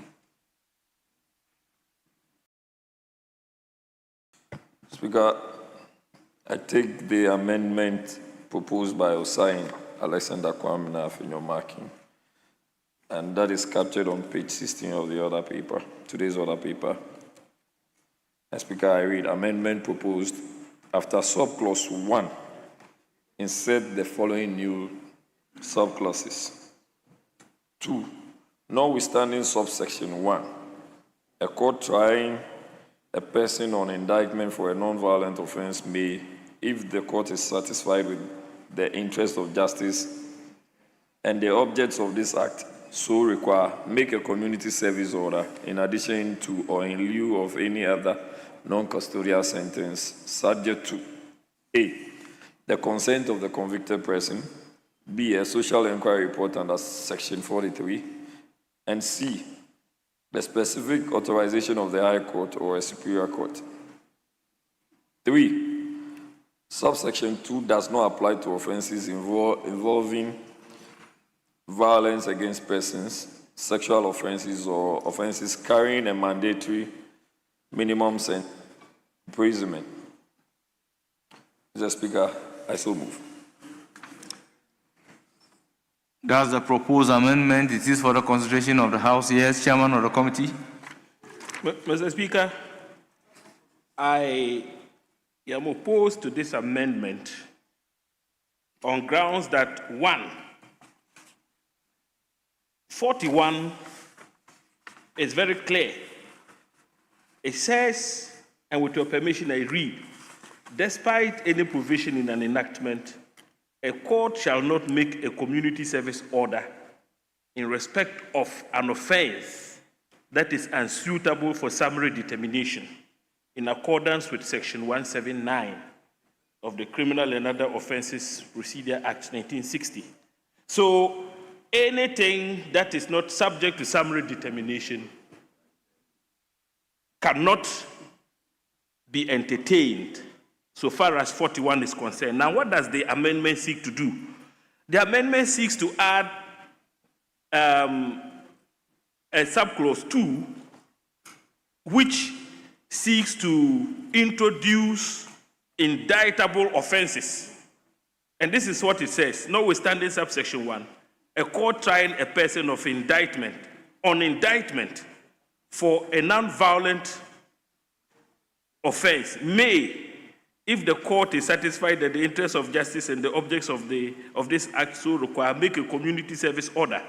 So, Mr. Speaker, ab initio, indictable offenses are not supposed to constitute, sorry, can I land? Okay. I asked him to explain his own proposed amendment to us. And I said so because the amendment is talking about trial. We're talking about trial. We're not discussing trials here. We're discussing penalty after conviction. But everything about how you have couched your amendment is about trial. So he said that notwithstanding subsection 1, a court trying a person on indictment for a non-violent offense may, if the court is satisfied that the interests of justice and the objects of this act so require, make a community service order in addition to or in lieu of any other non-custodial sentence subject to XYZ. I think you are confusing the issues here. Yes, you are confusing the issues here. So let's drop it and then make progress. Let's drop it and make progress. Yes. That's the good thing about making laws. We listen to one another. And where some prominence in this decision-making prevails, why not? Speaker, I've taken a cue from the majority leader's submission, and we have dropped this amendment. Very well.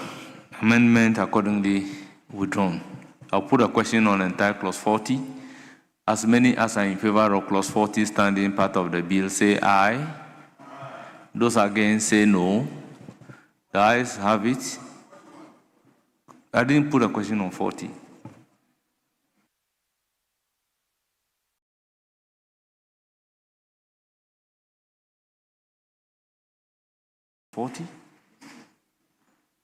Did I put a question? Honourable members, did I put a question on clause 40?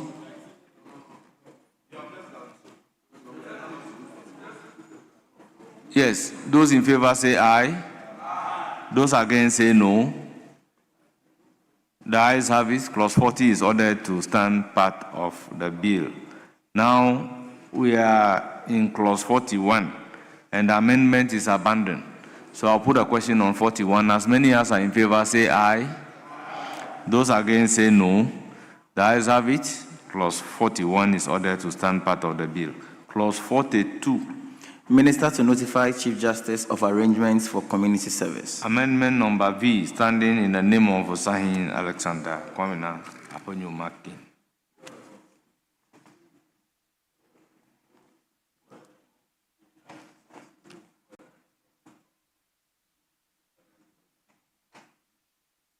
Yes. Oh.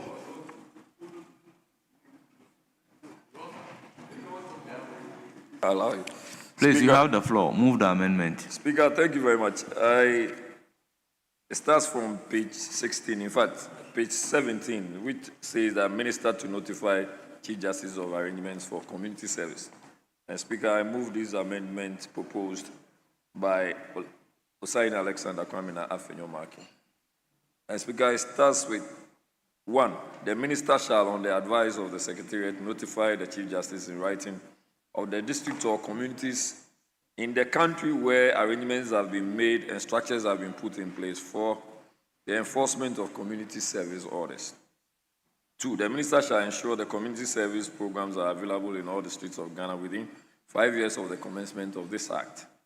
3, the Minister shall, by the 31st day of March in every year, submit to Parliament a written report on the progress towards nationwide implementation, identifying districts in which community service is available, the districts in which it's not yet available, and the steps being taken to achieve availability in those districts. 4, where arrangements for community service are not yet available in a district, a court sentencing a person in that district for a qualifying offense shall consider any available alternative non-custodial measure, including a suspended sentence, a fine with installment provisions, or a probation order before imposing a custodial sentence. 5, if on the expiry of 5 years from the commencement of this Act, community service programs are not available in all districts, Parliament shall, within 6 months of that expiry, review the implementation of this Act and shall consider such amendments as may be necessary to give effect to the objects of this Act. I so move.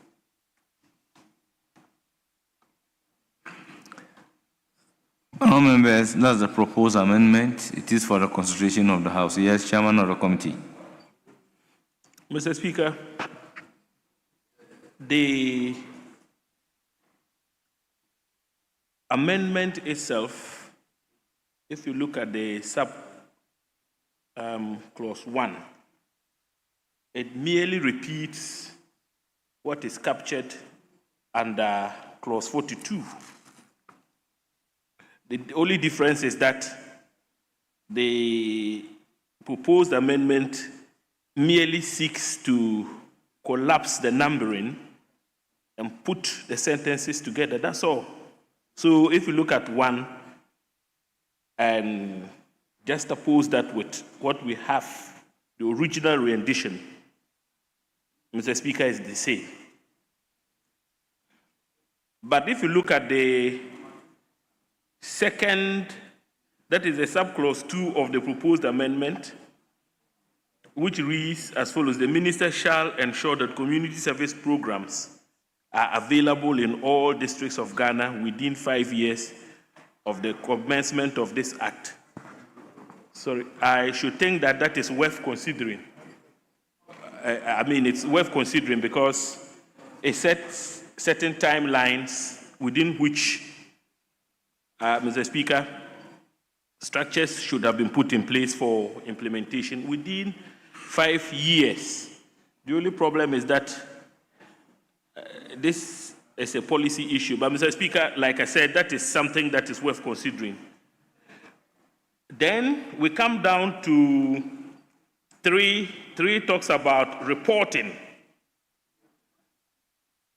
In principle, there's nothing wrong, Mr. Speaker, if Parliament so desires that the minister reports so that we can be properly apprised about steps taken towards ensuring that the community service is fully implemented as part of our sentencing policy. Why not? But, Mr. Speaker, I have issues with the 4. The 4 is problematic because the 4 which talks about arrangements for community service and in the absence of which we must introduce suspended sentence is captured under clause 48 of the bill. Then the 5th subclause 5 is actually in contradiction to what we have under clause 40. So, Mr. Speaker, given what I have said, I should think that there are only 3 provisions which may be allowed to stand. And those provisions are 2, 3, and no, 4 is already captured under clause 48. So 2, 3. But as for 5 and 4, and even 1, because 1 is repetitive, it repeats what we have in the original bill. So, honourable members, let's look at it one after the other.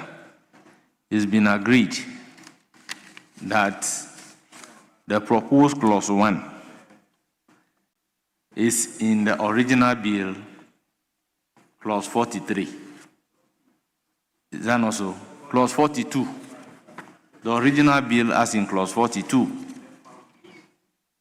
So therefore, there shouldn't be an issue if clause 42, as it stands, is carried.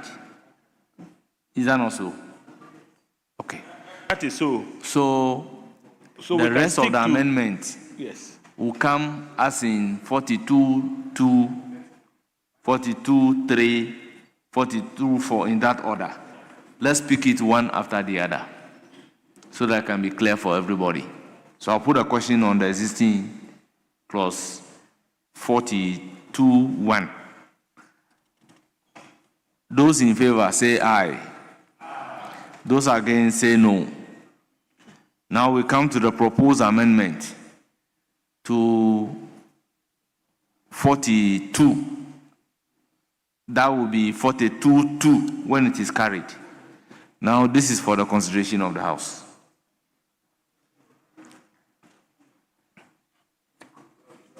Yes, Chairman? Yes, Leader? Mr. Speaker, their proposal was for us to delete 42. But we have already approved 42. So if we have approved 42, there will be no basis for us. So what Speaker is saying is that maybe you should alter your proposed amendments to now consider proposing a new subclause. Yes. So your initial provision that delete will no longer apply, but you're just proposing a new subclause. Why? Because your proposed amendment to 40 as in 1 is the same rendition as in 42. So what you are seeking to do is to add additional clause as in 42, 2, 3, in the order. Speaker, taking a cue again, so the new clause should rather be add 42, 2, and the ones that come thereafter. Yes, Speaker. So let's pick it one after the other. The new clause, as in 42.2, adding a new clause to 42 is for the consideration of the House. Speaker, it would therefore mean that we are looking at 42.2, and we are abandoning the first one, that is the minister shall. Yes, so the new one would mean that the minister shall ensure the community service programs are available in all districts of Ghana within 5 years of the commencement of this act. 3, 4, and 5 are all captured.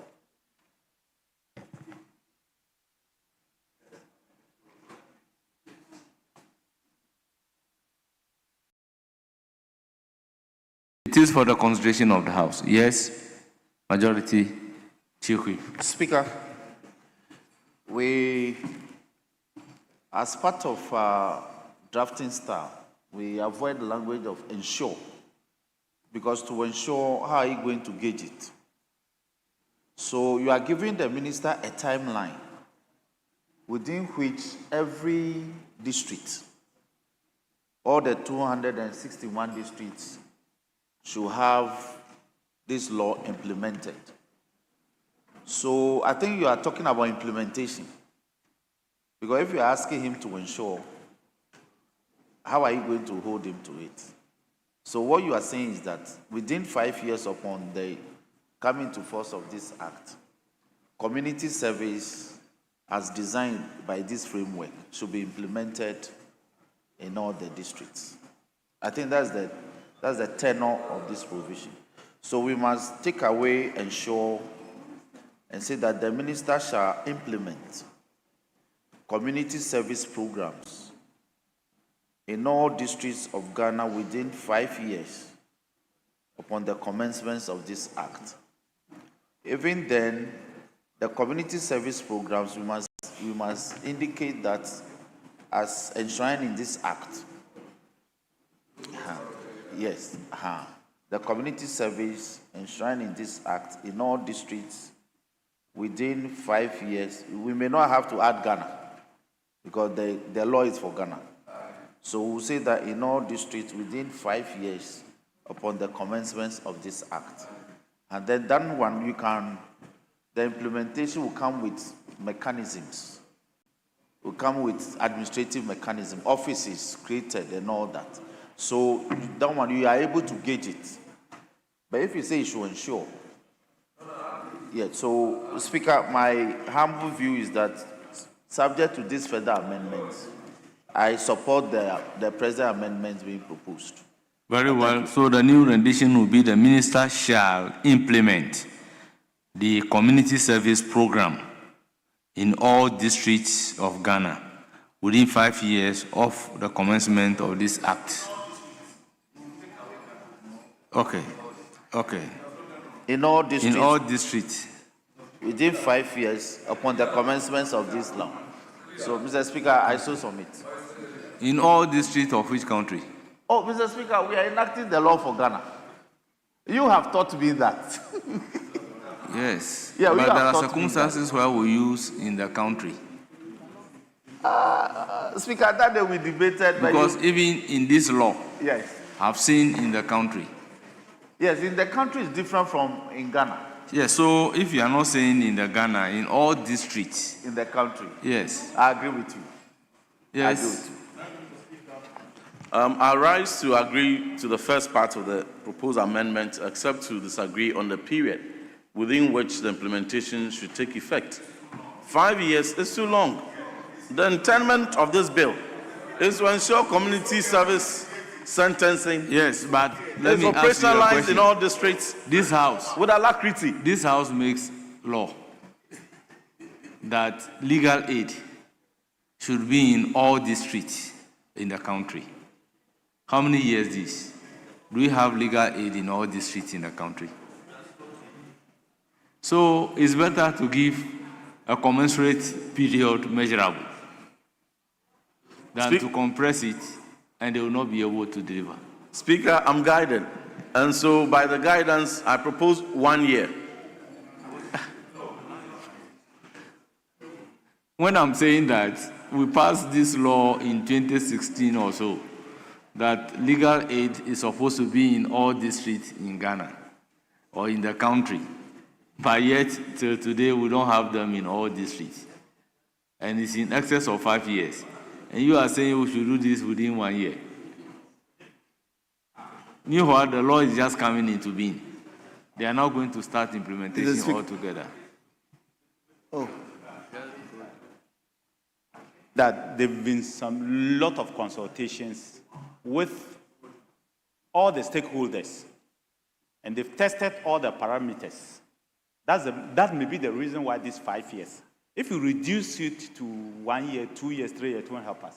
Yes, We'll that is my fear. So I think that we should leave it like that. Yes, Majority Leader. You mean they have subjected it to stakeholder consultation? You mean Afenyo-Markin has subjected it to stakeholder consultation? No. But that's his amendment.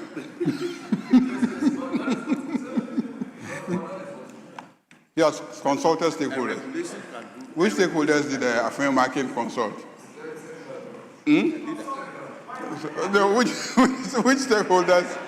Which stakeholders has Afenyo-Markin consulted?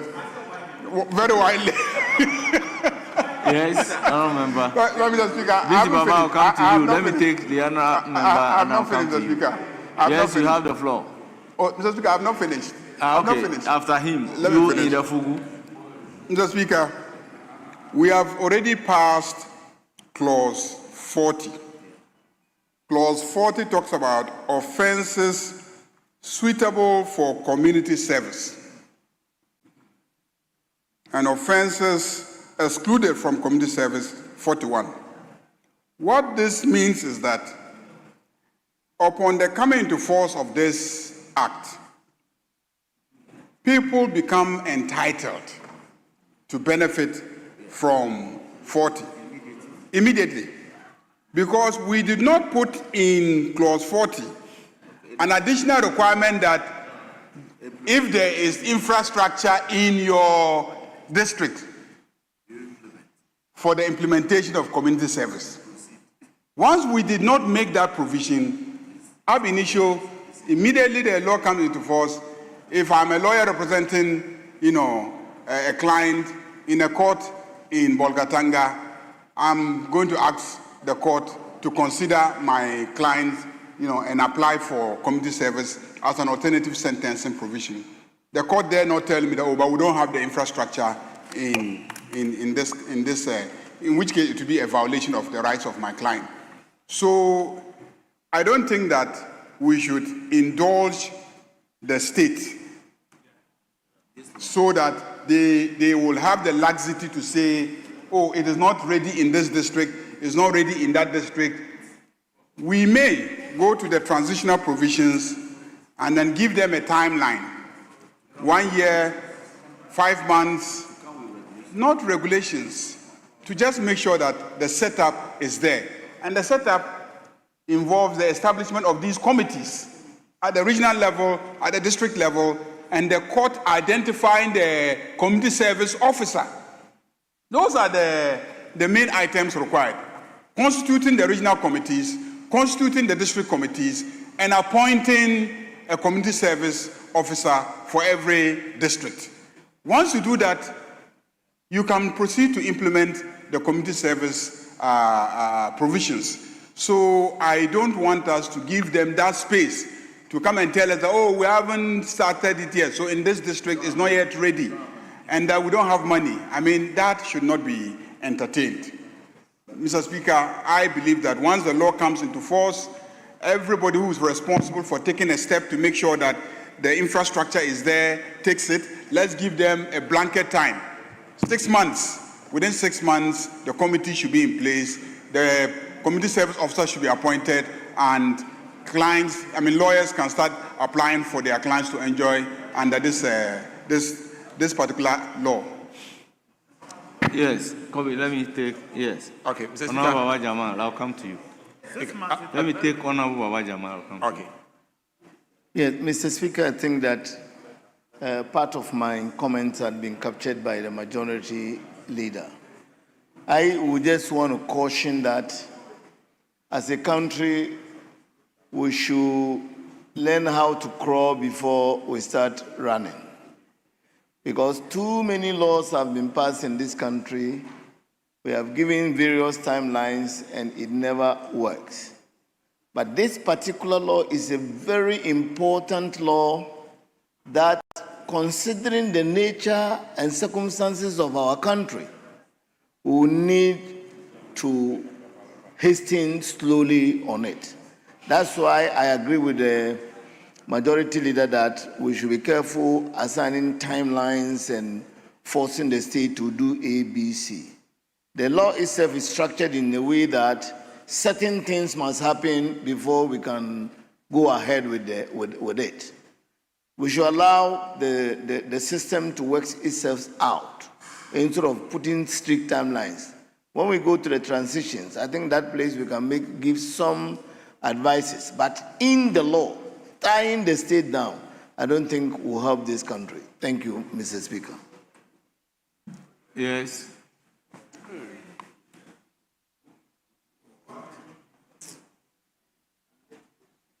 Yeah, Mr. Speaker, if we take clause 42, it says the minister shall, on the advice of the Secretariat, notify the Chief Justice in writing of 1, districts or communities in the country where arrangements have been made.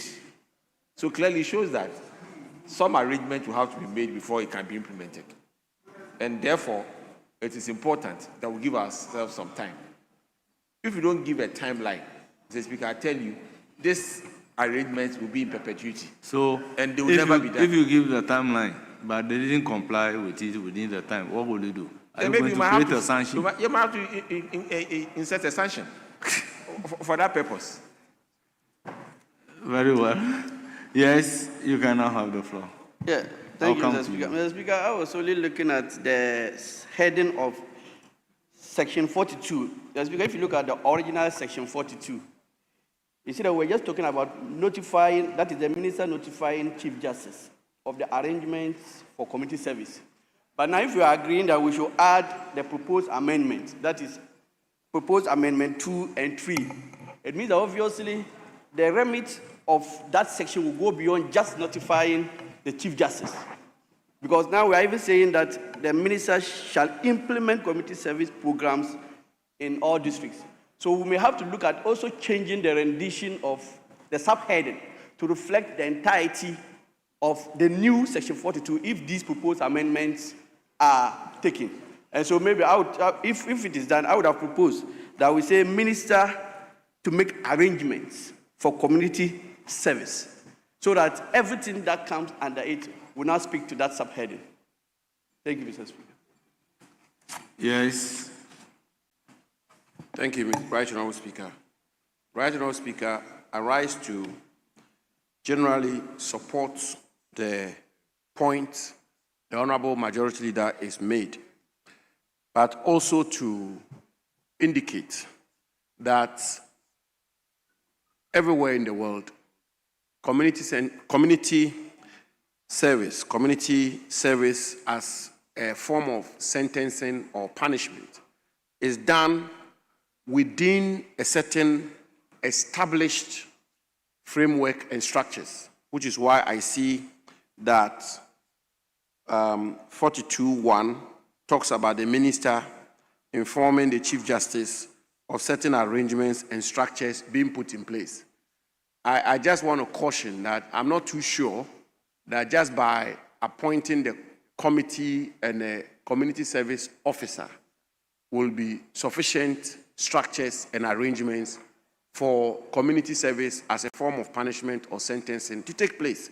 Because, for example, if you have a district where you don't, or if you have a district, even a region, where you don't have a prison service and convicts are required to engage in community service as a form of punishment or sentencing, the question of who even supervises the community service, who is going to be accountable and responsible,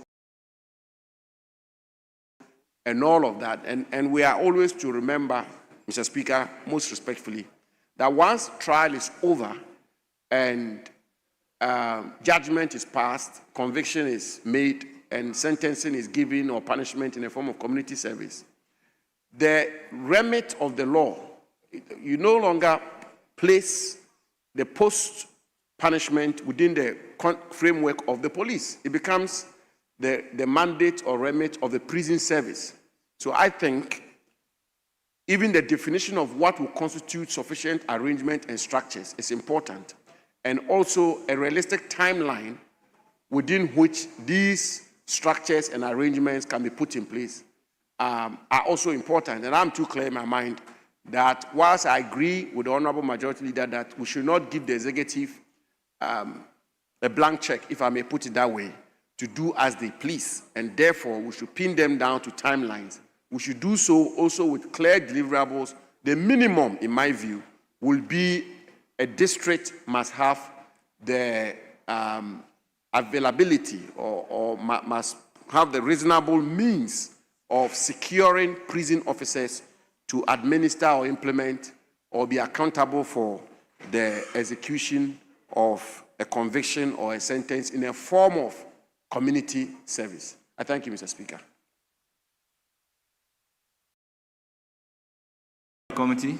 Mr. Speaker, in direct response to Honorable Abu Jinapo's submission, I'd like to place on record that if you go through the bill, the structures we need to have in place in order to ensure that implementation kickstarts are actually the committees. First, you have to have the secretariat. And Mr. Speaker, let me remind all of us that the composition of the secretariat is carefully chosen to address some of the concerns raised by my good friend, the Honorable Abu Jinapo. You have prison officers, you have police officers, you have social workers, you have fire service officers, you have immigration officers. The idea is that, and when you come down to the level of the regional committee, the same structure is virtually replicated. You have the prisons, you have the police, you have the fire, all the security agencies that are well established and have presence across the length and breadth of the country. Now, the reason is that we don't have prisons in all the districts and municipalities of our country. So in places where, for instance, when you go to my constituency, the Bulsa North municipality, we don't have a prisons facility. The nearest prisons facility is Navrongo. But we have immigration presence in Sandama. So where appropriate, you may use police officers who would perform the role of supervision as if they were prison officers. That is why those committees have been carefully composed. So the fears raised by my brother are genuine, but they have been envisaged and addressed by way of the composition of the committees that we have. So the majority leader is right. See, honorable members, this convicted person going to serve in the community is not going to be like the people are sentenced to prison, but occasionally they will take them out to go and work. There is a community service committee, and there is a community service officer appointed by the court. So those are the structures. When it is ready, they can convict people to go and serve in that community. So I don't think we have any fears.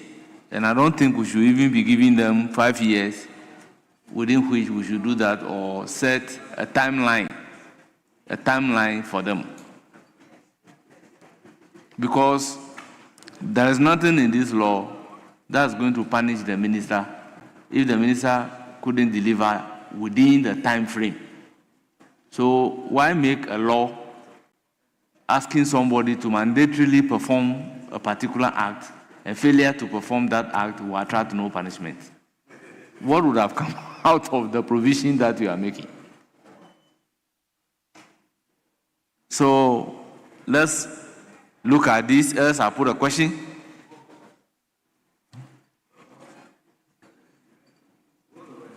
Chairman of the committee, I want to put a question. On the proposed new clause 2,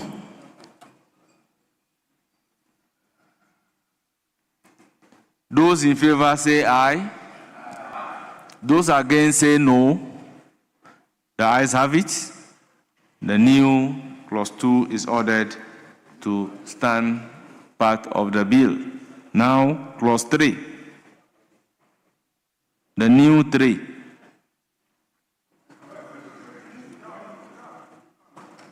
Yes, move it. We are taking it one after the other. As captured in other paper. Very well. So, as captured, it reads, the minister shall by the 31st day of March in each year submit to Parliament a written report on progress towards nationwide implementation, identifying the districts in which community service is available, the districts in which it is not yet available, and the steps being taken to achieve availability in those districts. I so move. All members, it is for your consideration. Any further amendment? Yes. Majority, Chief Whip. Speaker, I humbly of the view that this amendment should be abandoned.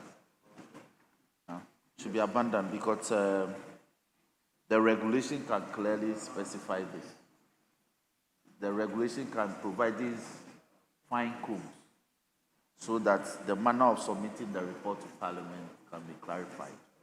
Now, if you see... In other words, it is more of administrative function that should feature in the regulation rather than the act. Yes?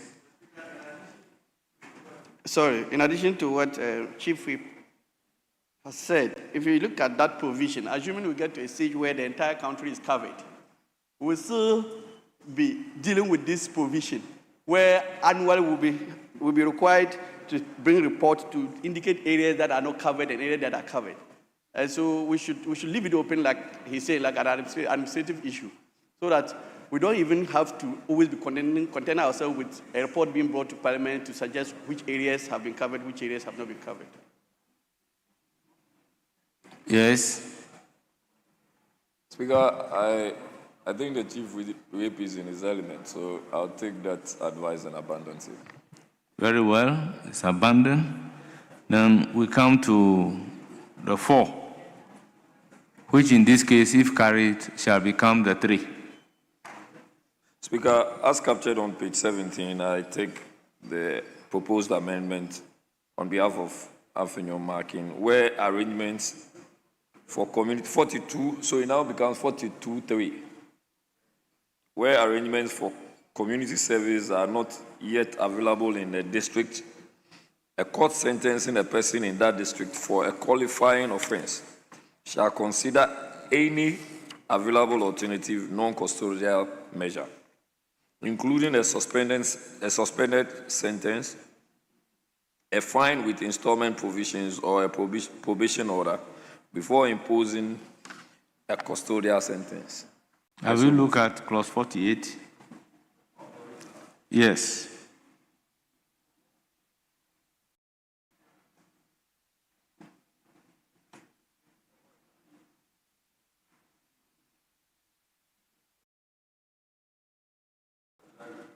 Yes.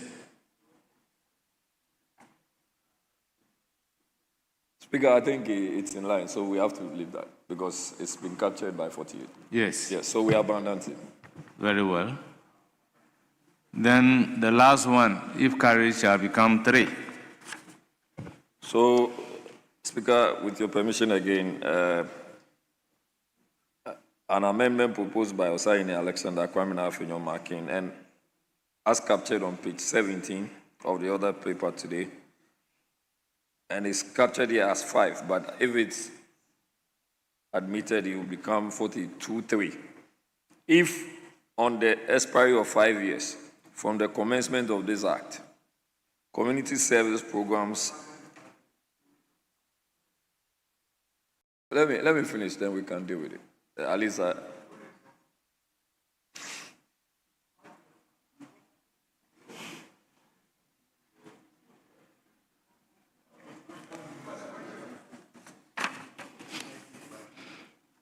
Yes, Speaker, I think that it's consequential because we abandoned the first one. Very well. We may have to abandon this one as well. Very well. Yes. I will now put a question to entire clause 42. Yes. An amendment, amendment to clause 42. Yes, you have. After subclause 2, add the following new subclause. The minister shall, on the advice of the Secretariat, not later than 2 years after the commencement of this act, and every 3 years thereafter, review the categories of offenses to which a community service order applies and submit a report with recommendations to Parliament for consideration and consequential amendment of this act. How different is it from the amendment moved and abandoned? The problem was where it was being proposed. It wasn't suitable because at the time, the focus, the responsibility was being given to the Secretariat. And then you guided that, you ruled that when that section does not deal with the mandate of the Secretariat, and therefore it will not be proper for it to be considered. But so it will feature when you look at the marginal note of 42. So now the Minister to notify Chief Justice of arrangement for community service. So, and the head note was, a new rendition was proposed by my good friend. It was not carried. If it wasn't carried, then I'll make this proposal as a new clause, not as a sub-clause to 42. So my amendment will now be after 42. Yes, what will be the head note? Recommendations to Parliament. So the amendment proposed is that the minister shall, on the advice of the Secretariat, not later than 2 years after the commencement of this act, and every 3 years thereafter, review the categories of offenses to which a community service order applies and submit a report with recommendations clearly to Parliament. The reason for not carrying that particular amendment was very clear. You agreed that Parliament cannot make law spelling out certain conditions for community sentencing, and then Parliament will again give power to the minister to go and review that when the legislative power by Article 93 rests with Parliament. So how can we sit so, that legislative power to the minister? The full proposal takes care of your concern.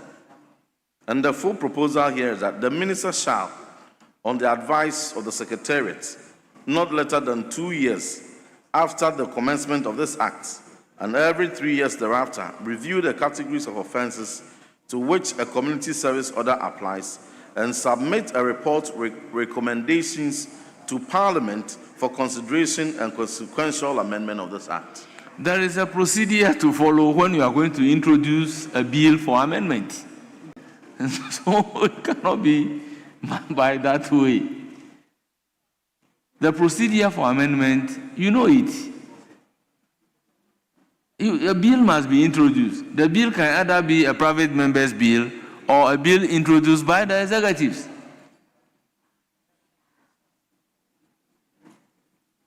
Yes. Speaker, let me urge my brother, Reverend Fojo, to abandon this at this stage. I think we are just going back to resurrect what the House has already taken a decision on. If I had heard him say that, and the minister may bring legislative proposals or amendments proposals to amend the law, then he would have been given some. But are we supposed to legislate to tell the minister to bring a legislative proposal? At all. So I think that let's abandon it. If you are really minded about this, when we get to the guidelines for the regulation, yes, the regulation clause. Yes, then we can maybe tidy it up. And then no, that cannot be, because that regulation is going to be by legislative instrument. Exactly. And the legislative instrument will not go through the procedure that the bill is going the bill is going it's a through. different And process. one cardinal principle in a subsidiary legislation is that subsidiary legislation cannot amend the Parent Act. At all. It is the Parent Act that is stating the conditions. Yes. So you can, by subsidiary legislation, amend those conditions. So, no. No, So let's it amend cannot feature at all in the bill. It cannot feature in the bill. You would have been given part of your legislative power, which is exclusive under Article 93 to the minister. And it will not be proper. So we move to clause 43. Social Or did I put a inquiry question on the report. entire clause 42? Very well. Those in favor of clause 42 standing part of the bill say aye. Those against say no. Clause 42 is ordered to stand part of the bill. Now clause 43. Social inquiry report. 43. Yes, Chairman of the committee. Amendment proposed, subclause 1, line 3, delete probation and insert community service. This is consequential, Mr. Speaker. All members, this is consequential. I'll put a question. Those in favor say aye. Those against say no. The ayes have it. The proposed amendment is ordered to stand part of the bill. Yes, still clause 43, VII. Amendment proposed, subclause 2, line 1, delete probation and insert community service. It's Again, also this is consequential. I'll put a question. Those in favor say aye. Those against say no. The ayes have it. The proposed amendment is ordered to stand part of the bill. Yes, Chairman, VIII. Mr. Speaker, this amendment stands in the name of the minority leader. Very well. Mr. Speaker, I rise to propose this amendment on behalf of Osahin Alexander Kwame Afenyo-Markin. We intend to add a new subclause 3. A social inquiry report shall, in addition to the matters required under subsection 1, address A, the attitude of the victim or the victim's family to the imposition of a community service order. B, the convicted person's existing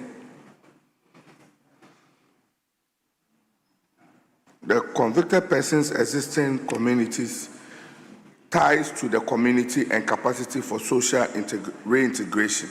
And C, any risk factors or vulnerability considerations relevant to the safety of the convicted persons or the community during the performance of community service. Yes, the mover. What is the meaning of your amendment?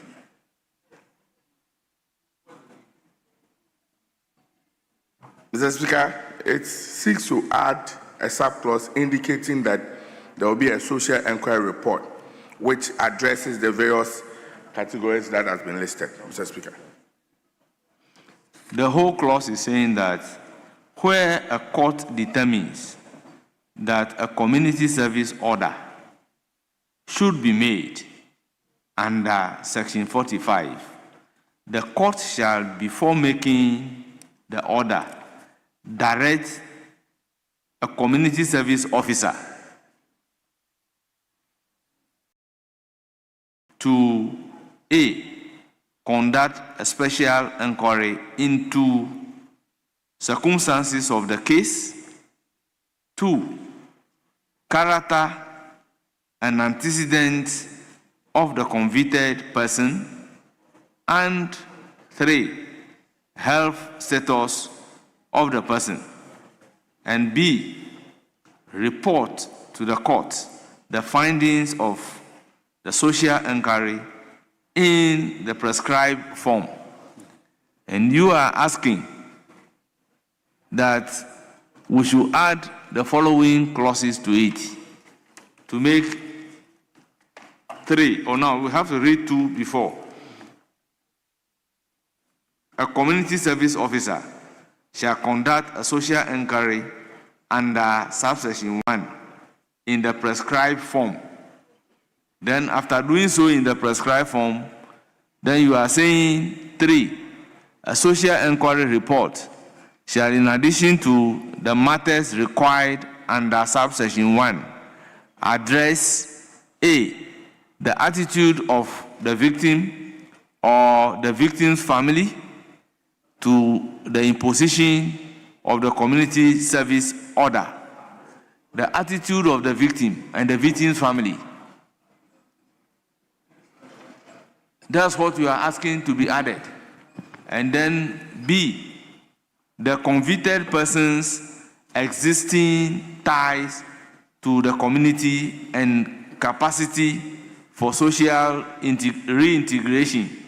And C, any risk factor or vulnerability consideration relevant to the safety of the convicted person or the community. Yes, Majority Chief Whip. Speaker, let me urge the available leader who is exercising the authority of the minority leader to move this amendment, to abandon them, because one, the provision is badly drafted. Badly drafted. That's one. Two, you are asking that we should gauge attitude. Okay. Okay, I withdraw. No, I withdrawn. So it has to be properly structured, number one. Then number two, as part of the requirements, you are requesting that the social inquiry report gauge attitude, which is nebulous. It's nebulous. They cannot gauge attitude of the victims, or you are also widening it to the families. So the three things that you are asking us to gauge, let's abandon. Yes.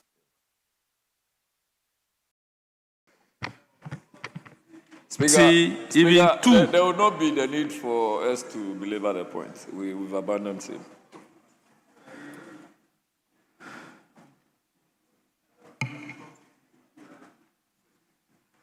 Very well. Then I'll put a question on clause 43. As many as are in favor of clause 43 standing part of the bill say aye. Those against say no. The ayes have it. Clause 43 is ordered to stand part of the bill. Clause 44. Conditions for making a community service order. Chairman, amendment I ask. Amendment proposed, subclause 1, paragraph D. After person, delete is a habitual convicted person and insert has a previous conviction. Honourable members, the proposed amendment is for the consideration of the House. Any further amendment? Chairman, Mr. Speaker, apologies.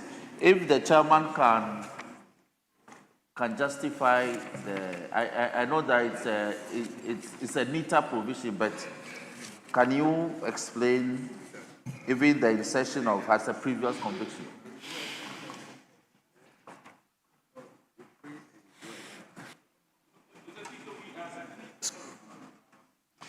We are simply... You see, you know that in practice, they will ask whether the person is previously known, meaning that has he ever been convicted? Now, if you said habitual, I mean, how do you determine that? How many times will constitute being previously known? Is it 3 times? Is it 4 times? Is it 5 times? So the terminology in the court is whether the person is known. Speaker, just trying to seek clarification. So if the person is a habitual convicted person, is it the same as a recidivist? So instead of a habitual or convicted person, we rather use the word a recidivist. But you are looking at the number of times. Yes. Yes, I get that. But I don't know how we can. So the terminology, what the court takes into consideration is whether or not you are known. Meaning whether or not you are previously convicted. Personal experience. Please hear me. Personal experience. I was lawyer for an accused person. Oh, of course. and our case was bad. Our case was bad. So we were convicted. They got to sentencing. So this came up. Apparently, in respect of our previous offense, we were made to sign a bond of good behavior. Yes, it's a conviction. Yes. But it constituted enough grievous grounds for the court to impose a much severer punishment by way of sentencing. So, indeed, if the court asks that, is it known? Is it known?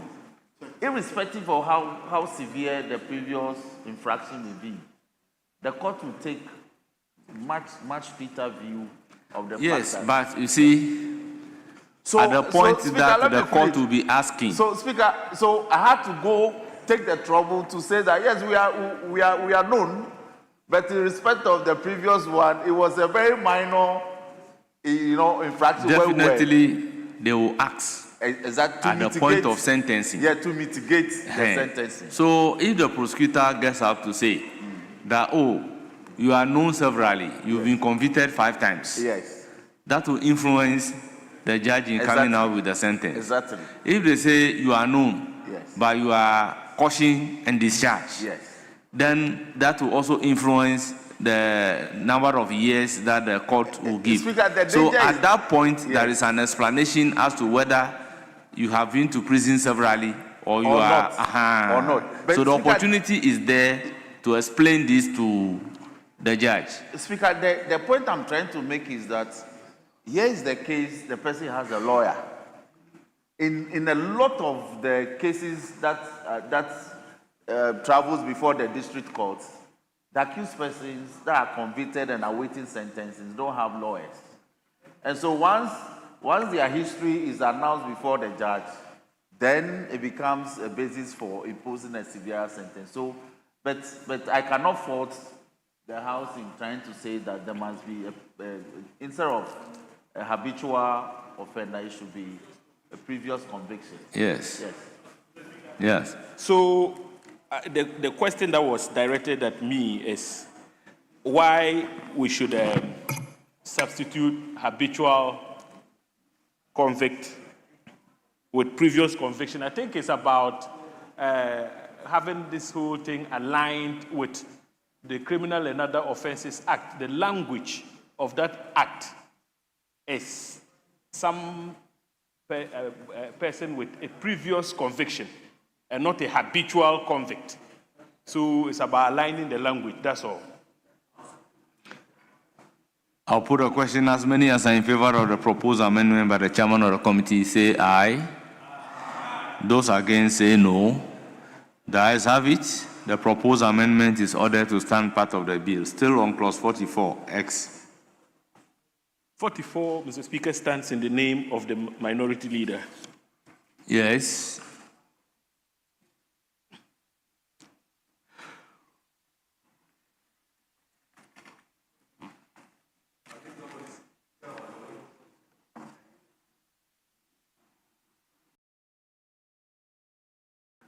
Yeah, Mr. Speaker, I rise to move this amendment in the name of Osei-Mensah Kwamena Afenyo-Markin to also introduce subclause 1 to add the following paragraphs. H, where the convicted person was admitted to bail before conviction, the conduct of that person during the period of bail.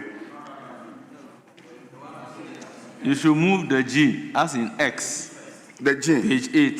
Sorry, yeah.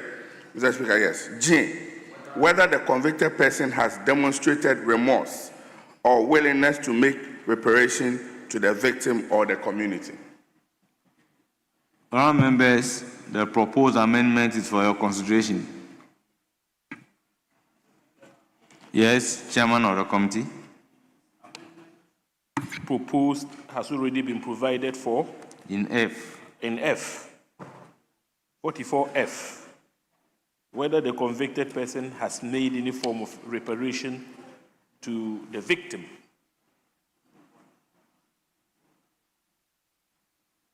Have you seen it? Mr. Speaker, yes. Yes. So we abandon this. Very well.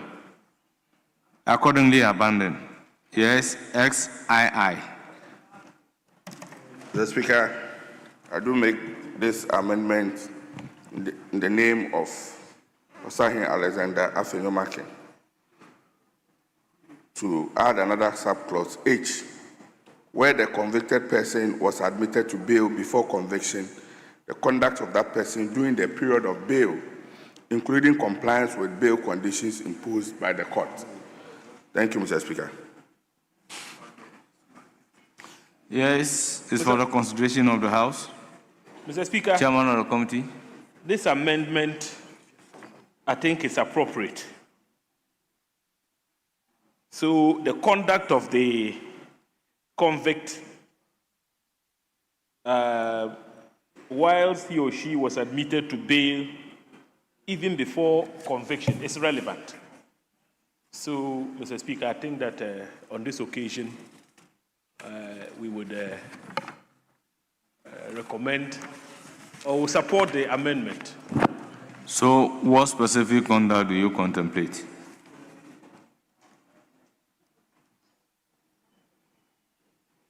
So, Mr. Speaker, if you look at 44, we're looking at conditions for making a community service order. So, the convict, whilst on bail, I mean, it's important that you examine his or her conduct. If, for instance, the person jumped bail whilst on bail, it may be dangerous for such a person to be ordered to do community service. Because if he once jumped bail, how sure are you, Mr. Speaker, that if such a person is ordered to do community service, he or she will not abscond and put the surety into trouble?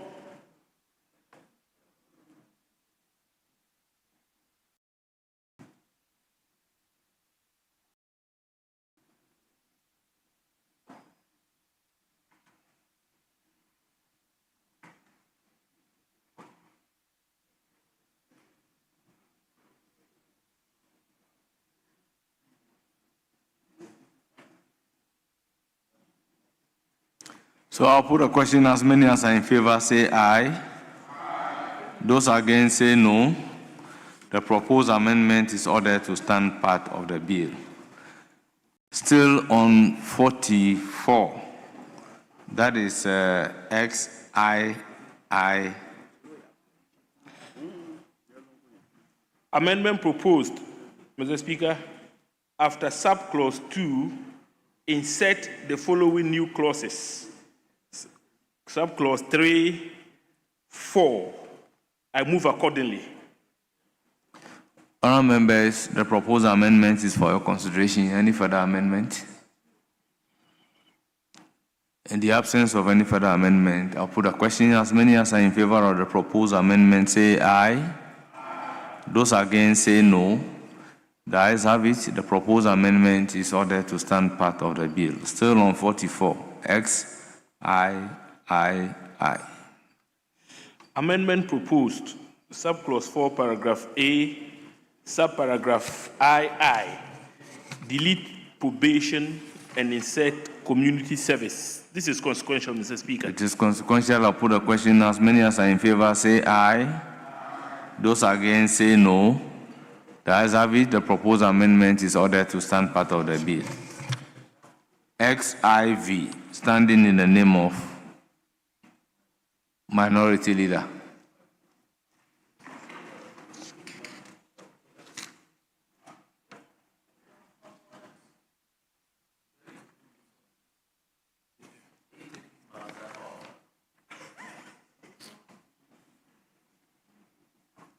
Speaker, the advertised amendment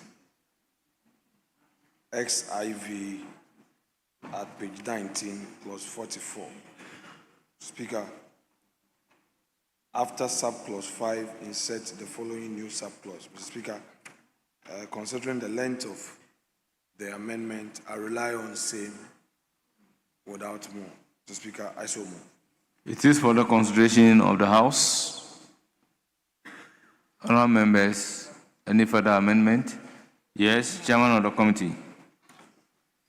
Mr. Speaker, I support the proposed amendment, save the 49, no, sorry. Safe to say that the C is already covered by clause 49(2)(e) of the bill. So we can consider the A, B, but delete C, given the 49(2)(e) covers same. Thank you, Mr. Speaker. Yes, the proposer, that is the further amendment emanating from the chairman of the committee. Speaker, I'm in agreement. Very well.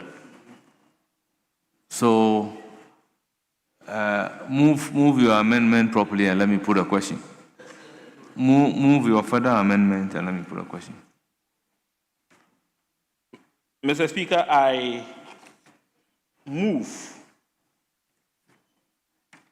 that the proposed amendment be further amended by deleting clause 6C.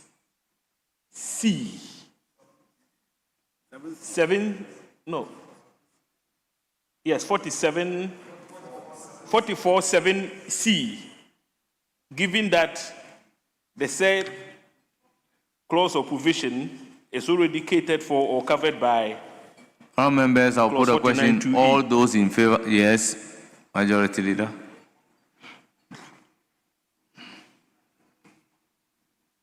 Mr. Speaker, I hope I'm not lost. We are looking at XIV. Yes. Page 19, XIV. Yes. And what the minority leader is proposing is that if before conviction somebody is held up in detention, lawful detention, maybe the person was granted bail, but the person couldn't meet the bail terms, but was granted bail, that would be lawful custody or on remand. What you're saying is that the judge, in calculating community service, should sit down and be engaged in the mathematics of determining how many days were you held, how many days were you held, and then now calculate that because you were held for 30 days, if you're going to do community service for 60 hours, I am hereby reducing the community service by 24 hours and etc. I believe we will be imposing too much. I know. I believe we will be imposing too much. Honourable Majority Leader. Too much burden. In practice, some judges would ask, "How long have you been in custody?" Yes. I know, Mr. Speaker. No, I'm not opposing because.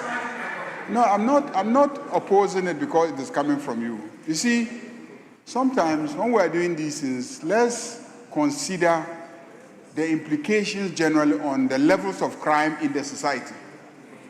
Already, by this, we are relieving you of a period that you ought to be in custody.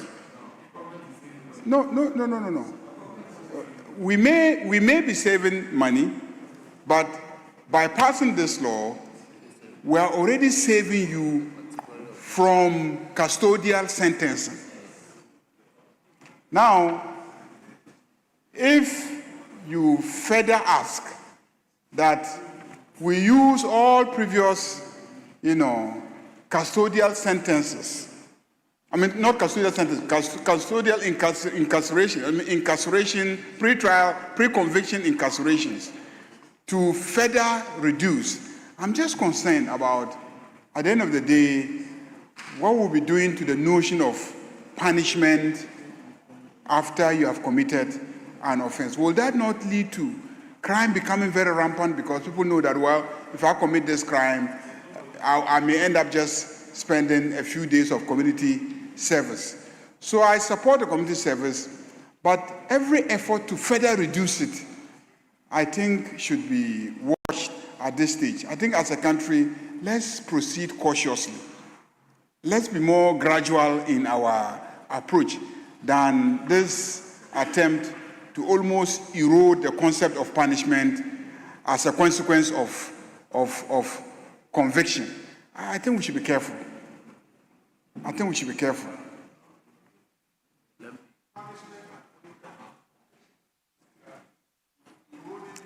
Yes, Speaker, maybe for the first time, let me disagree with my leader. Now, leader, the Are you sure that is the first time? I think so. Leader, I think the danger is that we are already faced with circumstances where officers of the law abuse citizens on grounds of suspicion.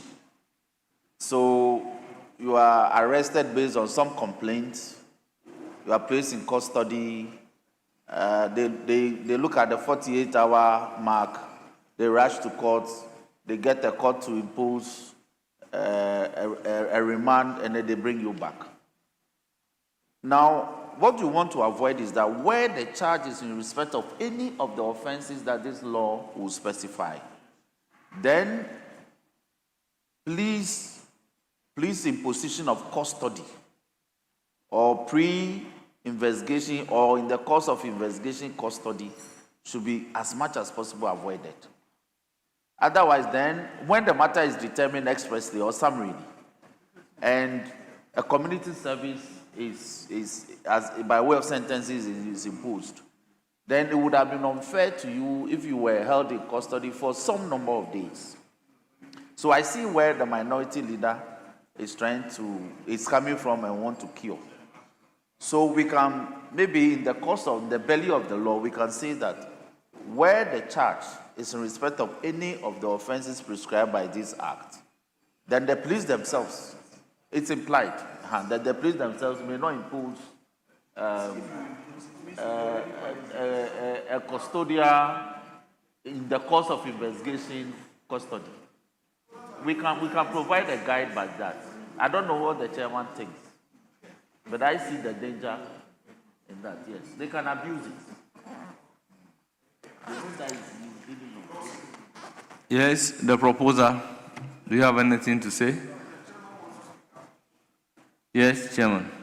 Oh, Mr. Speaker, I want to reiterate my earlier position on the matter by stating that I have personally stood in as counsel for accused persons who were subsequently convicted. And the courts on those occasions actually took into consideration the period the convict, stayed in remand. And in this particular case, I don't want to be very specific because of confidentiality reasons. The person in question had actually been on remand for close to 3 months. Close to 3 months. So the judge in passing sentence took that into account and sentenced him to 2 months. He had said originally that he was going to sentence the convict to 6 months. But in the meantime, when his attention was drawn to the fact that the convict had already spent 3 months on remand, he gave him only 2. Well, it was 4, but he started computing time from the time the person went on remand. So I think, given this particular position and experiences that I have gone through as council, the amendment is appropriate. Mr. Speaker, my major concern is 7B. 7B of his proposal.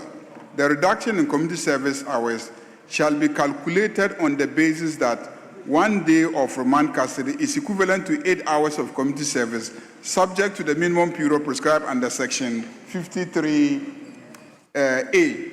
So all of us who have practiced know that the courts always take into consideration how long you were held in detention when they are determining, their custodial sentence. But to say, but for you to now say that he must sit and calculate this 1 day amounts to 8 hours. On what basis have you come to a conclusion that we should legislate that 1 day amounts to 8 hours of work? Is that calculation that so you leave it within the discretion of the judge? Yes. Like we've always known in custodial sentencing. In custodial sentencing, it has always been within the discretion of the judge. But you are now tying the judge to sit and be doing mathematical calculations that since he was held for 1 day, then 1 day amounts to 8 hours of community service. Like, that's my issue. Leave it within the discretion of a judge. So leave out the B. Leave out the B. Mr. Speaker, just to draw my leader's attention to clause 53, yes, which reads as follows. The community service order shall be for a period of A, not less than 4 hours, and not more than 8 hours in a day, and B, not more than 6 months. So, Mr. Speaker, this provision gives us an idea of how to compute. No, but you see, Of in a court, the service, you ask the person how long he has been in custody, and that goes a long way to influence the judge in exercising his discretion. But to tell the judge that if the person is in custody for 30 days, he should calculate 8 hours a day plus that, that is what the majority leader is raising. Yes. Yes. Mr. Speaker, first and foremost, I believe that the essence of this probation, this business of non-custodial sentence, is to lessen the burden, one, on government and the occupancies in our prisons. And then also the community service is to make sure that we can get some benefit from these prisoners. Mr. Speaker, as we speak today, even in Norway, there's nobody in prison, basically. So I believe that the argument majority leader is making, it's not something that we should take on board, because if we give so much discretion to the judges, I believe that then we are not creating certainty in the law or in the minds of Ghanaians. Because if 8 hours is the maximum you can get for a community service, that should be used as a basis for 1 day for custodial sentence. Because you cannot say 4 hours. If he says 4 hours, then we'll be cheating the system. But if it's 8 hours, then we are sure that for every 1 day that the person actually spends in prison is 8 hours of community service. Then I think that is fair. Then it brings some certainty also to the judgments that our judges will be issued. You see, practically, some persons are remanded in police custody. Some goes to prison custody. So the judge takes all these factors into consideration. You can be in police custody for 6 months, and it will be treated as if the judge will say, instead of convicting you for 3 years community service, I'll give you 2 years. You can be in prison custody, knowing the difference between prison custody and police custody, for 3 months. The judge can equate that 3 months to 1 year, knowing that the conditions are not one and the same. You understand? But when we are asking the judge that treat 1 day as 8 hours, Is it 1 day in police custody or 1 day in prison custody? But, Mr. Speaker, both of them, you are still serving the government. It's still custody. You are still serving the government. It's still custody. Well, I'll put a question. Yes. Speaker,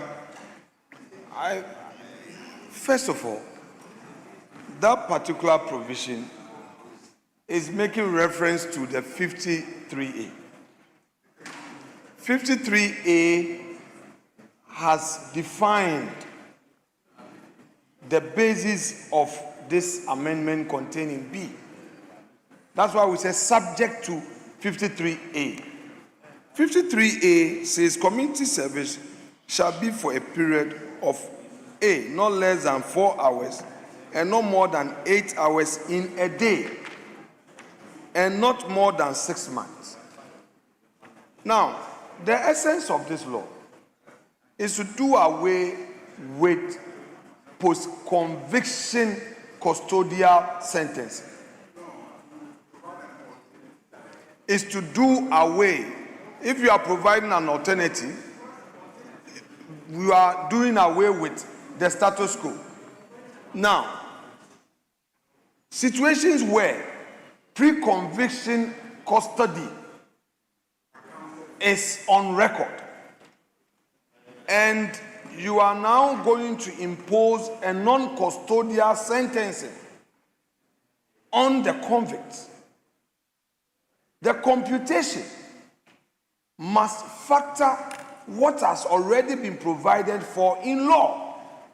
And the 53A has given us in real time what a community service day of quote-unquote imprisonment means, that it shouldn't be more than 8 hours. Now, Mr. Speaker, It will be unfair to the person. if you come back to what my respected colleague was trying to say about judges having to calculate, Mr. Speaker, in our court, don't our judges calculate penalty units? When we talk about penalty units, it's equivalent in monetary terms. It's determined. So it is not about the judges being burdened or that their hands being tied. His argument is that we should allow them discretion. And he seeks to dismiss the elaborate provision provided thereto in this amendment. But that is not coming from the proposer. The proposer of the amendment is making reference to what is already provided for in the law. Mr. Speaker, I believe that we have had sufficient debate on this. I agree to the further amendment, which, Mr. Speaker, that the C be deleted, which he has moved. So Yes, let's look at it critically. Don't you think that if the person is serving a community sentence, the maximum he will do is 8 years? And the fact that it's 8 hours, and the fact that you have been incarcerated 24 hours, and the 24 hours will be calculated as if it is 8 hours work, would this not be unfair to the convicted person?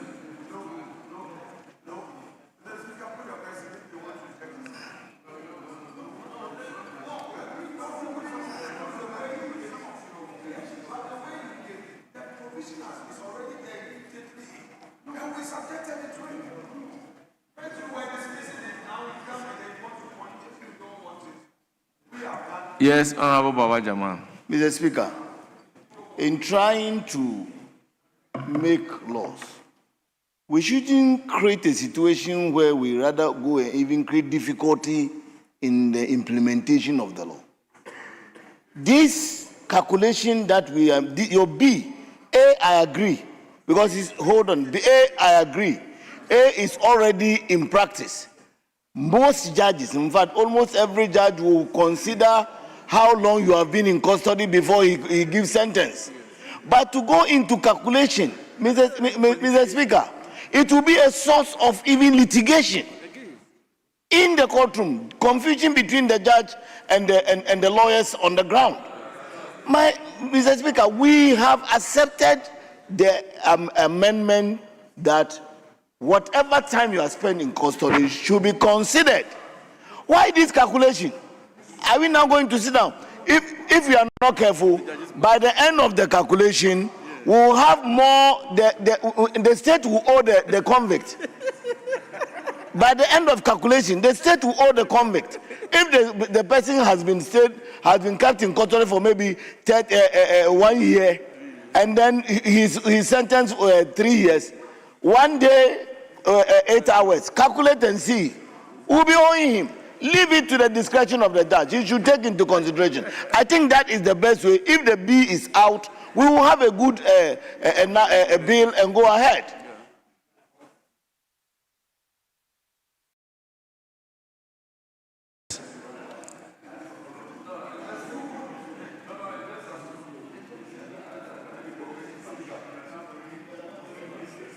You let me. Mr. Speaker. Yes. If you look at the law we passed, the law we are passing, and clauses that we have already accepted, power to make community service order. My understanding is that we said where a court is satisfied that the conditions for making a community service order have been met, that court may make a community service order directing the convicted person to perform a community service. So even community service itself is still a discretionary matter because the court may make it if you have met the conditions. Now, take the clause you are asking to be inserted after clause 5. The clause you are asking to be inserted after clause 5 says that in determining the duration of a community service order, the court shall take into account any period during which the convicted person was held in lawful custody on remand in connection with the offenses for which the community service order is made. And I'm saying that traditionally, it has always been expressed in discretionary terms, that the court may take into consideration the pre-conviction custody. It has always been the case that the court may, but you are saying that the court shall mandatorily. Then you now go and fetter the powers of the court by even calculating the days for them relative to the hours. So first you take away their discretion, which has always been the traditional position, that you may consider the previous stay of the person in custody. But here you are saying shall. That means that the court has no discretion in the matter. Then you now come and say that, and even after you have taken away the discretion, you are calculating the specific day. So if they spend 30 days, you must deduct 8 hours out of it per day for them. So that ties the judge too much. So I plead with you. Yes, so in the case of 6, I agree with you that the court may take into account any period during which the convicted person was held in lawful custody. Good. Then 7, for the purpose of subsection 6, which is more of an interpretation clause, for the purpose of subsection 6, period in lawful custody on remand means any continuous period during which the convicted person was detained pursuant to a warrant of committal or a refusal of bail by a court of competent jurisdiction pending trial or sentencing for the offense charged. That, I think, can stay. My issue is with B, where you are calculating, it said the reduction in community service hours shall be calculated on the basis that 1 day of remand custody is equivalent to 8 hours of community service subject to the minimum period prescribed under section 53A. So that one should go, and then should. Yeah, so that's one. So I'm making the further amendment. So in place of shall, let's say may, and then we delete B. And then the rest can stand. Yeah.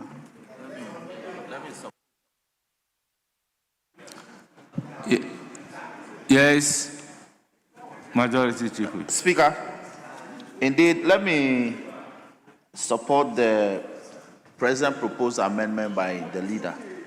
Speaker, because again, from a personal experience, we did a trial, was a criminal matter, robbery. So after about 4 years, my client remained in custody for the entire 4 years. And during sentencing, I put in a plea of allocutus.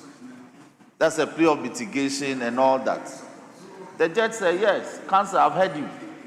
But given the nature and character of the evidence led and recanted, I am minded to impose the sentence that the court sees fit. So it means that even though you may legislate, that is why it must be discretionary. The court may do so, given the peculiar circumstances of the case. If the peculiar circumstances of the case said that they may not have regard to the period spent in pre-conviction custody, the court may be minded not to do so. So I support the present amendment by leader. I can see the sense of the House. What I intend to do is to put the question one after the other. So the first question is put on the proposed amendment as in the new clause 44(6). Those in favor say aye. Those against say no. The ayes have it. The proposed amendment is ordered to stand part of the bill. Now we come to 7. 7 is in A, B, C. I will then put the question first on A.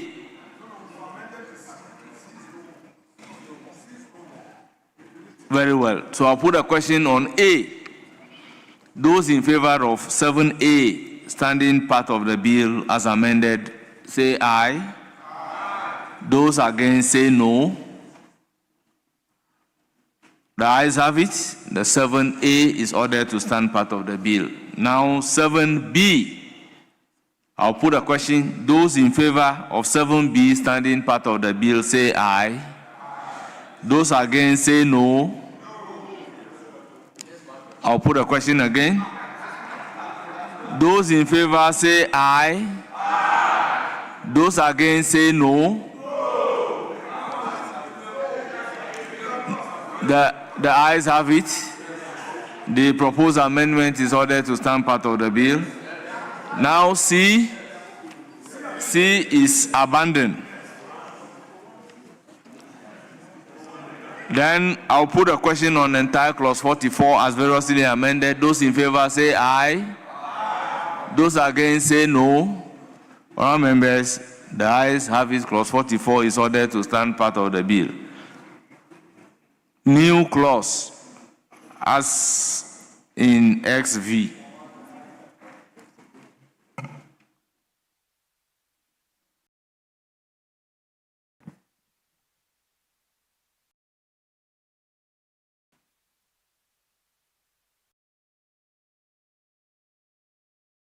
Yes. Speaker, thank you very much. Speaker, I move this, which is captured on page 20 of today's order paper, on behalf of Osei-Mensah. He's here.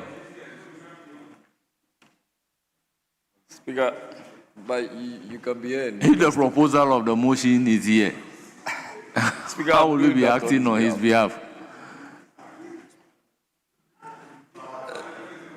Speaker, there is a power of attorney on this matter.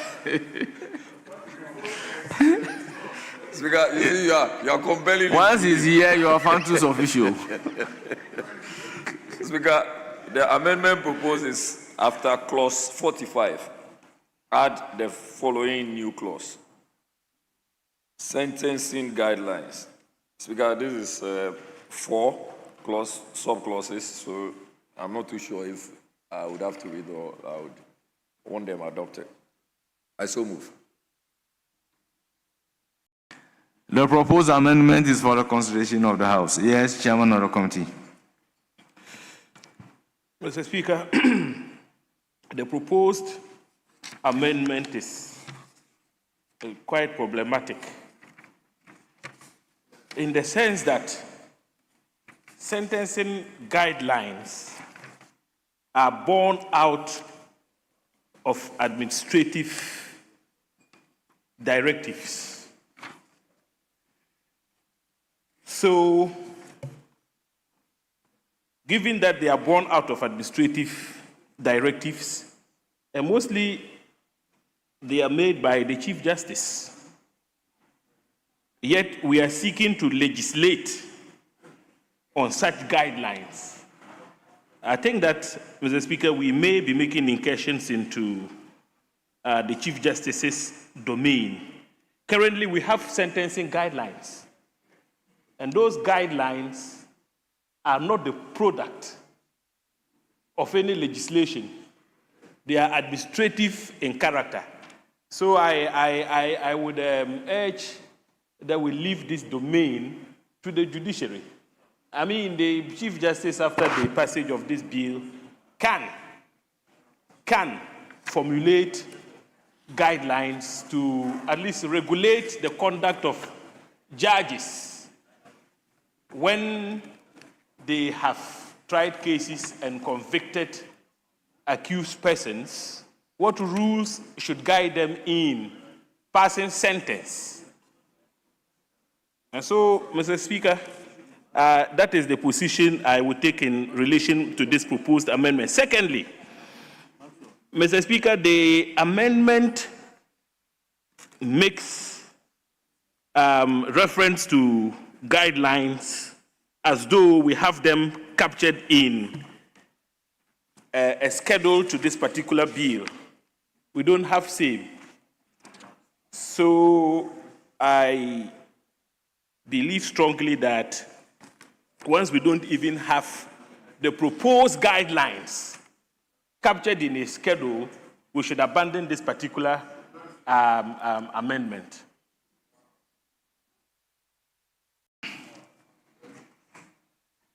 Honourable members, is for the consideration of the House.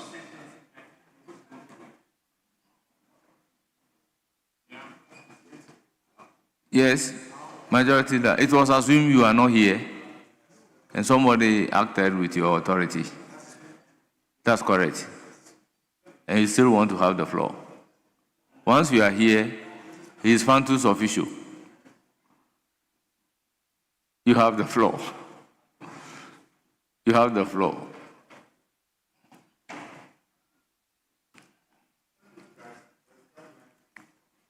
Yeah, so, Speaker, yes. I want to, with your leave, further amend the clause 2 by deleting, by the clause 1, Mr. Speaker, clause 1. Clause 1. So, Mr. Speaker, on the issue raised in opposition in respect of practice directions, Mr. Speaker, it is always better to legislate rather than leave certain matters open for administrative directions. Speaker, if I may recall what the Supreme Court said in the Benjamin Osei-Mensah case, the Supreme Court was very unequivocal, speaking through my Lord Atuguba. The Electoral Commission was found wanting on the matter of a constitutional instrument to regulate the 2015 Assembly election. And when the court inquired, the Electoral Commission said it relied on some administrative directions. And the court said no. Once the Constitution provides for a CI to regulate every public election, you cannot circumvent the law by telling the court that on that very occasion there was no such CI and that the commission was relying on some administrative guidelines to conduct a public election. Accordingly, the whole notice given to the public was struck down and the election postponed to allow for the EC to now lay before Parliament a new constitutional instrument. It is therefore proper, fortified by this position by the court, to say that if Parliament has the opportunity to legislate to avoid ambiguities, we must do so. It is the reason why, Mr. Speaker, even when we legislate, we allow for an EI or an LI for further regulation to operationalize the law where we think that there may be some other areas. So the issue of administrative guidelines, which guidelines are clearly outside of the law, being used, Mr. Speaker, to perform an administrative function, the Supreme Court has already frowned on that. Otherwise, Benjamin Afenyo-Mensah's prayer would not have been held. He was a mere fisherman. So, I think that what the respected gentleman who spoke before me said, that indeed we need to rely on administrative directive to achieve this purpose. I'm just drawing the gentleman's attention. I mean, Honorable James Agaga is my my senior at the bar. I so much respect him. In practice, back in the days, criminal trial practice was part of his practice. We learn a lot at his feet. Mr. Speaker, he would have to yield to this position of the Supreme Court, that where the law provides for a certain procedure to be followed, you can only be on that path and that path only.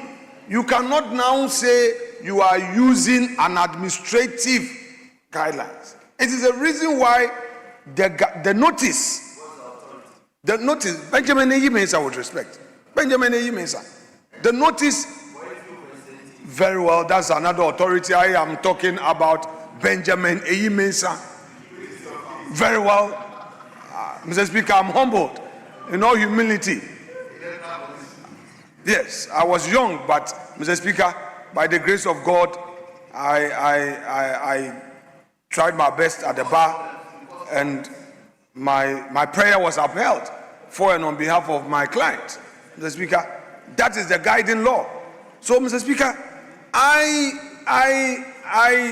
would want the chairman of the committee, the Defense and Interior Committee, to have a critical look at the grounds of his opposition again.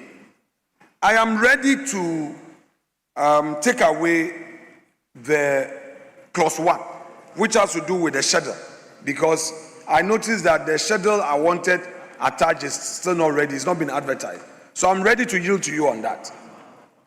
I'm ready to yield to you, Honorable Agaga, on the one, to delete it. But for the subsequent ones, I believe that we need the 2, which is the new one. We need the 3, which now becomes 2. And the final one would read what I've put there. The Chief Justice may issue practice directions for the uniform application of the guidelines. So that has also been cured. No, we already have the guidelines. Yes. So, Mr. Speaker, I think there should be no problem at all once I am amending the 1 to cater for his concerns. Yes, Chairman. Yes, Majority Leader. Speaker, I'm trying to understand the basis of this new clause. sentencing guidelines. And I was going to draw attention to the absence of any sentencing guidelines in a second schedule to the Act. Once you don't have that,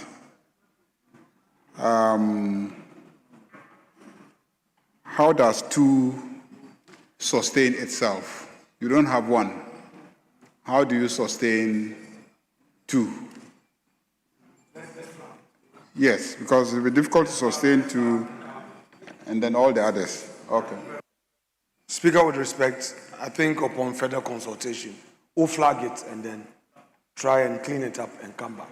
The Speaker, that's the consensus. I will flag it by coming back. You should try and convince the House that administrative guidelines should be a subject matter of an Act of Parliament. Because it's going to be, coming here as an act. It's not coming under regulations or nothing. Well, Mr. Speaker, because you've spoken for the records, that is not my intention to make an administrative guideline take precedence over law. Is that no, it's now going to be a subject matter of an Act of Parliament. Well, Mr. Speaker, it remains a guideline administratively. Very, Mr. Speaker, I get the point you're making. Very well. Yes. Mr. Speaker, I get the point you're making. Yes. Very well. I won't litigate it. Yes. Mr. Speaker, when you go about it this way, it's always a safe landing point. Yes, but yes. sometimes, Mr. Speaker, you know, when you want to do hash, then there's a problem. But, Mr. Speaker, I mean, there must always be... I'm just drawing your Mr. attention Speaker, to there it. must always be a safe landing for your front bench. This I have said. Mr. Speaker, there must always So will you land safely Mr. based Speaker, on yes, that? by your guidance, we've landed safely. You and I have landed safely. Very well. Yes, Mr. Speaker. So what do we do Mr. regarding Speaker, the may leave proposed law. amendment? Yeah, Mr. Speaker, we are flagging it. Very you said well. when I'm coming back, I should come well. Yes. So, yes, you may Yes. live long, Mr. Speaker. Very well. The proposed amendment is flagged. Then with this, I can put a question on I can put a question on the 44 based on the fact that this is flagged. We move to clause 45. Power to make community service order. Yes, Chairman of the committee. Amendment proposed, subclause 1, line 3, after order, insert as set out in the first schedule. I move. The proposed amendment is for the consideration of the House. Any further amendment? In the absence of any further amendment, I'll put a question. As many as are in favor say aye. Those against say no. The ayes have it. The proposed amendment is ordered to stand part of the bill. Clause 40 is, let me put a question on entire clause 45 in the absence of any further amendment. Those in favor of clause 45 as amended standing part of the bill say aye. Those against say no. The ayes have it. Clause 45 is ordered to stand part of the bill. Clause 46. Nature and type of community service. Chairman of the committee. Amendment proposed, subclause 1, line 1, delete probation and insert community service. Consequential amendment, Mr. Speaker. Yes, this is consequential. I'll put I'll put a question. Those in favor say aye. Those against say no. The ayes have it. Clause 46 is ordered to stand. The proposed amendment to clause 46 is ordered to stand part of the bill.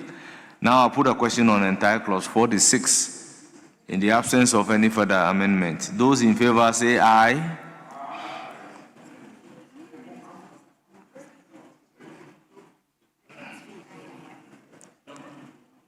Yeah, very well, very well, very well. Let's go to amendment numbered XVIII, standing in the name of Osei-Mensah Alexander Kwamina Afenyo-Markin.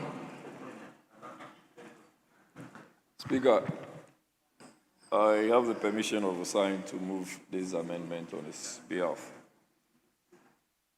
Speaker, if I have your permission as well, your leave. But it is only fair that in the absence of the person, you can be authorized to perform an act on behalf of him. Speaker, you know, all of this is part of the learning process. So, please. Yes. The much, rules Speaker. are relaxed, so. Yes, Speaker, like you educated me earlier, looking at page 20, Speaker, we are taking this from page 20, and from today's other paper, Speaker, the amendment proposed is as follows. After subclause 2, insert the following new subclauses. As captured in page 20 and 21. As captured in page 20 and 21. Of today's order paper. Yes, yes, Speaker. Yes, the proposed amendment is for the consideration of the House. Yes, Chairman of the committee. Mr. Speaker, it's difficult to understand or comprehend which form of community service is demeaning or degrading. Community service is community service. Once you suffer a conviction and the sentence does not exceed 3 years, Mr. Speaker, a judge can, in the alternative, sentence you to community service as opposed to serving a custodial sentence. That being the case, Mr. Speaker, how demeaning can it be for a judge to say, rather than go to prison, go and do community service? The essence of punishment is to reform, is to deter.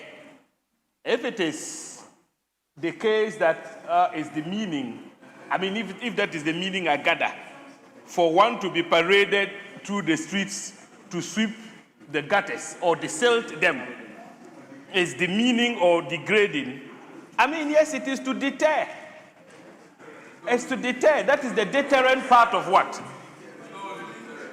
Exactly. So, Mr. Speaker, with the greatest of respect, I will urge my colleague who moved the amendment for and on behalf of the minority leader, Dosahin, to consider abandoning this particular amendment. Yes, Majority Leader. Mr. Speaker, you have to legislate. You have to legislate things that can be determined so that it is enforceable. If you say that a court shall not assign a convicted person to perform a nature or type of community service that is demeaning, degrading, or likely to expose the convicted person to public humiliation beyond what is necessary, how do you determine what level of public humiliation is necessary? How do you determine that? Beyond what is necessary for the purpose of accountability and rehabilitation. This is going to be difficult to enforce. It's going to be difficult to determine. Very subjective. What may be demeaning to Mr. A may not be demeaning to Mr. B. Your perception of what constitutes humiliation may be different. So I plead with you. I'm sure the judges subconsciously take on board all these considerations when they are determining what you should do. But to indicate it as a specific provision in the Act, what will happen? Somebody will start challenging the courts. And then it becomes impossible for the courts to implement what we have designed for them. Speaker, I've had a very beautiful conversation with the venerable clerk, and I had given him some examples of situations where the community service can be very demeaning, degrading, and what have you. But I do not want to go into details because some of them are not too good for this house to capture. But it's true. Save that the majority leader's final comment nails the conversation better. That to the extent, if you are not careful, there will be a Pandora box. Everybody, you now make applications trying to understand what is demeaning and Obviously, Speaker, flowing from that, I think that we would rather want to abandon this one and proceed on the next one. Thank you. Very well. The proposed amendment accordingly abandoned. Then I'll put a question on entire clause 46 as variously amended. Those in favor say aye. Those against say no. The ayes have it. Clause 46 is ordered to stand part of the bill. Now, there is a new proposed clause after clause 46 standing in the name of the minority leader. You have the floor. Speaker, that is also captured on page 20 of today's order paper, and it reads, which is 46.4. In determining the nature and type of community service, a court shall, where practicable, have regard to any skill, qualification, or experience of the convicted person that may benefit the community. And I so move. And this one, I think.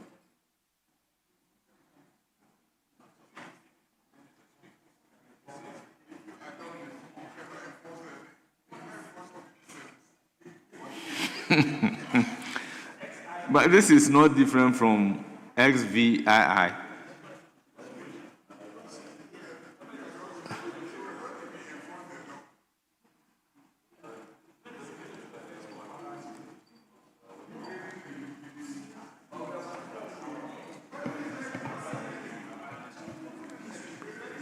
See, Honorable Jerry Ahmed, the whole thing is punishment.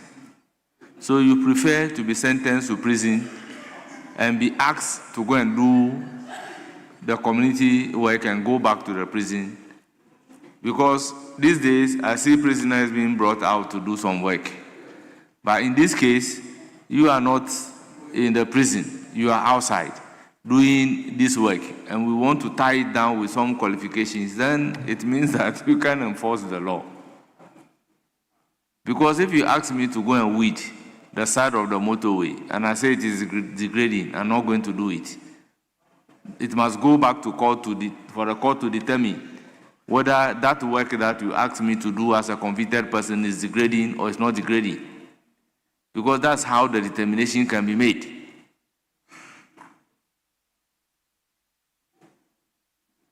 Yes? Being a non-lawyer, and sometimes I feel that it was good I didn't go to law school. Reading some of these amendments, it sounds to me like we are making this community service thing for some upper class special people. Having lived in a community where there's community service, what do you mean by they shouldn't give them a sentence that is demeaning? The crime that they committed, wasn't it demeaning? But if you look at this, you are asking the court, a court shall not assign. Why would you put restrictions on the court? Okay, let me read it all for you, sir. Osei-Mensah. A court shall not assign, and a probation officer or a supervising officer shall not direct a convicted person to perform community service that is degrading. Isn't that what we are talking about? Look, then have a human rights act somewhere. Community service. Who is being sentenced to a community service? Honorable Mr. Speaker, this before it even gets to the chairman, let's abandon it.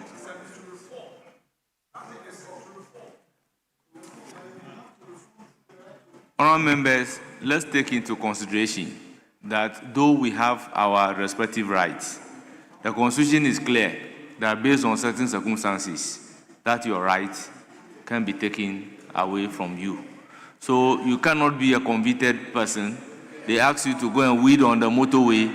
Then you say that weeding on the motorway is demeaning because there are a lot of cars passing. Speaker,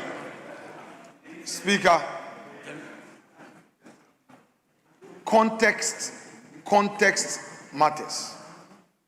It is not the convict who is demanding. It is the law that is upholding the dignity of that convict. That is the whole essence of this provision. That is the whole essence of this provision. Don't we hear of complaints about how probation officers or prison officers sometimes act in excess of their mandate? This is basically to cure possible excesses in the discharge of the mandate. So who determines whether the work is degrading or humiliating? Mr. Speaker, with respect, quite rhetorically, I humbly hold this view from the rhetoric question you posed. If the honorable member had read it in full, if we say, Mr. Speaker, that to perform community service is that this degrading or humiliating, Mr. Speaker, to say something is humiliating or degrading, hazardous and unsafe, having regard to the convict's health status. C, disproportionate to the convict's fiscal capacity. Discriminatory or any ground prohibited by the Constitution. Mr. Speaker? Yeah, I ask because you said it is not the convicted person that is demanding. The law is saying and so. It is the convicted person who is the being beneficiary asked of to work. No. That will have to say that the work that you are giving me to do is humiliating. It is degrading. Mr. Speaker, not so. Respect. Mr. Speaker, that is not the case. That is not the case. It is not the convict. We are legislating to guide the one supervisor. Mr. Speaker, let's go to the Constitution. Let's go to the Constitution. Article 296. Article talks about discretionary powers. Indeed, Mr. Speaker. Yes. Indeed. Yes. Indeed.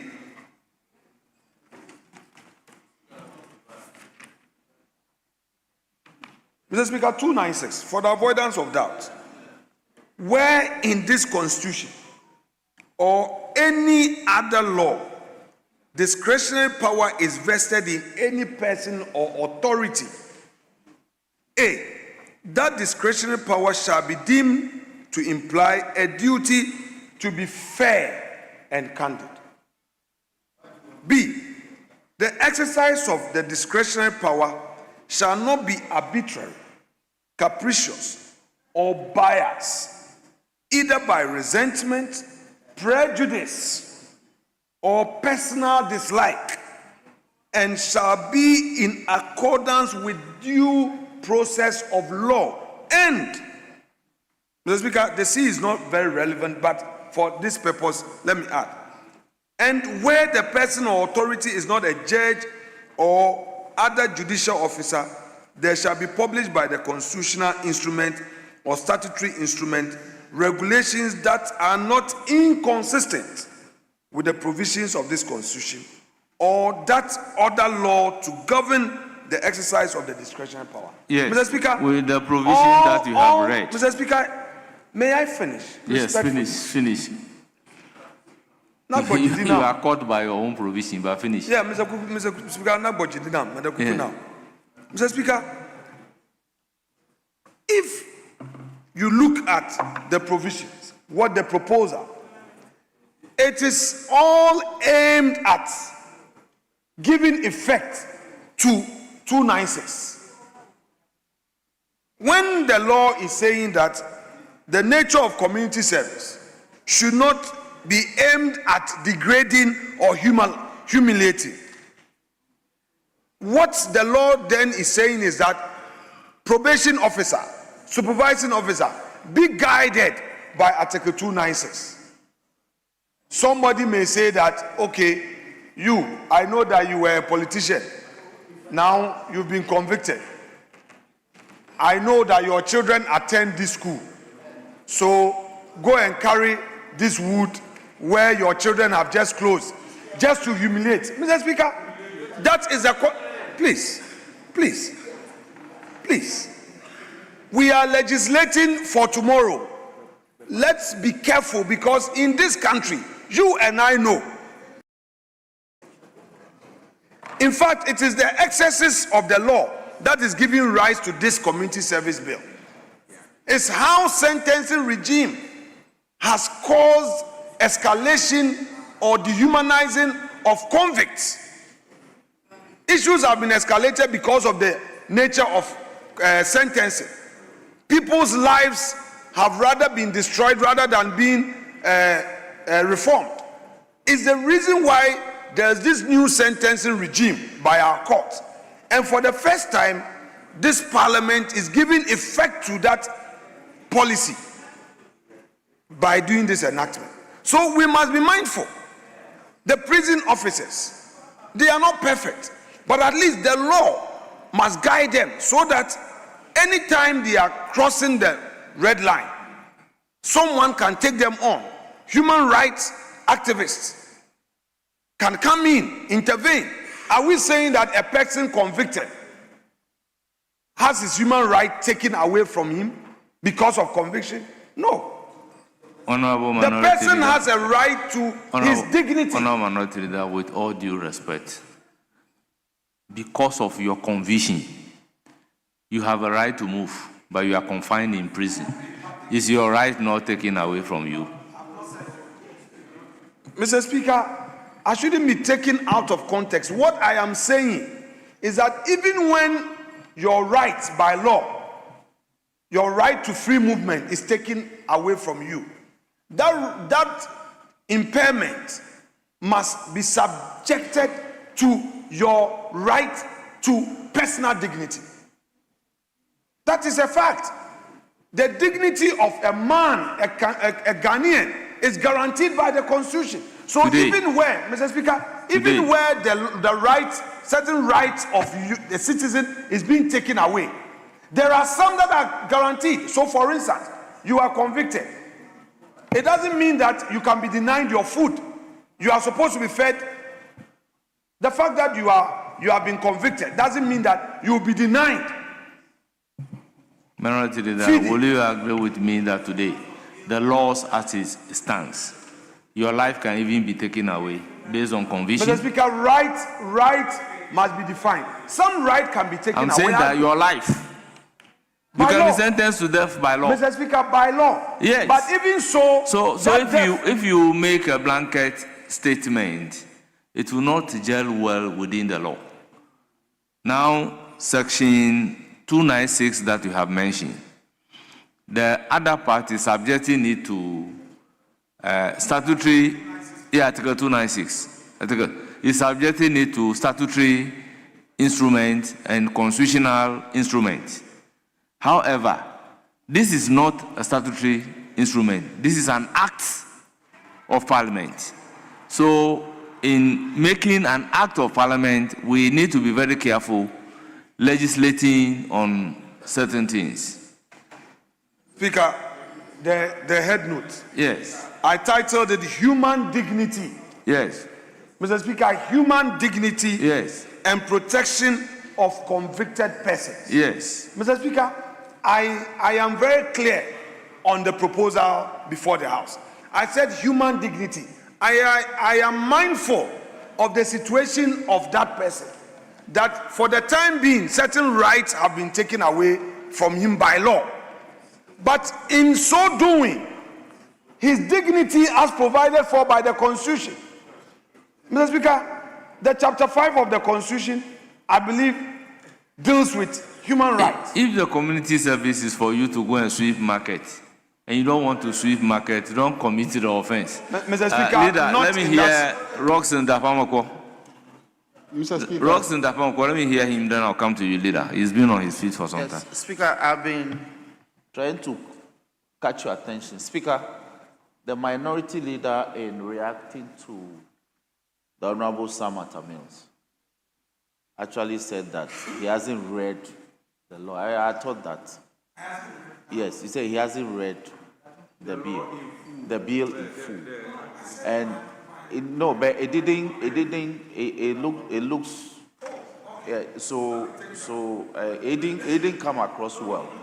So please, if that can be, yes. Mr. Speaker, respectfully, I mean, it's only fair. The point I was making was that the member had not appreciated in full the provisions contained in the proposed amendment. However, if it came across as being disrespectful to him, I withdraw that, Mr. Speaker. It's only fair. It's only fair. Yes, Majority Leader. Yeah, Mr. Speaker, I can perfectly understand the basis of this proposed amendment. Article 15 of our Constitution says that the dignity of all persons shall be inviolable. So whether held in custody or not held in custody, whether you are a convict or you are not a convict, the dignity of each and every one of us is inviolable, and our integrity is protected by Article 15 of the Constitution. Then it goes further to say, no person shall, whether or not he is arrested, restricted, or detained, be subjected to torture or other cruel, inhuman, or degrading treatment or punishment. So I think that this is what you are trying to legislate. But my caution is that it is already enshrined in our Constitution that you cannot, dehumanize, degrade, and torture or be cruel to any human being. It is captured in our Constitution. We have signed on to the international human rights treaties, and it is captured in the various international human rights treaties. So I think that the courts have always, taken that into consideration, and the judges in determining community service will always take that into consideration. I think that if anything at all, you may just want to reframe Article 15 and capture it. Just reframe Article 15, and capture it, because that's basically what you are trying to do. It's already a constitutional provision, so that makes it easy for all of us. Speaker, in my early days as a minority leader, I had some veritable words to describe the majority leader. Because I'm unsure of what he may likely do tomorrow when he reads the business statement, I'm not going to commend him for this industry. But clearly, you know that when there's no mischief in him, he does good business. And when he decides to help, he helps. So, Mr. Speaker, is the majority leader paying attention to this provocation? Yes, but I want him to hear this provocation.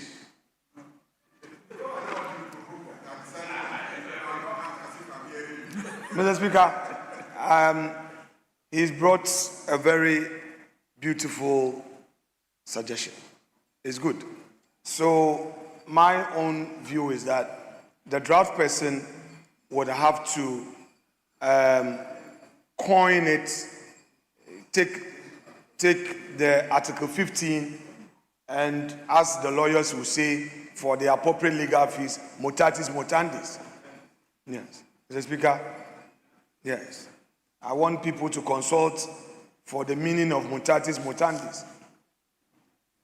On this occasion, the firm will take a legal fee just for using the Latin in language. Mr. Speaker, so if the draft person can factor that position of the majority leader and deal with it as a new subclause after 46.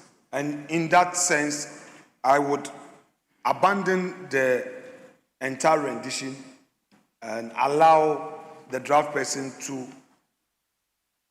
figure out the right to personal dignity as provided for in Article 15 in place of what I earlier proposed. Accordingly, the advertised amendment is withdrawn, Mr. Speaker. Very well, the advertised amendment is withdrawn. I urge the drafters to cross-reference Article 15 of the Constitution accordingly and appropriately. I will then put a question on entire clause 46. Those in favor say aye. Those against say no. The ayes have it. Clause 46 as variously amended is ordered to stand part of the bill. Clause 47. Concurrent community service orders. Chairman of the committee. Mr. Speaker. Clause 47. Yes, there is yet another amendment. Still there is on no clause, advertised amendment on clause 46. Where is the advertised amendment? So, community service for child offenders. It stands in the name of the minority leader. No, we haven't dealt with that one. Very well. Speaker, page 21 of today's order paper. Speaker, I am moving this amendment on behalf of Osei-Mensah Afenyo-Markin. Speaker, the amendment proposed is as follows. After clause 46, add the following new clauses. Human dignity and protection of convicted persons. Speaker, I rely on the following. Chairman of the committee. Mr. Speaker, I will respectfully urge my colleague to abandon the amendment. Yes, the reason is simple. Mr. Speaker, if you look at the Juvenile Justice Act, 2003, Act 653, it deals with juvenile justice, administration. And this is very specific to juveniles. It contains all the relevant provisions which deals with juveniles who are found to have breached the laws or who have committed offenses. And so, in view of the fact that there is a very specific legislation on that subject, Mr. Speaker, I would urge that we refrain from seeking to legislate in a community service bill, which is a completely different subject area, and allow the said Juvenile Justice Act to be the act to deal with issues bordering on juvenile justice. That law is so, expansive. It contains provisions on how to deal with juveniles and all that.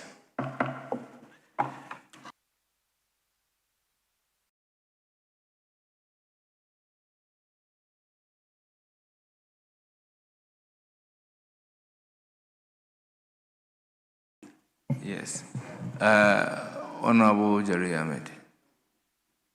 If all of those, like he rightly stated, have been captured. You know that juveniles, upon conviction, they are not sent to our regular prisons. Yes, yes. Their treatment is different. Very much so, Speaker. But this is a general community service sentence.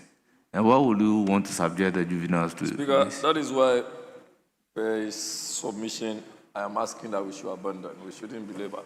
Especially if all of those have been captured in another law. Very well.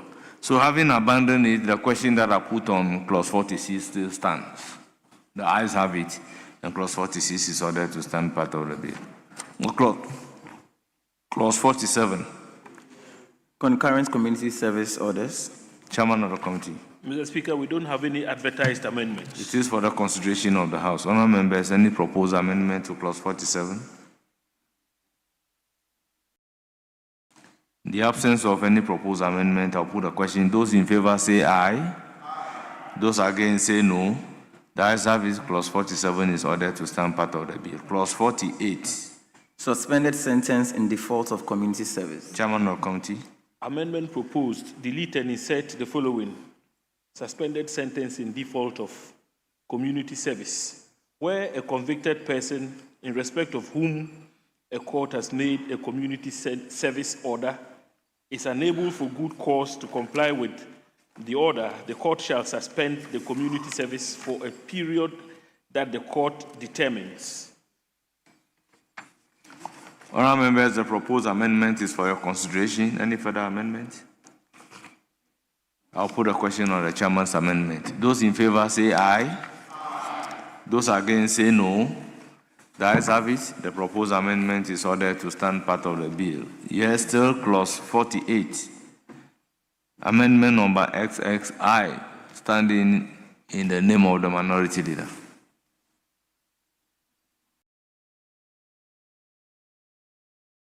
Speaker,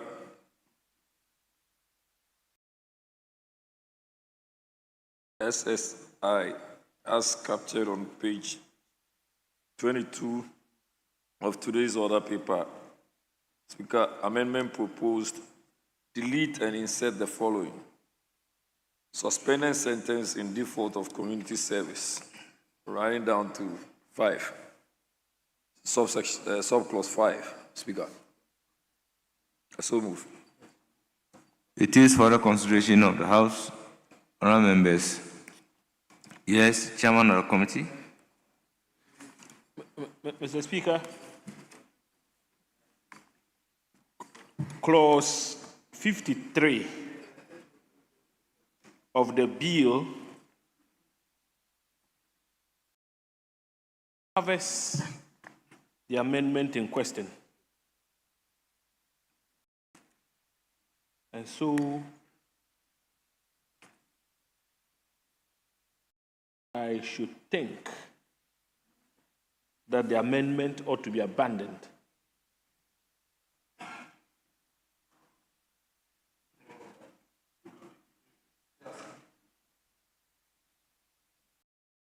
Speaker, I've seen 53, which actually has a different rendition but same meaning. Consequences for breach of community service order. Just trying to juxtapose that with this.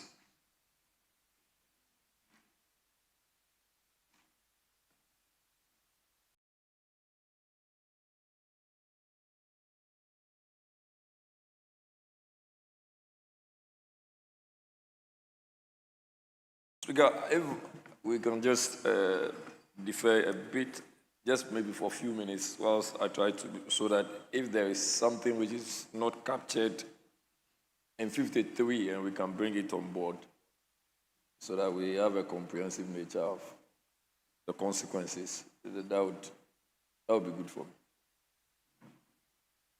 So what is your request? Just asking that it should be deferred for me to compare the two, whilst we go on another one. Very well. Yes, yes. We then move to clause 49.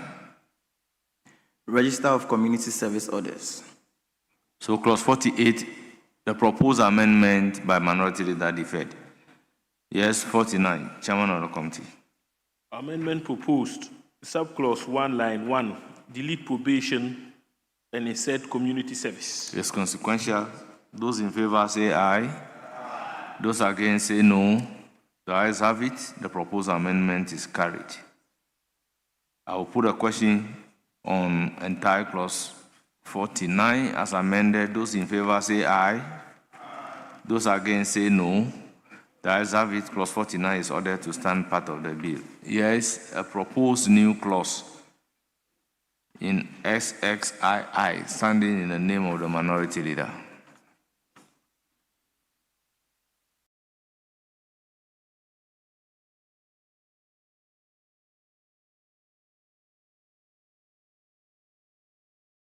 Speaker, is it SSIII?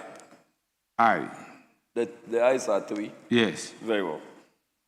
Speaker, as captured on page 23 of today's order paper, I move the amendment proposed by the minority leader to include after clause 49 add the following new clause. Protection and personal information. And Speaker, as captured on the other paper, all of that I rely on. Well, it is for the consideration of the House. My Lord, sorry, Mr. Speaker. Yes. Mr. Speaker, I have the premonition that one day you become a Supreme Court judge. Maybe that is why. That is what Habib has been I saying. described you as my Lord. That's what Habib has been saying. Yes. So I have the intuition. Mr. Speaker, the amendment, I think, is in line with the Data Protection Act. And therefore, barring any objections, I think the proposed amendment is appropriate.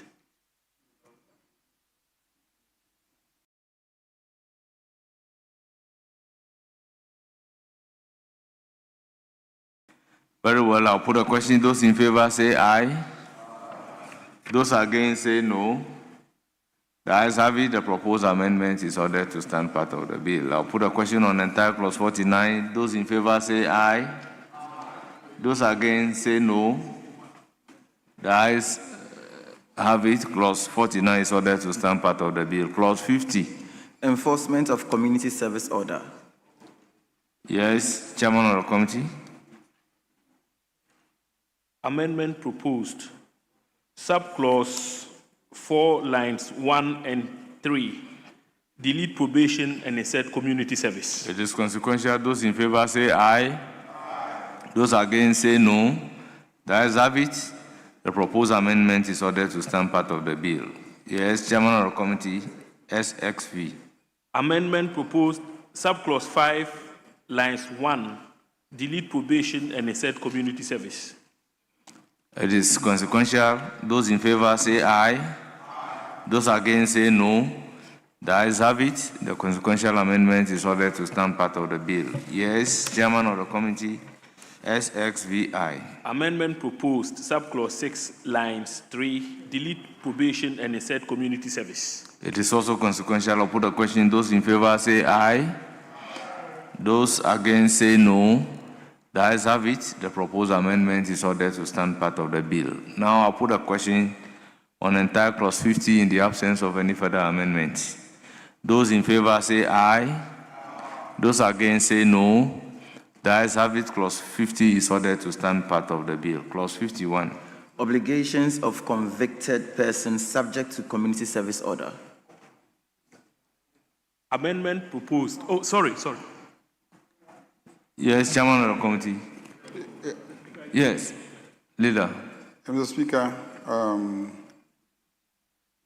there are a number of consequential amendments running up to clause 57, and there are quite some substantial amendments, I would say, to structure work. If we can take all consequential amendments, okay, all consequential amendments up to 57, and leave and defer the three substantive amendments proposed by the minority leader, so that tomorrow we'll continue from there.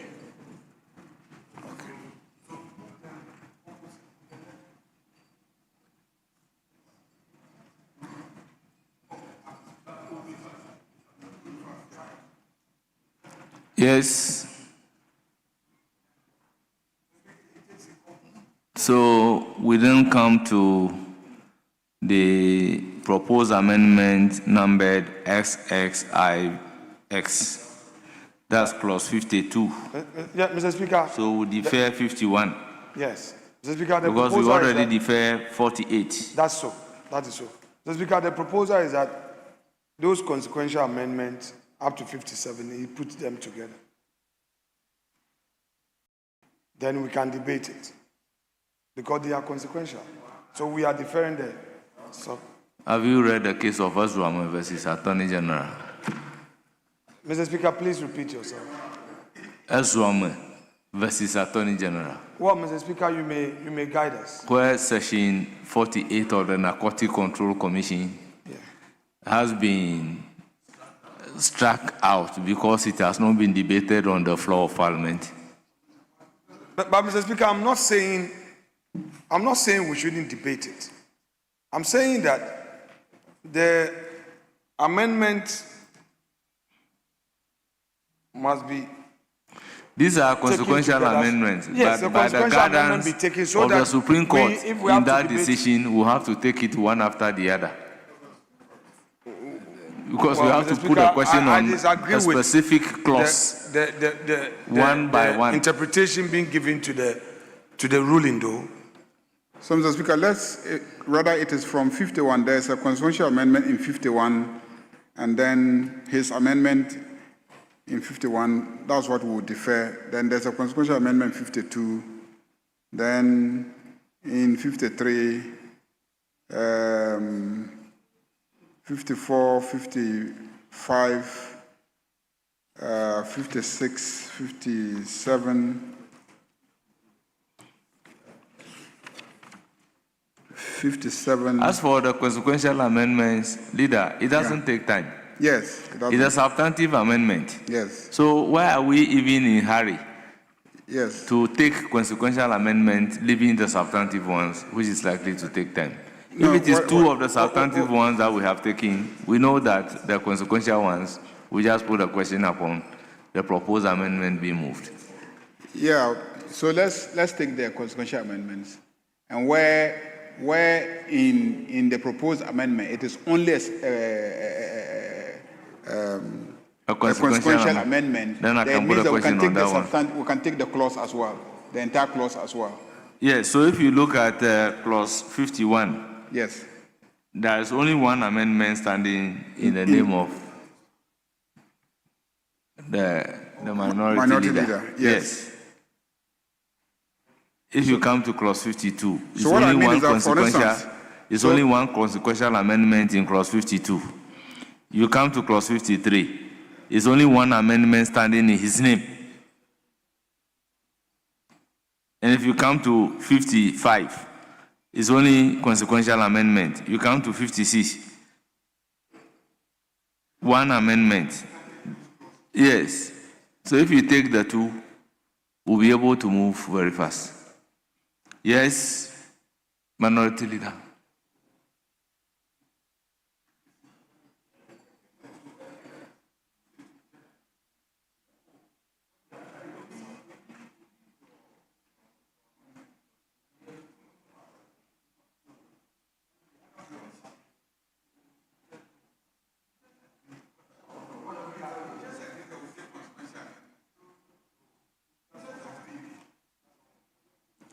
But on this 51, there is only one amendment for me to put a question. There's no other advertised amendment. On 52, it is only consequential amendment.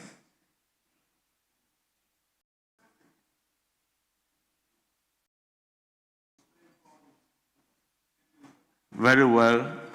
Clause 51 deferred. Clause 52. Issue of summons and warrant. Chairman of the committee. Amendment proposed, subclause 1, line 5, delete probation and insert community service. It's consequential. Those in favor say aye. Those against say no. The ayes have it. Proposed amendment to clause 52 is ordered to stand part of the bill. The entire clause 52, in the absence of any further amendment. Those in favor say aye. Those against say no. The ayes have it. Clause 52 is ordered to stand part of the bill. Clause 53 is deferred.